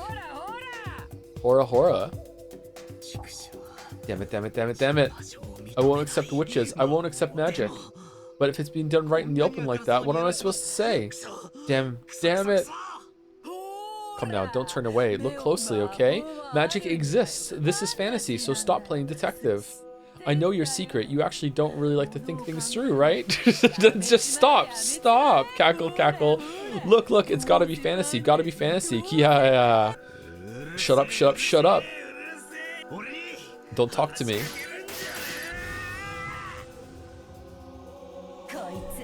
This guy's getting stubborn. Won't you apologize and crawl on the ground right now for being so conceited that you thought you could beat me? If you did, I wouldn't mind forgiving you, okay? Then you wouldn't have to have your skin ripped off while you're still alive, or get lashed all over your body as you squirm until you die. Hee hee hee hee hee hee. You're a cutie, so apologize. If you do, I'll finish you off, so gently while it still feels great. Be silent, furniture of the witch. I have no intention of speaking with you. He said, speaking with her. So, you're saying you think nothing of me? Hee hee hee, that disrespectful gaze of yours is really ticking me off. Kennen-kun. Genji-sama. Isn't he stronger than he was against Satan? This is why humans are so frightening. In fact, sometimes they even become witches and treat demons as butlers. Cuckoo. So which should I cheer on? Are you saying this guy's on par with me? Don't look down on me. As long as you have that pride, you'll never defeat me. Bitch, I am pride. You speak of Lucifer, the eldest of the 7 sisters of purgatory, and say that I cannot win? How conceited.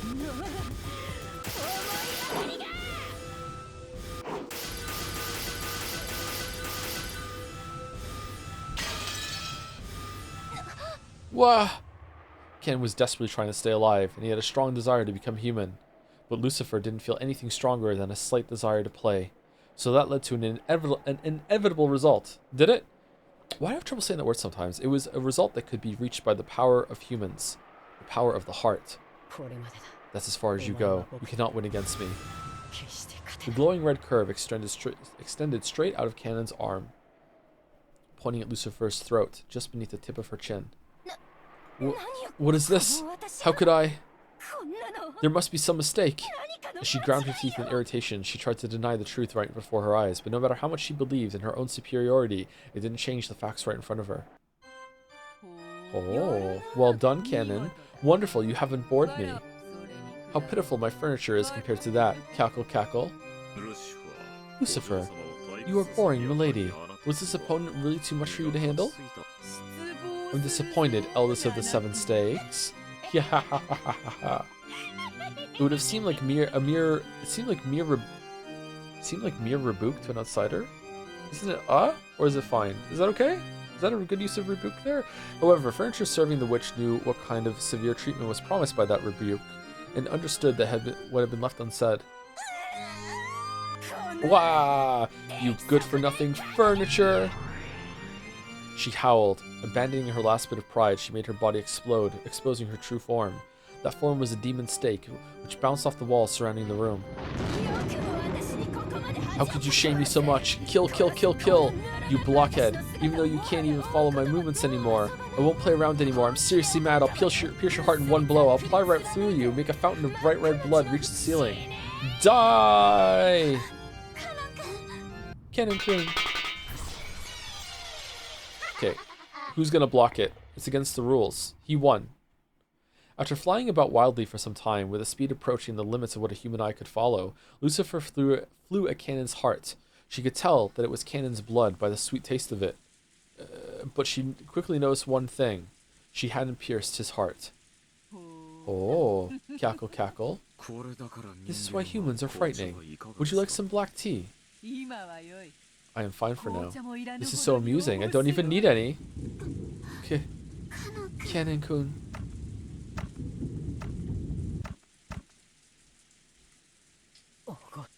You were arrogant again. I told you that you wouldn't be able to defeat me. The floor was stained with dripping blood. It really was Cannon's blood. But it wasn't flowing out of his chest. Cannon sacrificed his own left hand to protect his heart.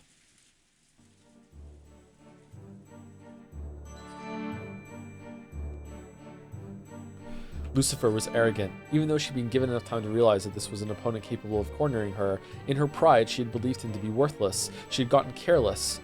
So, just as she had announced, she had aimed for his chest, trying to pierce his heart.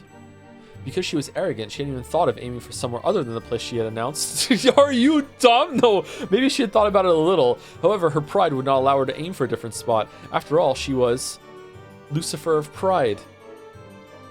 Cannon, withstanding the pain, grasped the demon's stake, sticking deep into his left hand strongly with his right hand, and pulled it out. When she heard the sound of breaking bones and even more blood dripping down, Shannon looked away reflexively. There was an air hole in the back of the pierced hand so big you could clearly see through to the other side. That's fucking metal. Holy shit. Cannon's face was filled with pain. But right now, he had won, without a doubt. The demon's stake he was gripping with his right hand turned back into Lucifer again, so that Cannon was now gripping exactly where her neck was. Gah. Gah.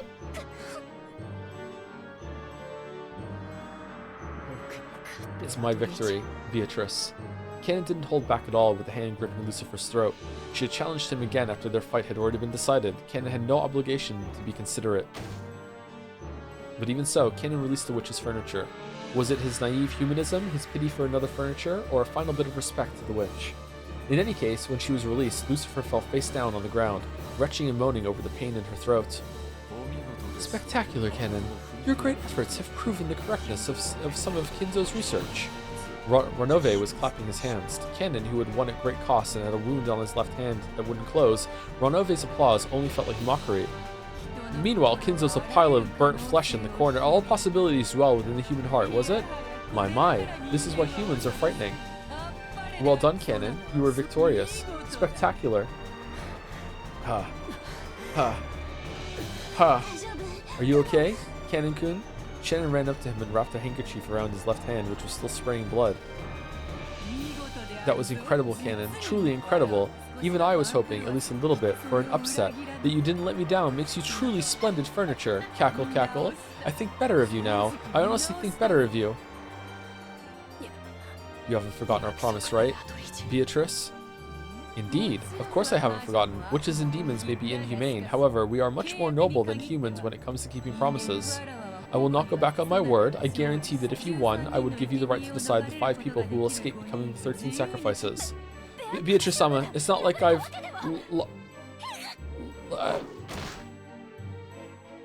When Beatrice waited for Pipe, heaven and earth turned over for Lucifer. Just for you, Lucifer, sorry. So as a horribly natural result, she fell onto the ceiling. The ceiling doesn't seem that high to people standing on the floor. However, people who fall on it upside down and headfirst usually don't agree. Did everyone just look up? Milady, isn't that a little much? Cackle, cackle. Perhaps you are right. I suppose I'll forgive her. Beatrice waved her pipe again. When she did, the magic that had been affecting Lucifer was released. So as a horribly natural result, this time she fell properly back onto the floor.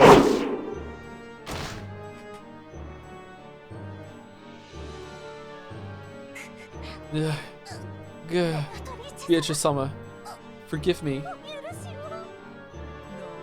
What are you so afraid of? I've already forgiven you, haven't I? Cackle. So, Canon, shall we continue? Continue what? You aren't saying you want me to finish her, are you? Ah, no. It isn't over yet, right? What isn't? Stop dodging the question. I did promise you your reward, didn't I? If you could defeat my furniture. The 7 stakes of purgatory, right? All right, she did say that. Yeah, come arise, the 7 stakes of purgatory. The 6 younger sisters of the worthless elder sister. Yeah. Battler could take them. The air split with shrill laughter, and as a golden splash scattered about, the remaining 6 sisters of purgatory showed themselves. All the 7 sisters of purgatory were here after Canon was able to defeat one only by sacrificing his left arm. This is kind of bullshit. By now, Canon regretted his thoughtlessness in accepting the witch's challenge. He had been foolish to assume that a game against a witch would be on an even footing. But the episode description, lame. One-sama, why are you crawling on the floor? You people. Yeah. I told you, Oni-sama's useless. Even though she acts like she's so great, just because she's the oldest, that's only on the outside. Yeah, seriously. Lucifer, One-sama, your disgraceful behavior will damage the reputation of us all. Know your shame, you novice. Kennen-kun, that was totally awesome. But don't get cocky, okay? Lucifer One-sama brags all the time, but she's no big deal compared to the rest of us sisters. That's why I'm always saying Lucifer shouldn't do anything. Just let her keep bragging all the time. After all, those of us with talent can handle all the tough jobs. What are you gonna do, One-sama? Out of respect for your pride, we were planning to stay out of your way in the hopes that you'd challenge him again in that beat-up body of yours. But Kennen-kun sure is strong, right? Right now, no matter how much you struggle, there's no way you could win, right? You people. Cackle, cackle. My, you sisters are always so lively. Is this any time to fight amongst yourselves?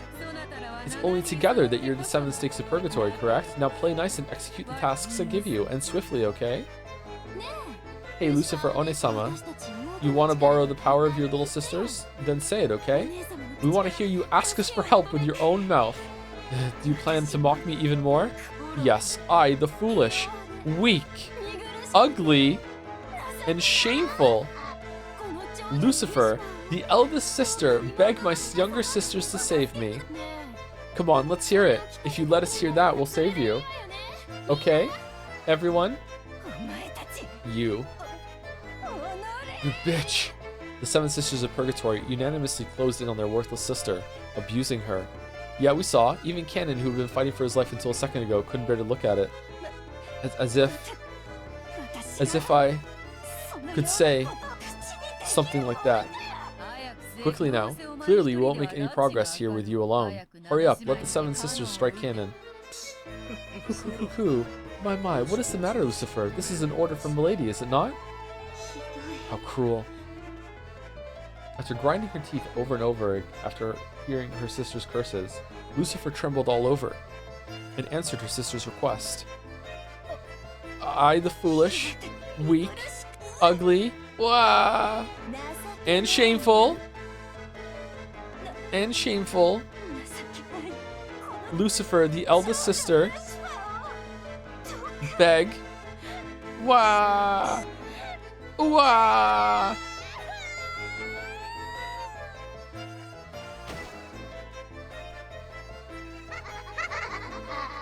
The girl known as Pry was finally unable to endure the words she was saying and broke down crying. However, the 6 younger sisters kept giggling cold-heartedly.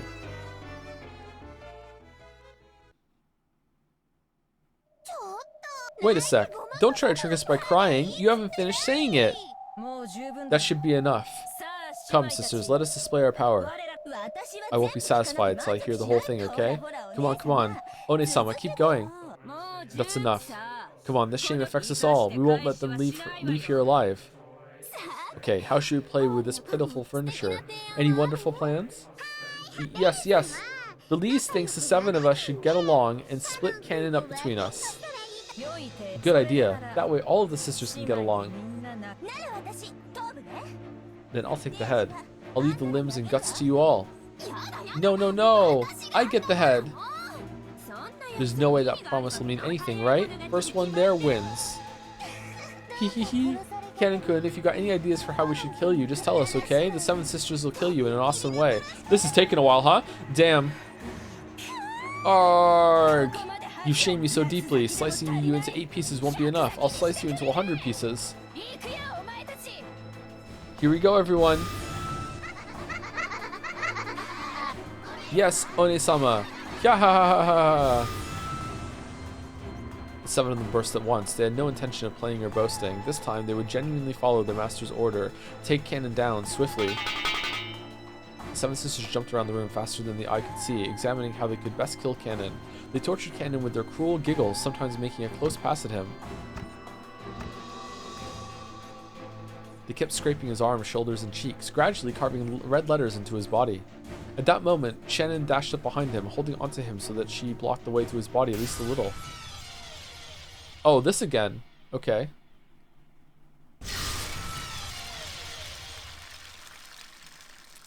At the same time, a red cylinder wrapped around the two of them like a beam of light sent from heaven. That cylinder repelled the evil ones who tormented Cannon.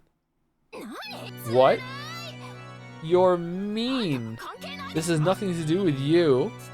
Ah, I see. You must want to play with us. Haha, then I'll take it. All mine.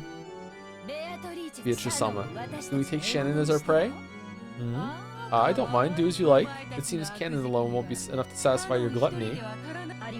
Genji would also like to get into the orb. You have our deepest gratitude. Come on, I'll make you regret coming out uninvited. I'll turn you into scraps of meat so unrecognizable you won't be able to tell which is which. Mix you and mince you into hamburgers. Idiot, breaking that barrier should come first, right? Don't let your gluttony get in the way of your job. Yes, One-sama. As a horribly natural first action, the 7 sisters began to destroy the barrier Shannon had created. Shannon's barrier certainly was strong. It was powerful enough to impress even Beatrice. With its strength, frail furniture would turn to dust just by touching it, and it was firm like a tree with deep roots. Like a bag of sand, but no matter how big a tree gets, it will eventually surrender to a saw or a hatchet. For the 7 sisters, chopping down Shannon's barrier would be annoying but not impossible.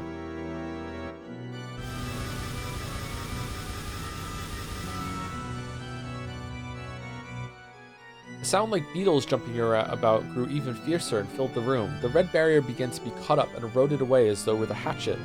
And hatchet. It's and hatchet, a saw. No, a chainsaw by now.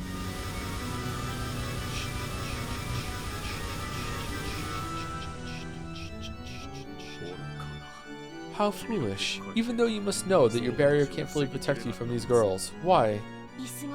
Because I couldn't overlook it. A Shannon-covered Cannon, who was already at his limit, sprawled on the floor. She spoke back resolutely. If you hadn't barged in uninvited, I would have given you a death-like sleep. Why have you gone to all the trouble of exposing yourself before the 7 sisters? Not all deaths are the same. A cruel death will cause you far more anguish than merely dying. Cackle, cackle, cackle. Go ahead, do as you like. Just as you always do what you want. I did what I wanted. Fuck you, that's why. At any rate, you're not quite amusing at the present moment.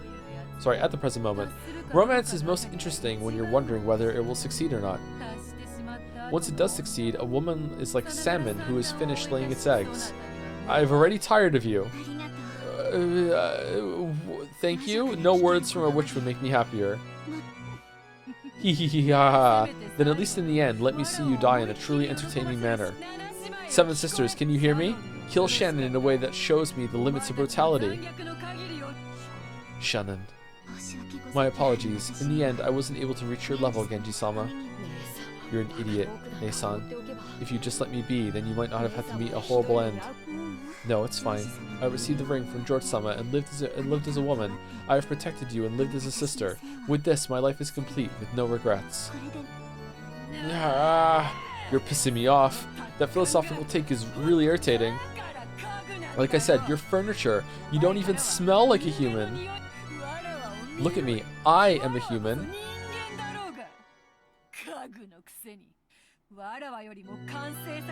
Then how are there only 18 people on the fucking island then, love? What are you talking about?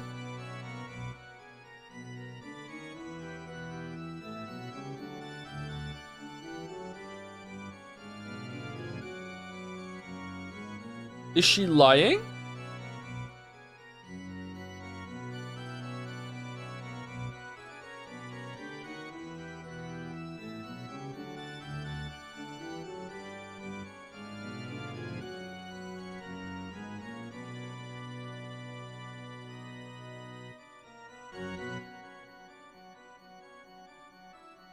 Did they not count?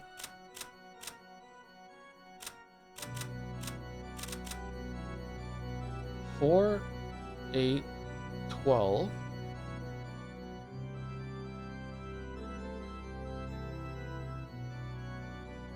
16.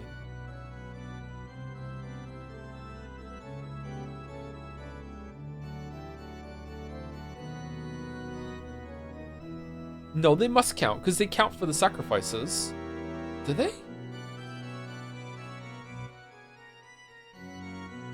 Okay, that's an interesting line of thought to go down, but never mind. Look at me, I am human. Don't spout off your philosophical crap like you're more complete.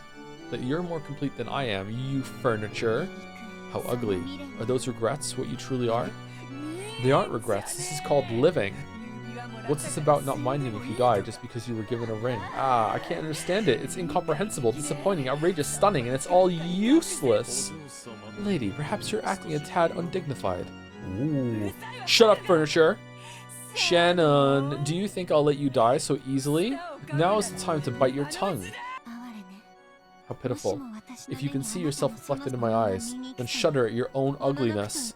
Holy shit, fear not. Once I've crushed you up, you'll be much more ugly even while you still live. At that time, Genji softly entered the red barrier. Perhaps that barrier didn't block those without ill intent. Then Genji gently held her from behind and covered her eyes with his right hand. Genji-sama, you've already done enough. Go to sleep before me. Is he gonna snap her neck? Yes. Thank you very much, Genji-sama. Indeed. After that, Genji softly pressed his left hand near her collarbone. As he did, emanating from that area, a crimson stain gently spread out.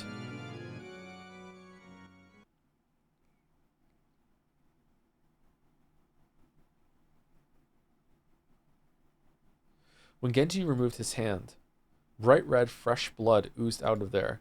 It only okay, hold on. Whoa, hold on. Whoa. Okay, if these three don't count as human because they're furniture, that means that there's 16 people on the island according to her definition, and she says there's no more than 18. So there could be like 2 wiggle room of extra people that we don't know that are committing bullshit that we don't know about. 2, not 1.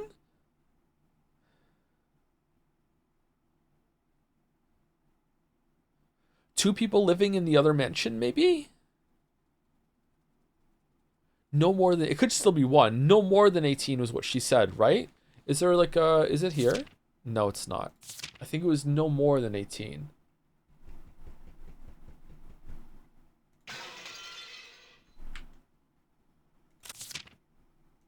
That doesn't feel right to me. That doesn't feel right to me.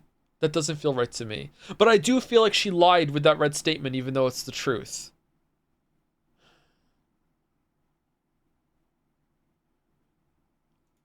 Did he become furniture? Was he always furniture? Does he somehow count as human? Does Beatrice think he's human? Because then there would only be 1. Because these 2 would be furniture. Wait, is Kumasawa furniture? No, Kumasawa's not furniture. Gota's definitely not furniture. Genji's furniture. Genji refers to himself as furniture.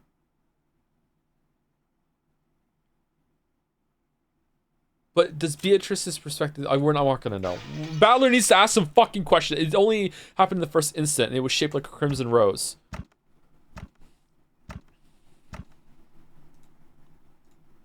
Is the chandelier furniture? And when he removed his right hand covering her face, there was a peaceful expression there as though she was sleeping. Then she fell softly, silently, and slept. Her soul had already been sent to a world where the malicious witch and her furniture could not reach her, no matter how evilly they tortured her. Oh, furniture's back. This scene left Beatrice and the Seven Sisters stunned. Only Ronove wore a mysterious smile. Then Genji leaned over Kanon, who was crouching on the floor, and just cracked his skull in the floor. You did well. You should sleep now too. Okay, so all I'm learning from this is that Genji killed some people in the past episodes. Okay, yes, thank you very much, Genji-sama. Just as he had done with Shannon, he softly covered Cannon's eyes with his hand, then gently pressed the area around Cannon's collarbone with his other hand, and when his hand was removed with the lightness of a feather, there was a crimson rose there.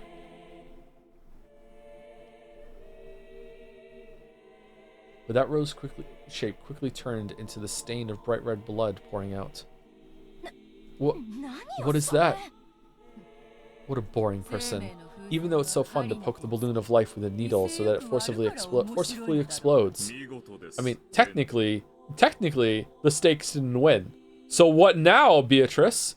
Spectacular, Genji. You truly are furniture. Okay, so he is furniture! Thank you very much. Well then, Beatrice-sama, Ronove-sama, with this as my final task, allow me to rest. Damn you, snatching away my fun. Why don't I take all the thrashing and mashing I want to do to them and give it to you instead? Beatrice faced him with an unsatisfied expression, but Ronove spoke quietly to Genji with a soothing smile. You have worked hard. You are my greatest servant. As a final gift, I shall bestow upon you a peaceful sleep fitting for all the labors you have performed. What? Wait, it's not your place to... When Ronove snapped his fingers, Genji slumped to the floor like a puppet with its strings cut. Suddenly, and yet gently, he crumpled, falling into a sleep that no witch could call him back from. Damn! It was as filled with kindness as the sleep he had given Shannon and Cannon.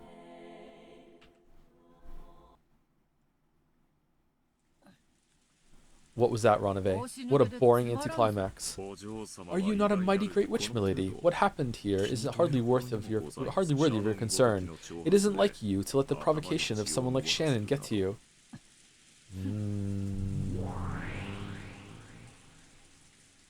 What was it that had Beatrice so irritated? Was she still unable to remove the thorn of Shannon's words? Ronove laughed lightly, as though lamenting the complexity of humanity and a woman's heart, and ordered the seven sisters to go. After all, there were still 2 sacrifices left for the first twilight. The seven sisters disappeared in ecstasy. Okay, and we're not going to know how they died until Battler sees the corpses, right? Alright, so 4 people are dead. Who are the other 2 going to be? I was so wrong, chat!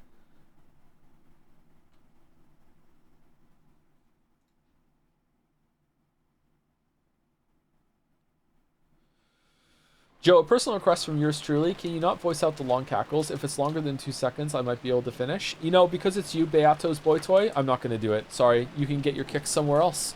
Goto was doing the nighttime rounds. Rikinjima had always been empty except for the Ushiromiya family household. So checking that the doors and windows were all closed had no real purpose. However, ever since the time Natsui had condemned such an attitude as being careless, the nighttime rounds had become part of the servants' daily routine. Okay, so I was wrong. These 2 are going to survive the first twilight, because otherwise there's no couple that can pair off. Huh. Unless these 2 are secretly banging. Oh.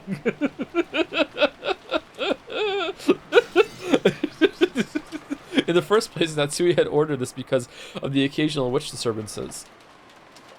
Oh wait, hold on. I'm sorry. I'm so fucking stupid. I'm like, yeah, these 2 count too, don't they? And these 2. There's more than just this set. It's just these are wiped out so regularly I didn't even consider it. Yeah, these 2 would count, and so would these 2. Okay. Yeah. Fucking hell. Okay. My bad. Everyone who came and left this island knew about the legend of Beatrice, the Witch of the Forest. It had become established as this island's characteristic ghost story. Because of that, it was only natural that some people would claim that when they thought they were alone in the mansion, they would hear a strange sound or see the shadow of a person. However, when that created a little too much of a disturbance and reached Natsui's ears, she made a fuss, thinking that some suspicious person might have been entering and leaving. Apparently, she had roused all the servants and had them check throughout the mansion. Because of all that panic over the witch had happened before Goto's arrival, he had only heard about it from the more senior servants. Ghost stories like that could be found in any workplace. Even at hotels and restaurants Goto had worked at, there had been plenty of them. So when he heard about that story on this island, he'd given a forced smile, thinking, ah, so they have that kind of thing here after all. That forced smile aside, he had figured that, when in Rome, do as the Romans do, and had taken it seriously. Goto went along with it on the outside, but in his heart he'd assumed it to be a childish trick. At first, that is. This certainly is eerie. Yes, I can see why it was so easy for past servants to get into a panic. You can understand how someone doing the rounds on an eerie night like this might believe they'd seen a ghost if they saw a lace curtain waving in a breeze from a window that hadn't been closed. So if you make fun of the witch of the portrait, there is a curse. It seems there was even a servant who received a serious injury and quit. Well, I wouldn't want that. Think of my age. I probably wouldn't be granted a workplace this hospitable again. Ah, witch of the portrait. I'm working sincerely, so please give me some peace. Go to pray to the portrait, his hands together as though he was at a Shinto shrine. Oh, I didn't notice how far the clock went ahead. It seems like it's still nighttime. He's doing the rounds. At that time, he thought he heard a sound. The kitchen? Was that the sound of something metal falling on the floor? My calf steaks! Maybe a mouse or a cockroach had come out and knocked over some of the dishes. No. How could that be? It was... Can a cockroach knock over dishes? It was usually cleaned thoroughly. Thinking he'd check out what that noise really had been, Goda entered the kitchen. He turned on the kitchen light. When he did, he heard a strange sound. Clank, clank, clank, clank, clank, clank. To cook like Goda, the sound felt like to a cook like Goda, the sound felt like the lid on a pressure cooker or something shaking. Surely there wouldn't be a pot on the burner when no one was in the kitchen. Even if someone was using the gas, walking away from it would be quite dangerous. Just in case, Goda decided to inspect the area around the gas range.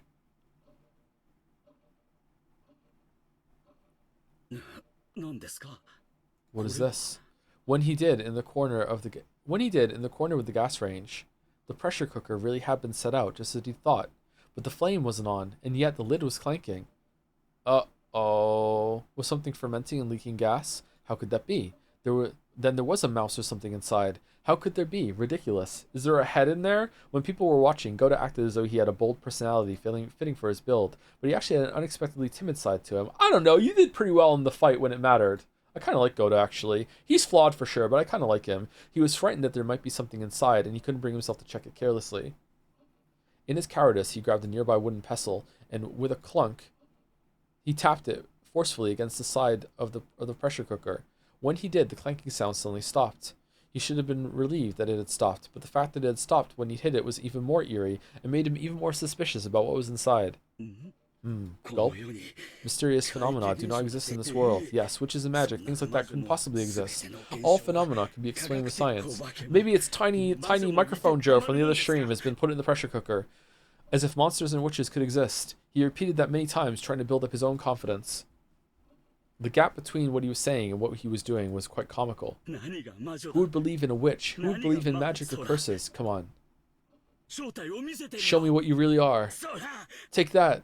He removed the lid of the pressure cooker, and lying exposed there was the sparkling, clean silver bottom of the pot. There was absolutely nothing frightening like he imagined. Phew. Haha, it's only natural. There's no way there could have been anything inside. Then what was making the noise, bro? By now, Goda realized that he had been a coward. So while he still had some doubts as to what had caused the lid to make that sound, he figured it wasn't a big problem and decided not to worry about it too much. Then he took the lid he grabbed and softly set it back down where it had been. No! No! The tiny person is stuck on the bottom of the lid! It's fine, it won't make a sound. Of course it won't. As if witches or magic could exist. Clank. Clank, clank, clank, clank. Huh? Clank, clank, clank, clank, clank, clank, clank. Clank, clank, clank, clank, clank, clank, clank, clank, clank. Eeeeep. All of the pots and dishes in the kitchen started clanking at once. It grew even stronger, so that finally the lid to one of the pots fell off. And from inside that pot, a slender white arm reached out. Lids fell off the other pots one after another, and another, and another. As if witches could exist. As if I'd believe it. When the number of arms grew to 7, a loud, shrill laughter split the air. What a letdown. Too bad that someone who can make such delicious food is such a lightweight. If you don't want him, I'll take him. He's all mine. Wait a sec. Wait, I said no. I'll take him. Huh? What? Hiya! Gah!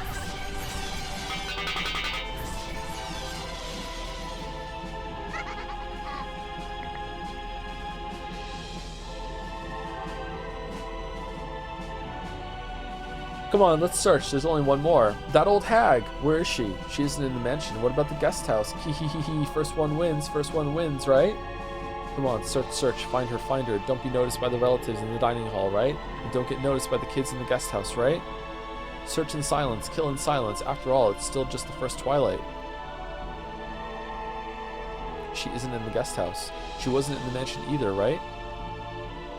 Maybe she's at the other mansion. Hey, hey, I found her, she's in the rose garden. Why is she standing around there without an umbrella? She's already given up. All mine, all mine, all mine. You blockheads can just sit there and watch. I told you, no, this one's mine. Come on, if we take any longer, we'll be scolded by Beatrice-sama. Let's take care of it all at once. There, found her, surrounded her. Come on, let's get along and do it all at once, okay? Die. Wait, what?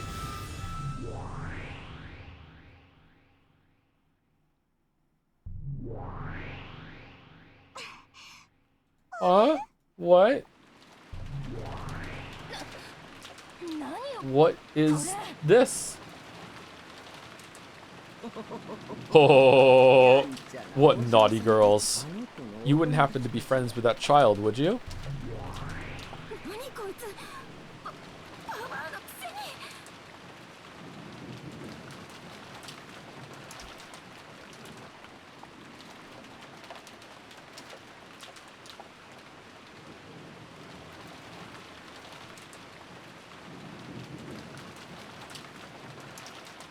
Is she the,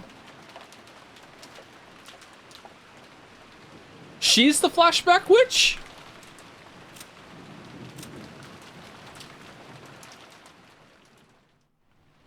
Okay, we're just doing a game of Dungeons and Dragons live, are we? Just, what is this old hag? There's gotta be some mistake. One more time. Or is she talking about Maria?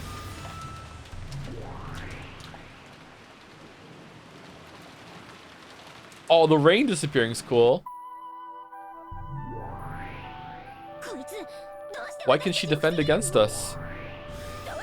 How did she die last time? Move aside one more time. No matter how often you try, it won't work. This person is good. I am waiting for that child. Would you mind calling for her? Do you really expect us to run errands for you like that? Yes.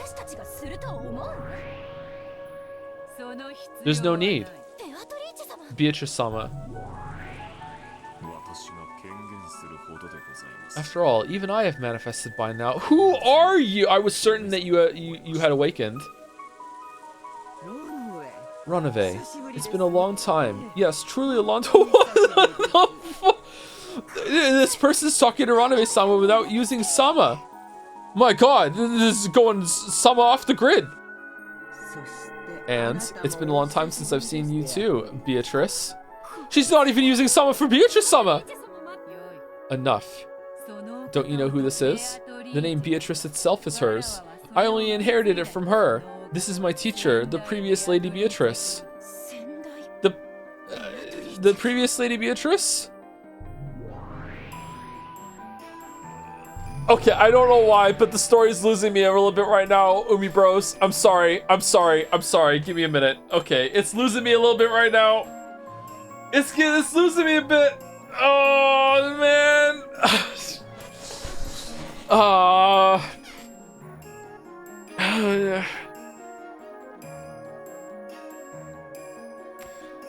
Okay, alright. Okay, alright. Be strong, Joe. Be strong for chat. Be strong for chat. Be strong for chat. Speaking of being strong for chat, thank you, Man of Answers, for the resub. Almost to 3 years. Yeah, 35 months. Thank you, Ma. Thank you, Ma. Thank you, FM Bearden, for the resub as well. And Cogniferous for the resub at tier 2. A tier 2 Cogniferous. Thank you very much. Cogniferous. Alright. Gold butterflies appeared in 1s and 2s from the Garden of Roses and began to gather around Kumasawa. Then, after she was wrapped in a golden sparkle, she burst and disappeared, and Kumasawa's form was no longer there.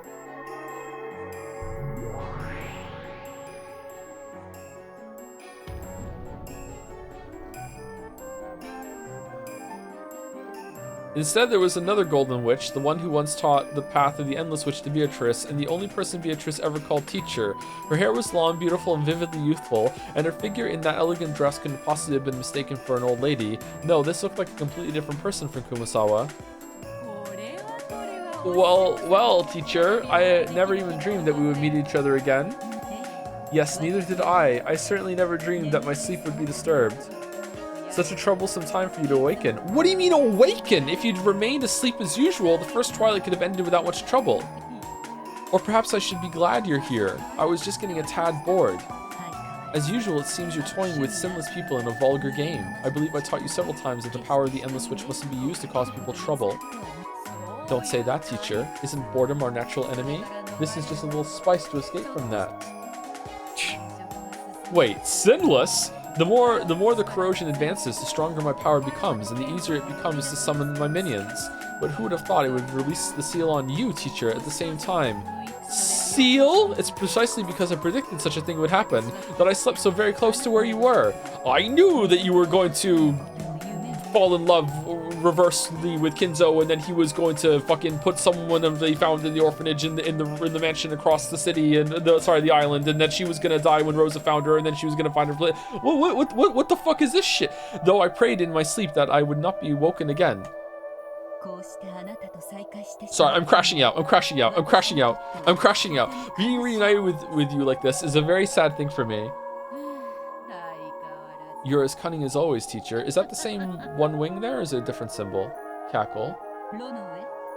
Ronove, have that young furniture step back. Furniture only serves its master. The master is responsible for all of her crimes. Certainly, Madam Beatrice. I have already passed that name on to this child. Come now, step back. Furniture girls. I may give warnings a second time if you do not listen to the first. However, do not expect to receive a third.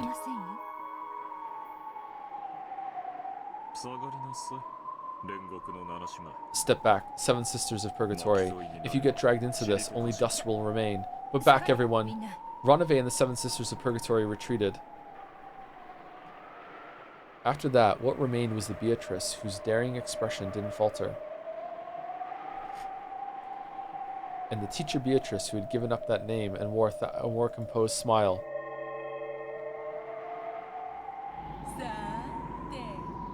Well then, teacher, what tea shall I prepare for our long-awaited reunion? Aw, spill. Let's see. This reunion was longer in coming than the visit of a comet. Perhaps I will accept your hospitality. And if it seems a mistake had been made... What? Sorry. I'll have you return my name and the title of Endless Witch. Cackle, cackle. So even the title of Endless Witch has a license renewal policy? As you wish, teacher. See how splendid your disciple has become. And see how far she surpassed you so long ago. So Beatrice is going to kill her herself? The air between the two Beatrices seem to explode with sparks. The air between the just by glaring at each other, they purged all spirits from that space. As they watched, the Seven Sisters shivered. After all, if they had retreated just 3 steps less than they had, they would have been turned to dust by now. So come, Beatrice. Who's talking? Surrendering my name to you is the only regret I have in life.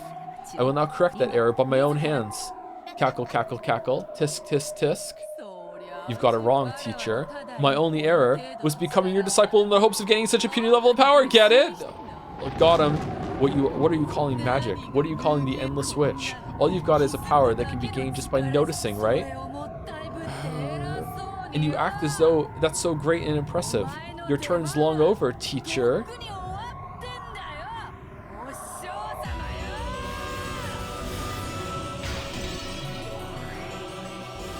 Oh man, this sure is peak. Oh man, I'm peaking. Here we go.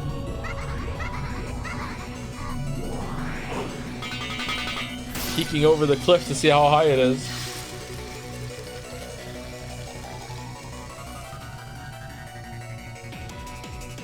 Persona 3 bros wishing that their spoiler chat was unlocked right now. I don't have a clue what's going. Yeah.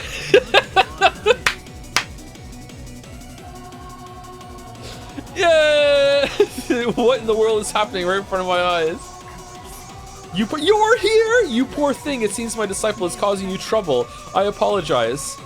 Who the heck are you? Why did old Kumasawa turn into a Nei-chan like this? I mean, seriously, who are you? I don't get it. What kind of special effects are these? What are these? My head feels like it's gonna explode. I am the witch teacher of that child. My old name was Beatrice. When that child succeeded me, I gave up that name, so I have no name of my own.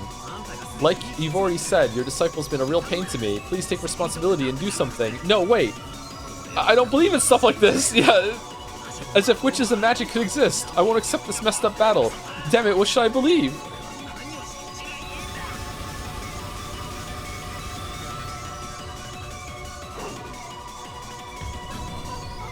Oh, that's just like you. Hospitality with a very quick temper. Cackle, cackle. I expect nothing less from you, teacher. It seems this is so trivial to you, you don't even feel like opening your eyes. But I doubt you'll be able to win unless you're prepared to wreck this whole island, see? Come, arise. Shoulder War Towers.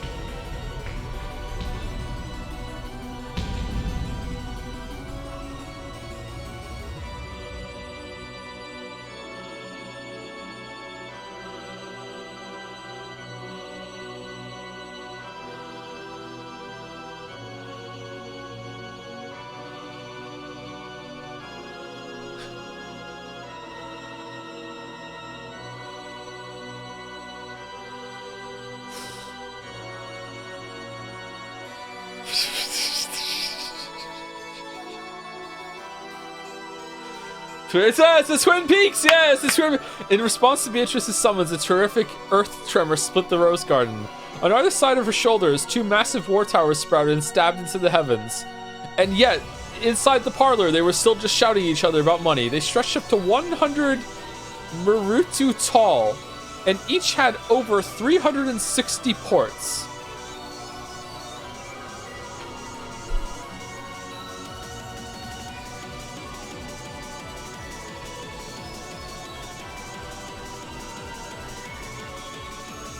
Why is this giving me the Nausicaa wiki? What the fuck is that? They were war towers of the gods' army corps, which had prevented even groups of ancient heroes from invading the sacred grounds. As Beatrice elegantly floated in the gap between the two the massive two-headed towers, she looked down on her teacher, sneering with a sense of absolute superiority. With the two massive towers lined up behind her shoulders, the witch looked very small, like a butterfly dancing between huge trees. Yeah. Don't think you can dodge it by turning into butterflies, okay? The density of the Twin Towers barrage would just make wouldn't just make you a pin bug sample, it'd make you a madly stabbed pin cushion, right? Over 720 ports open on the towers, and godly soldiers ready their multi-shot ballistas.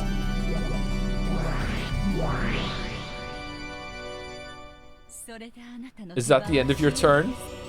Heh, famous last words. Blast away. Oh man, alright, epilepsy warning. Holy shit. The ballista shots that numbered over 1,000 were all fired at once, drawing a beautiful geometric curtain of death. The bore sound of the bowstrings that were played was probably even deeper than that of a reaper swinging its sickle. Come, arise, fallen tower. Split the single language and let that sin be known. The sky was stained an incandescent red, and from between the clouds, a blazing massive tower fell upside down. That massive tower, falling tower, and its rubble sucked in the thousands of ballista shots, so that not one of them approached the body of the witch who had summoned it. So they have furniture serving them, but they fight with buildings. Okay, hold on. I'm sorry. I need to message someone. So have you been fucking with me the whole time? What the fuck is going on? That's right, no group of people, no matter how large, can approach the mysteries of heaven. That was the reality of the fallen tower. As I'd expect from you, teacher, if you do something, you always do it big. Yeah. My turn isn't over. What are you doing? Pot of greed? Come, arise, sons of Vivaldi. Bestow upon me a worthy spear. Smothered mate? As the massive crimson tower that had fallen made a terrible gold-colored explosion, a massive spear appeared from the inside of those flames, so tall, like a tower, that you had to look up to see all of it. It was too large even for a giant's hand. That divinely beautiful spear of the gods was so massive it gave the illusion that the fallen tower had turned into a spear of the same size. Beatrice is going to be one of the sacrifices. The roulette really can't pick anyone. It was a spear of certain victory that none could escape. Looks like your twin towers won't help you now.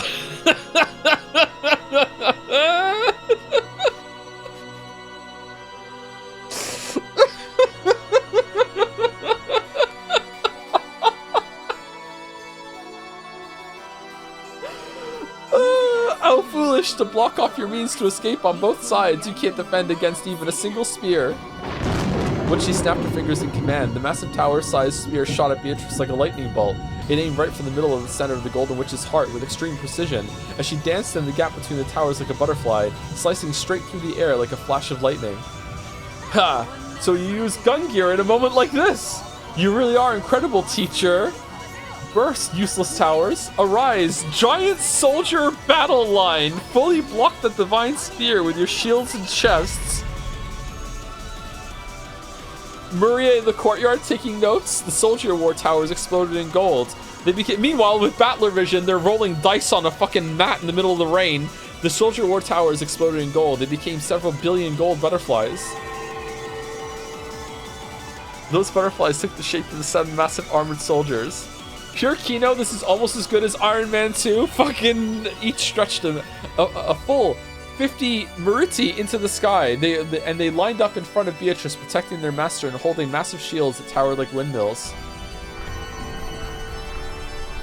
How does this get so much art?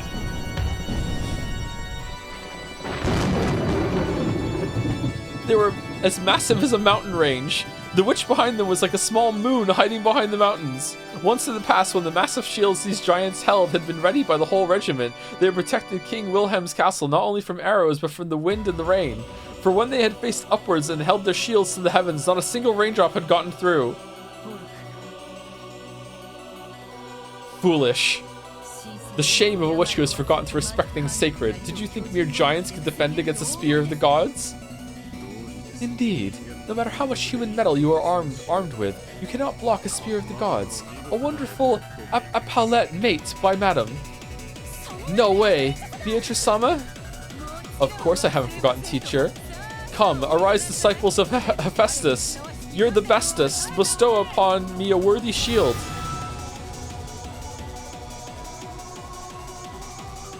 A golden whirlwind arose at the feet of the giant soldiers. It was a cloud of countless butterflies. They attached themselves to the massive shields like gold leaves, sparkling like they were a gold mirror. It was the absolute defensive wall given to a goddess by the chief of the gods, the Aegis shield. When the holy spear, which left a dignified tail behind it like a comet, crashed into the mountain range of that gold shield, there was a terrible, thunderous roar. It was the creaking of the pillars that held up the heavens.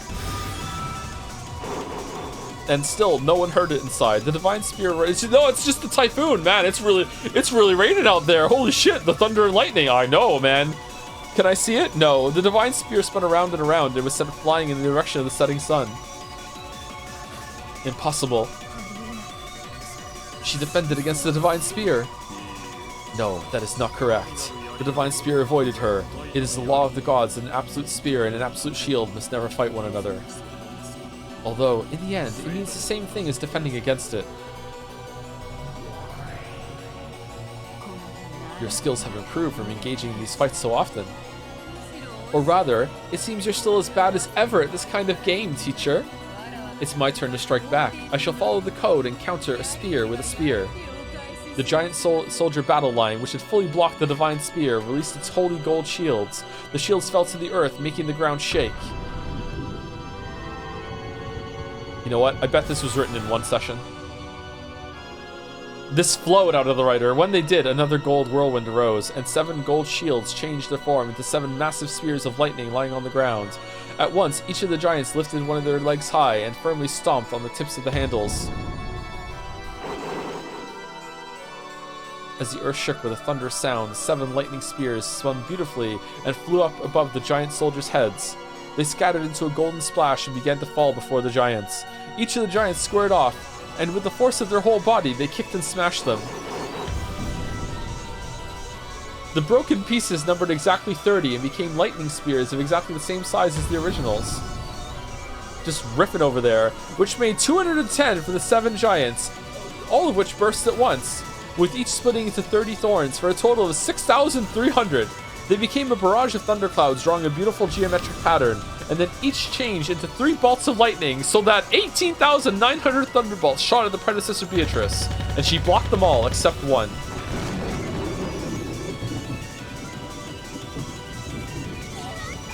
It's over.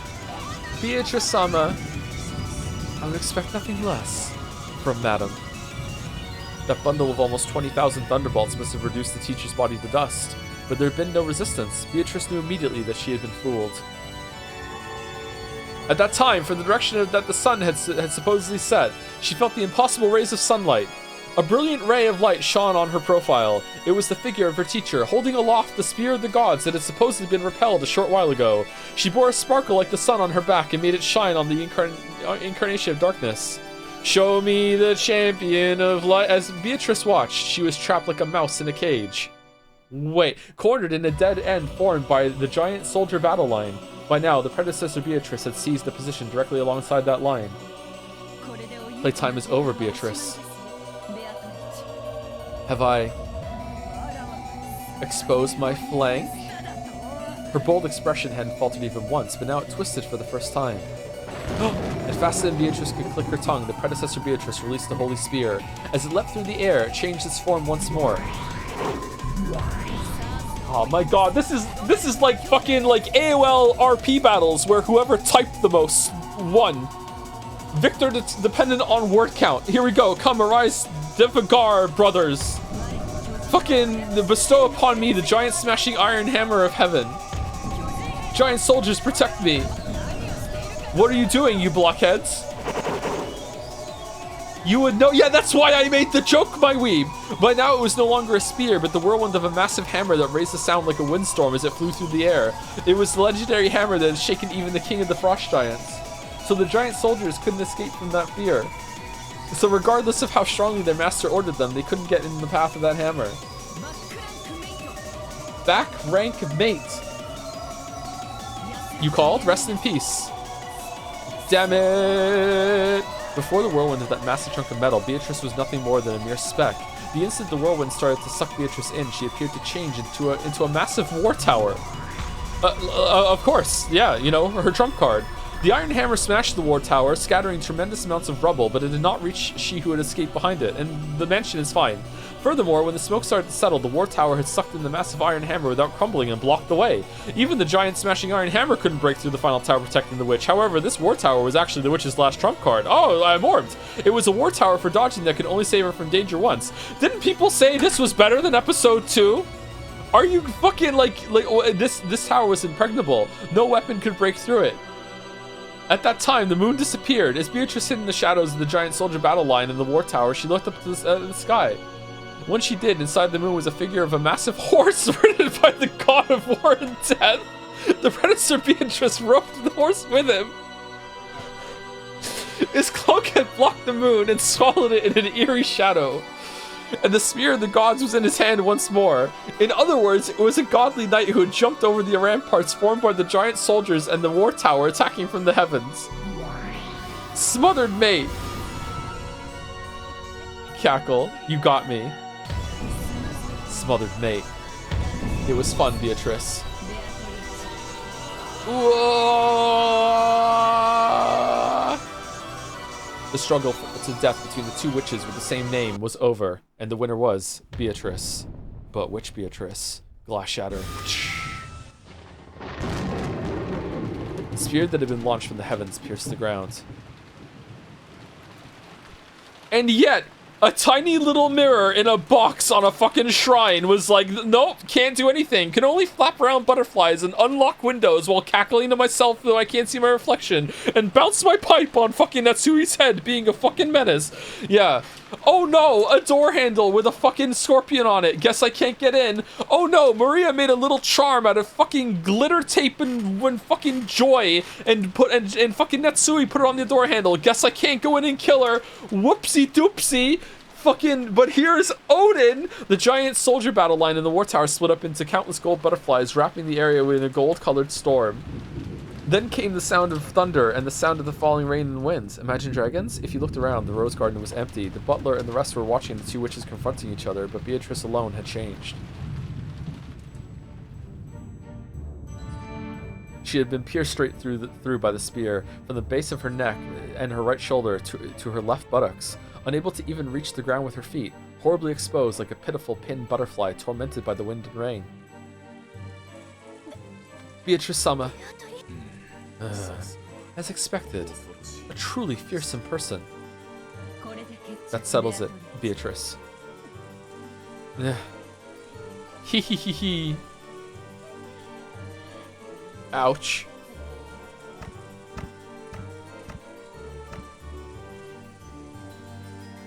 Beatrice wore a bitter smile of false courage, but a strand of blood dangled from her mouth, making her look even more pitiful. The title and power of the Endless Witch, you will return them to me now, along with the name Beatrice. You are too immature to call yourself an Endless Witch. Stop. Forgive me, teacher. I was just fooling around. No kidding. I was just joshing when I summoned those towers. I was just, it was fun. I will take my name back from you. I shall return you to your original form. Perhaps you should relinquish this power which is beyond you and live a life suitable for yourself. That can happen? Come, try to remember. What form did you have? The predecessor Beatrice began to recite the words of power. When she did, small gold butterflies gathered near the skewered Beatrice and began to swarm about her. I swear, if anyone in chat has said throughout this, man, this scene is so good and goes so hard with the context of reading the whole thing. I swear to fucking God. I swear to fucking God. Like butterflies sucking the nectar out of flowers, they began to suck the magical power out of Beatrice. And it seemed to cause her intense pain. A cry of anguish issued from Beatrice's mouth. She no longer had any power to resist it. Come, try closing your eyes. Try to remember. What form did you have? Come, Beatrice. Repeat it with me. Let us sing a song together. Oh, she's doing to, like, what she did to Battler when she's pulp. Let's sing a song together, then it will soon be over. Let us end your pain as fast as possible. Oh, the... Hee hee hee hee hee. Ha. Ha. You're right. How long has it been? Are you gonna, like, sucker punch her right now or something, or what? Since I've sung with you, teacher. Come, together now. Come, try to remember. What form did you have? Come, try to remember. What form did you have? Oh. When the two of them began to recite the same song, more and more gold butterflies danced around, swarming around Beatrice. It will be alright, my lady. You will lose your place as my disciple, but that will not change the fact that you are the lady I serve. After that, I shall read a book for you again. I shall bake you apple pies once more, just like it was long ago. Come, try to remember. Ha ha ha ha. Yes, try to remember. Are you finally starting to remember? Hey, teacher. Did you remember? That thing behind you?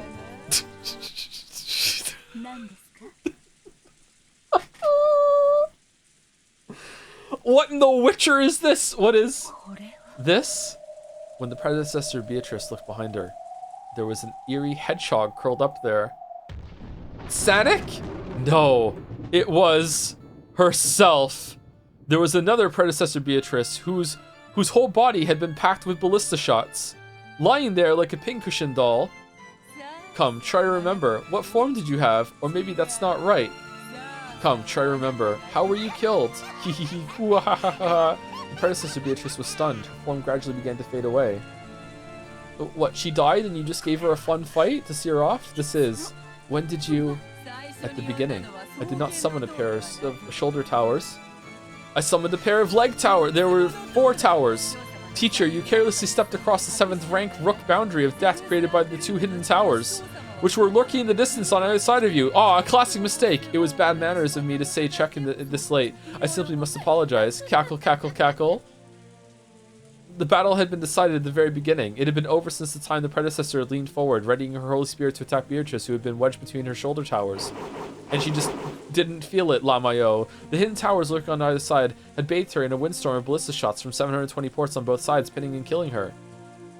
However, Beatrice hadn't wanted it to be resolved like that. She had wanted to let her teacher take her next move, and had continued acting as though the game was still on. She had immediately revived her with the endless power.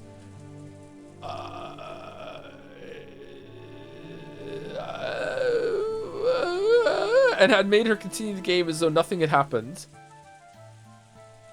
And Battler slaps the table. Welcome to the fucking club, predecessor Beatrice. It fucking sucks in here. We get tea and cookies though. I also have a jacket. Then the predecessor slowly remembered that she had already been killed. And began to vanish completely. When she did, the spear that had pierced Beatrice had also vanished. Beatrice finally landed on the ground. There wasn't even a trace of a scar. It was fun. Teacher, if you want to play again, I'll revive you anytime. And once you've had some fun, I'll make you remember that you're a corpse again. See? I did everything you told me to, right? Didn't you tell me to always put my toys back in their boxes when I'm done playing with them? Cackle, cackle. Was it an easy victory? Alright, Predator Beatrice, your turn to say no. Look behind you. You fool, it was a tough one. If I hadn't tricked her with the 4 towers, I would have been the one dead, as I'd expect from teacher, but now I can stand proud. I'm left-handed. Now I have completely surpassed teacher. Ronave, clean up teacher's manners, it remains a bit. I haven't lost my respect for her that much. Certainly. Tonight's first twilight became a little too riotous. A little cleanup will be necessary. I shall see to it immediately. Goats, it is time to clean up. When Ronave snapped his fingers, blazing, sparkling eyes began to blink open in the shadows and darkness, becoming goat-headed attendants that appeared one after another. One by one, they wordlessly stood at attention in a line behind Ronave's back. This time, what shall be done about the 6 corpses? Another closed room pattern? I'm in no mood to think now. I will leave it to you, Ronave. An extraordinary closed room to torment Battler, if you would.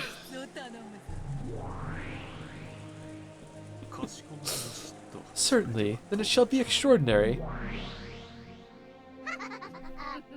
Cackle, cackle. Avarice? Okay, where's Battler? Battler, did you see my big moment? Damn it. After being shown that screwed up magical storm, what can I deny? Forget just witches existing. After being shown that tremendous flashy fantasy, what can I deny now? I don't get it anymore. It was like that last time too, but how can I deny these awesome, wonderful magical battles? Isn't that right? After watching this, you can't talk your way out of it, right? Because I know you love anime, so I gave you an own anime showdown. I didn't just prove that witches exist, I proved that anime exists. And you love that shit, you fucking weeb. So now you're gonna believe it's real because you want it to be real, because it's more interesting. Right, weebs in the chat? Right? I exist now, right? Okay, Battler, let me hear some ridiculous reasoning. Milady,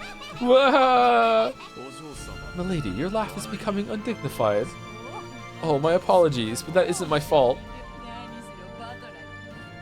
After all, if Battler tightly closes his eyes, grinds his teeth, and shows me that ever so bitter expression, it just automatically slips out of my mouth, you see? So, Battler-sama, why don't you return to the table without losing heart? Milady is expecting your counterattack, you see? Quit messing with me! How the hell can I make a counter-argument? In the first place, everything was already screwed up when that tower sprouted up out of the earth. Should I say that? Under the ground in Rikenjima, there's a secret laboratory for building super alloy combining robots or something, and not pushing a button can make these strange towers sprout up? Right, and those huge giants must be robots, or maybe an evil secret association's mecha monsters. I don't get it. Don't talk to me. Cool. Look, don't cry, okay? Bang, bang, it's magic. If you want, I'll crush the moon and make comets fall like rain. I could even bury the whole island on those massive breasted Neichans you like so much, see? Come on, look, my turn's over, see? Show me your response, launch your counterattack. You can't, can you? Except that there's a quadrillion things you can't do. You're useless against this, right? You actually like this kind of fantasy, don't you? I get it. That's been going on in the streets lately, hasn't it? In manga and light... Yeah, I was right. In manga and light novels, anime movies, some teenage brats get a whole bunch of strange special abilities and they blow up all sorts of stuff with the fate of the world on the line. You would love that, don't you? I know. Don't hide it. You love it, right? That's the thing you love. Just... Oh, shit. Fucking bullseye. What the fuck? You just before your very eyes? Why do you believe in manga and anime, but you won't believe in me? Believe it. You can't argue back, not after you've been shown something like this, right? Look, answer. You don't need to think. You can just obediently say, I'm sorry, Beatrice-sama. Look, try saying it. I'm sorry, Beatrice-sama. Try saying it. Say it. Don't be embarrassed. Oh, man, she's so gross. She's so gross.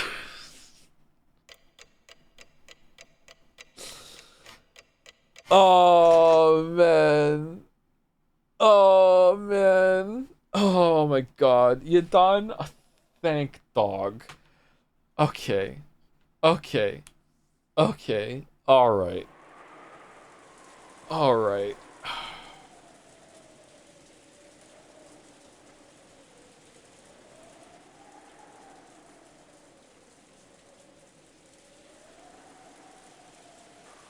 There would have been no way to tell that morning had come without opening window and looking up at the cloudy sky, which had become a tiny bit brighter. Okay, what about like the rubble of the tower and like, oh my god.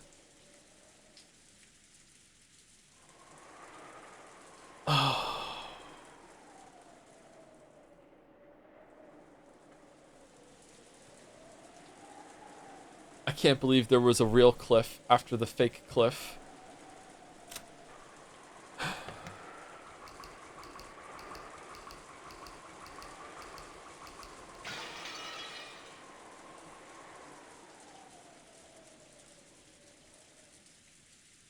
Oh, thank you for the raid, Koski. Thank you for the resub, Jamo211. Thank you for the bit, Sorgrox. Thank you for gifting a sub to the real Cliff Ironwrath. Thank you very much. Thank you for the bit, Sorgrox again. I guess magic does exist. Nothing to be done. Nothing to be done. No, this is anime. Joe, this fight goes unbelievably hard with context. Is critical low. Sure. Sure. If you don't get it by now, then you're just dumb, honestly. I feel like I'm pretty dumb. Alright, Raiders, where are we going? Are we allowed to chan the Twin Towers or what? Do not chan the Twin Towers. Speaking of raids, Ruffle, Smallent, and Squeaks are alive. Alright, make a decision for me, chat. Who do you wanna raid?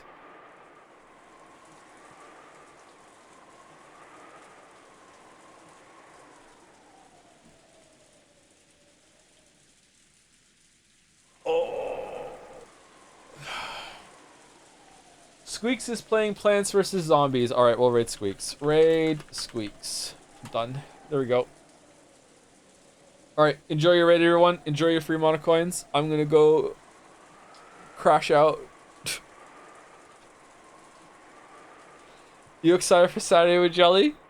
Oh, so much. So much. So much. So much. So much. Thank you, Joe. You're welcome. You're welcome.